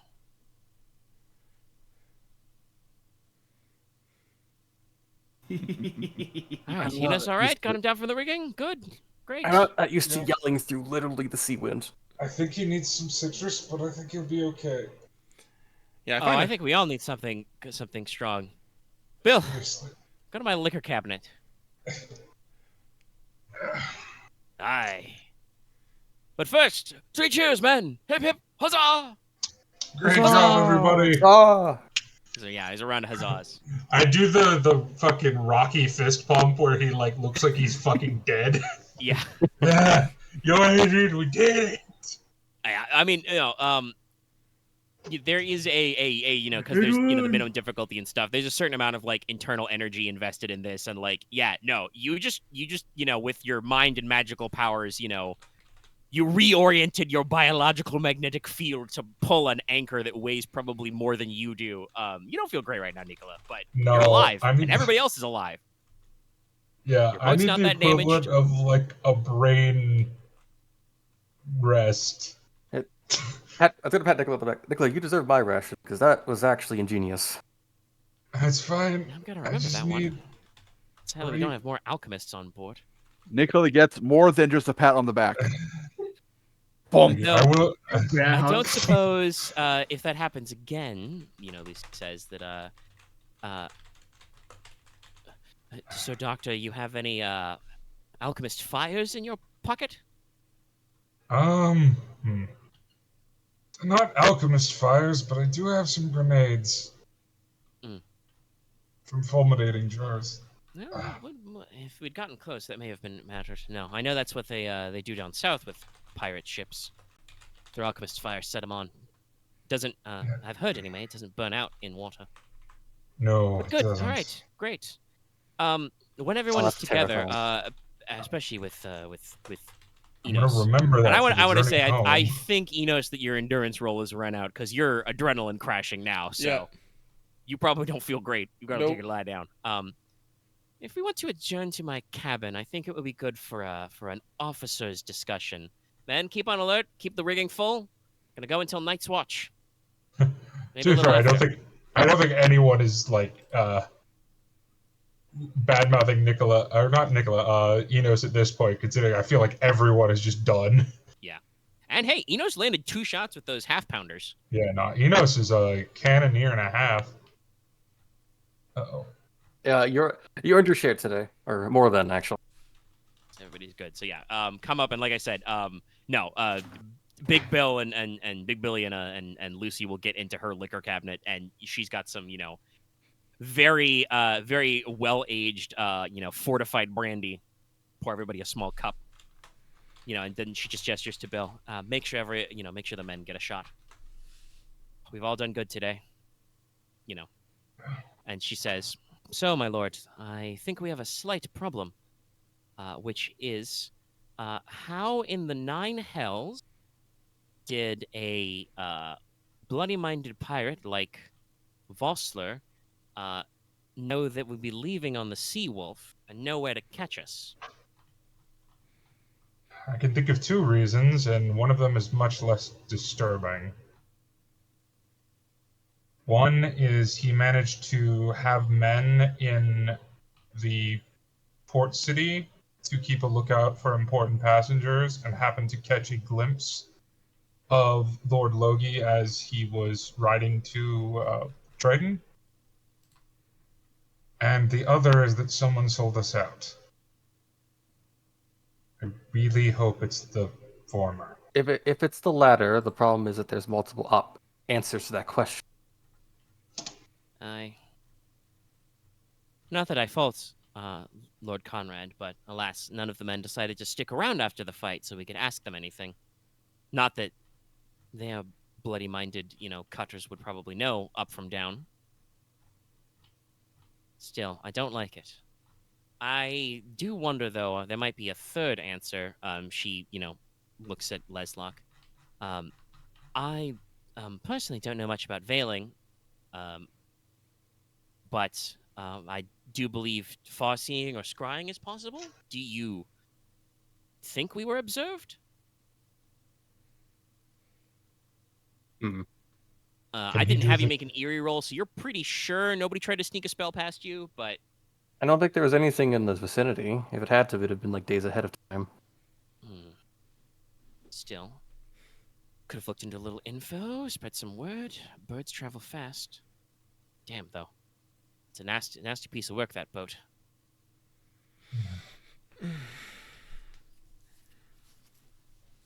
Luckily, we win on speed and endurance, but that boat has firepower I would not want to get close to. Well, when we post up in Saints Quay, we can take on new supplies. Can find some more shot. Swap the decks. Look at some new lines. We lost a few. Think the men say that the... Billy would chime in. Think the men say the sales is mostly cosmetic. Little burned, little scorch. Nothing they can't fix. But I put in. He kind of leans his head over at Leslok. Men probably wouldn't mind a day of shore leave, my lord. If it's not I think after all that, I think after all that, you've earned it. All right. And perhaps Master Inos, who I imagine is, been deposited in the hammock. Yeah. I suppose Master Inos won't mind getting on dry land again, eh? Taps your boot. Just audible groan. Yeah. And perhaps, Lucy chimes in, and perhaps one of us will have a word with Lord Saltire. I believe that... Actually, no, she wouldn't believe. She would know. That house commands what little House Verity has for Navy. Not that I'd, want to put any of his men against the Foxhound either, but he might have a better sight than us. You'd have a better chance baiting them into the shore defenses.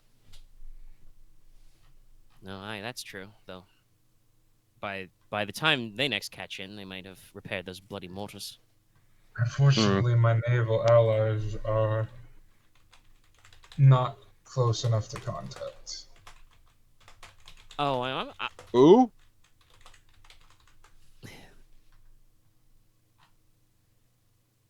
You go a little deaf, Lord Konrad. Got a little ringing? No? Try some beeswax next time. I'm asking him what he's talking about with naval allies. I mean, aren't you he's just... got his pen pals. No, listen. You can be sure that even if Lord Logi doesn't make a big deal of it, I will be reporting this incident to the King's Navy when we get into port. Probably for the best. The question is, will they do anything right away? Not to put too fine a point on it, my lord. I understand that, businesses are tight, but the house doesn't really have much of a naval resource to speak. We have a few privately owned ships in my family, and I believe there are many merchant marines you can hire, but they never really had a big focus on the naval warfare. But I consider spending some money on that next when we have a chance. I'll make sure it's on the list of things we have to think about. Aye. Alrighty. Well, I do have notes for a Detron vignette. It is after midnight. We've been going for about 4 hours. We did have a big splashy bang bang session. Might be almost good to 4 call hours, it here. yeah. Start next time with your sea journey, and for dramatic purposes, because you guys will get EXP soon. I can tell you that there are no further plans for dramatic encounters at sea next session. So we'll probably do the vignettes in Saints Quay and then straight onto the capital. Cool. That was fun. That was fun. Had to do a little work. Good thinking all. I think you guys I know some of you were a little slow to find your niches, but like I said, there in future there may be some. I'll probably reuse some of those rules for other ship to ship combats, or if you actually are doing full on like quote unquote fleet on fleet combat, that'll probably look a lot more like the mass combat rules from Diamond, scooching guys around on hexes and stuff. Nicola is definitely. Oh, good. I did have like one of the things I was planning for Konrad is possibly for him to after we later on like focus on improving the Navy. So yeah, honestly, you're probably going to become the fucking sergeant, like Master General of Norland at some point. The way could end up in the commander position. Also, hey, I just want to throw this out there in case we didn't pick up on that subtext, and for the recording since we're still.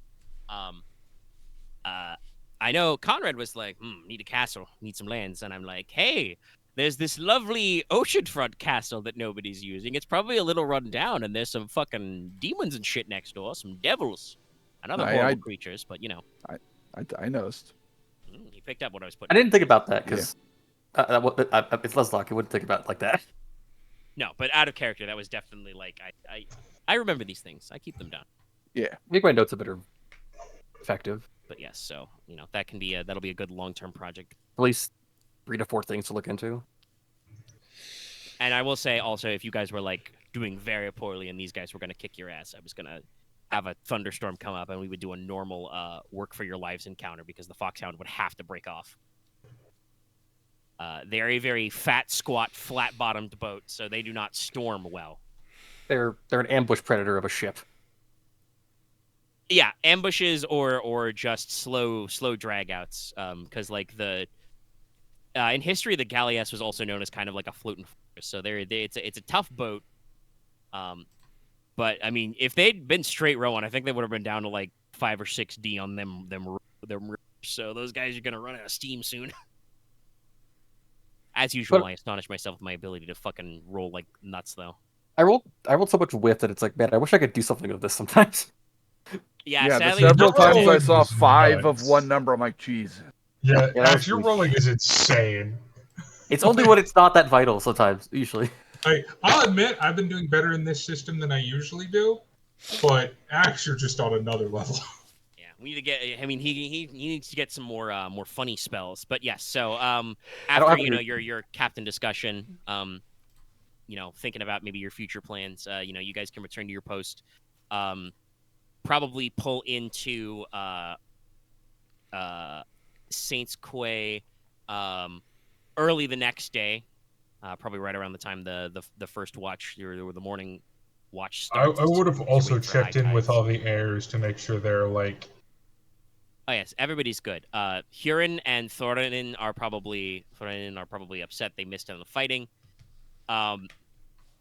Aurelia seems more quietly glad because, yes, if it had come down to it, she absolutely would have gone on deck and, like, started casting soul-seeking air on cannonballs to be like, oh, cannonball, fuck that guy in particular. But she did not start at that level because, like I said, you would have to be firing to pick him out of a crowd. But you would have had a master die, so it would have been very funny.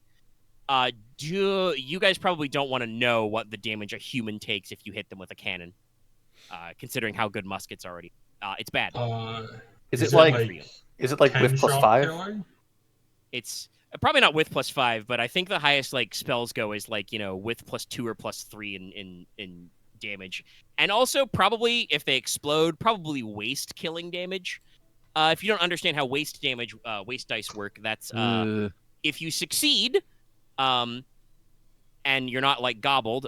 Waste dice are all your dice that don't make sets, so that's just damage to every one of those locations. Yeah, that's scary.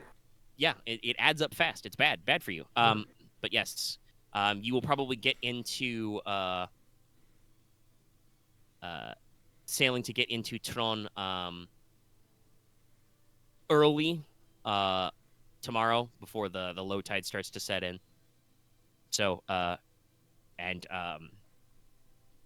Leslok has authorized a full day of shore leave, so you'll probably be anchored all day and leave morning the next. So you can take on new supplies, and you guys can actually get off the boat and see if you can run some messages down to some of your friends. So the important question is, does this day at rest count against Inos's days sick at sea? Well, you didn't bet in the pot. I think Inos. No, I'm holding on to the pot. I think Inos deserves all the credit in the world for being able to shoot a cannon without letting this affect him. The adrenaline, baby. Yeah, no, pure adrenaline. Let Lucy hugs afterwards. Well, no, I smell like vomit. I don't think he's no in condition to hug. Oh, I mean, fair. she can go for like a back rub or something, but you know. No, I'm not. I am not gonna interfere with her captain duty so she can baby me. The fact that she has set up a hammock in her room is all I need. Plenty good enough. Yes. And honestly, that's as much, like I said, so that you have a fucking like window you can like look out of and even open if the seas are calm. Because like I said, I think the way you and Lucy are kind of like friends with benefits, basically. Like, she understands this isn't permanent. You understand it's not permanent unless you want to start, seriously rearranging the social order. Because she does. Technically, right now, she outranks you because she's a full, banner lord. Yeah. But she's got stuff to do. But understands that both for political reasons and also, she's known you long enough to understand your appetites. Your eyes are bigger than your mouth sometimes. How does the phrase go? Eyes bigger than your hands. I don't remember the idiom, but Inos likes to play the field is what we're saying. Yeah. So like some of this is just friendship, just like, hey, I understand you fucking die at sea here. It keeps you in range of the liquor cabinet. So man of status, but not in rank. No, I actually lost status. Oh. Yeah, no. Past the whole the assassination, if it were, Inos went and did some things. Might have, but yeah, upset a few people. Yeah. Actually, this is a good question. I don't remember. Did you take patron? No. Okay. What'd you say against that? I think I went up in Consider that in the status. future. Yeah. I assume I would be. Once I get named, I assume I would be status 3. Probably. Okay. No, Enos. I'd have to check if you get 3 points of status. With Enos status. has thoughts and feelings and stuff, but no one asks him about this stuff, so it doesn't come up.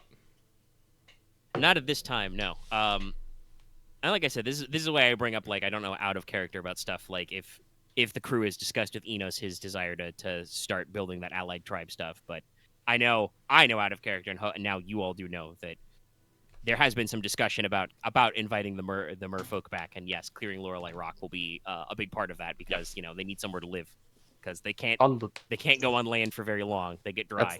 That's the list of what we'll be doing when we get back and after we deal with longer stuff. If we do that, they die. But okay, let's count up EXP. So you all showed up? Yeah. You all want to play pretty good? Merfolk. I'm pretty sure that, let me double check my notes comments, but I'm pretty sure over the past week, literally today in some cases, Lucky, Axe, and Aren have all been writing side notes. Yes, they have. I have at least enough up for Lucy. So that's 3 for you. And I'm going to give everybody a +1 point for sudden dramatic turn. I ambushed you with pirates for no reason other than I thought it would be funny. Oh, so that to counts. scare us. Take your extra point. Yeah. It's like I 2 points. Yeah. So, I need to get on those notes. I was going to do it this week, and then things happened at work, and I'm like, well, shit. Well, I think you get the 3 because I think Omega gave us the thespian point. I give all of you the thespian point, unless and I could see it. I could see Loth literally not speaking for 4 hours and just going and hitting people with a sword or an axe. But that didn't happen. I think he still got some good one-liners and all of you are continuing to roleplay your characters good. Excuse me. So just so I make sure this got, so we got the one for showing up, got one for thespianism, got one for the sudden dramatic turn, and some of us got one for the Aren and Axe should get 4 XP. Me and Loth should get 3. Okay, just you guys have been So once again taking extra I didn't hits. add any notes this past week though. Oh, was it not there this week? No, yeah, like my last notes I did were like not even the week before. They were from the week like 2 weeks ago. Well, thank you for being honest. I mean, we could vote you a point for being honest about it, but no. Okay. I'm fine with that. 3 for you as well. 3 for you. Yeah, 3's fine. Yes. Sorry about that. I guess now I can because I've been go by looking at spell. everybody's notes documents. I could have sworn you got some new ones in the list, but no. Okay. It's I mentioned last week that like I would definitely add more once we got to Land Clear and met with everyone else, but I think everyone also said that. So yes. Yeah, no, I was just doing some thoughts. I was like, oh yeah, I should write down some notes so I can keep track of my future plans. So Wait, everything's made up and the points don't matter. Or maybe I did add like 1 or 2. It's like notes about like Inos' dad because I probably met him at one point. Oh, or something like that. these But notes are dated. I I do do not see one for your dad, for Enos' dad, though. Open, resolved. Can I Thought I... sort? This is notes No. on Dramatis Personae, right? Yes. Yeah. Okay. Start putting mine down. I'll edit it later. Anyway, we can probably wrap up the sesh here. We've got EXP and stuff. Thank you so much for another Right. brilliant Oh, well. episode of Rain. Maybe I didn't. Hey, you can write those notes down now. But thanks everybody for tuning in. We'll see you next, Tim. Next time, goodbye. Tim.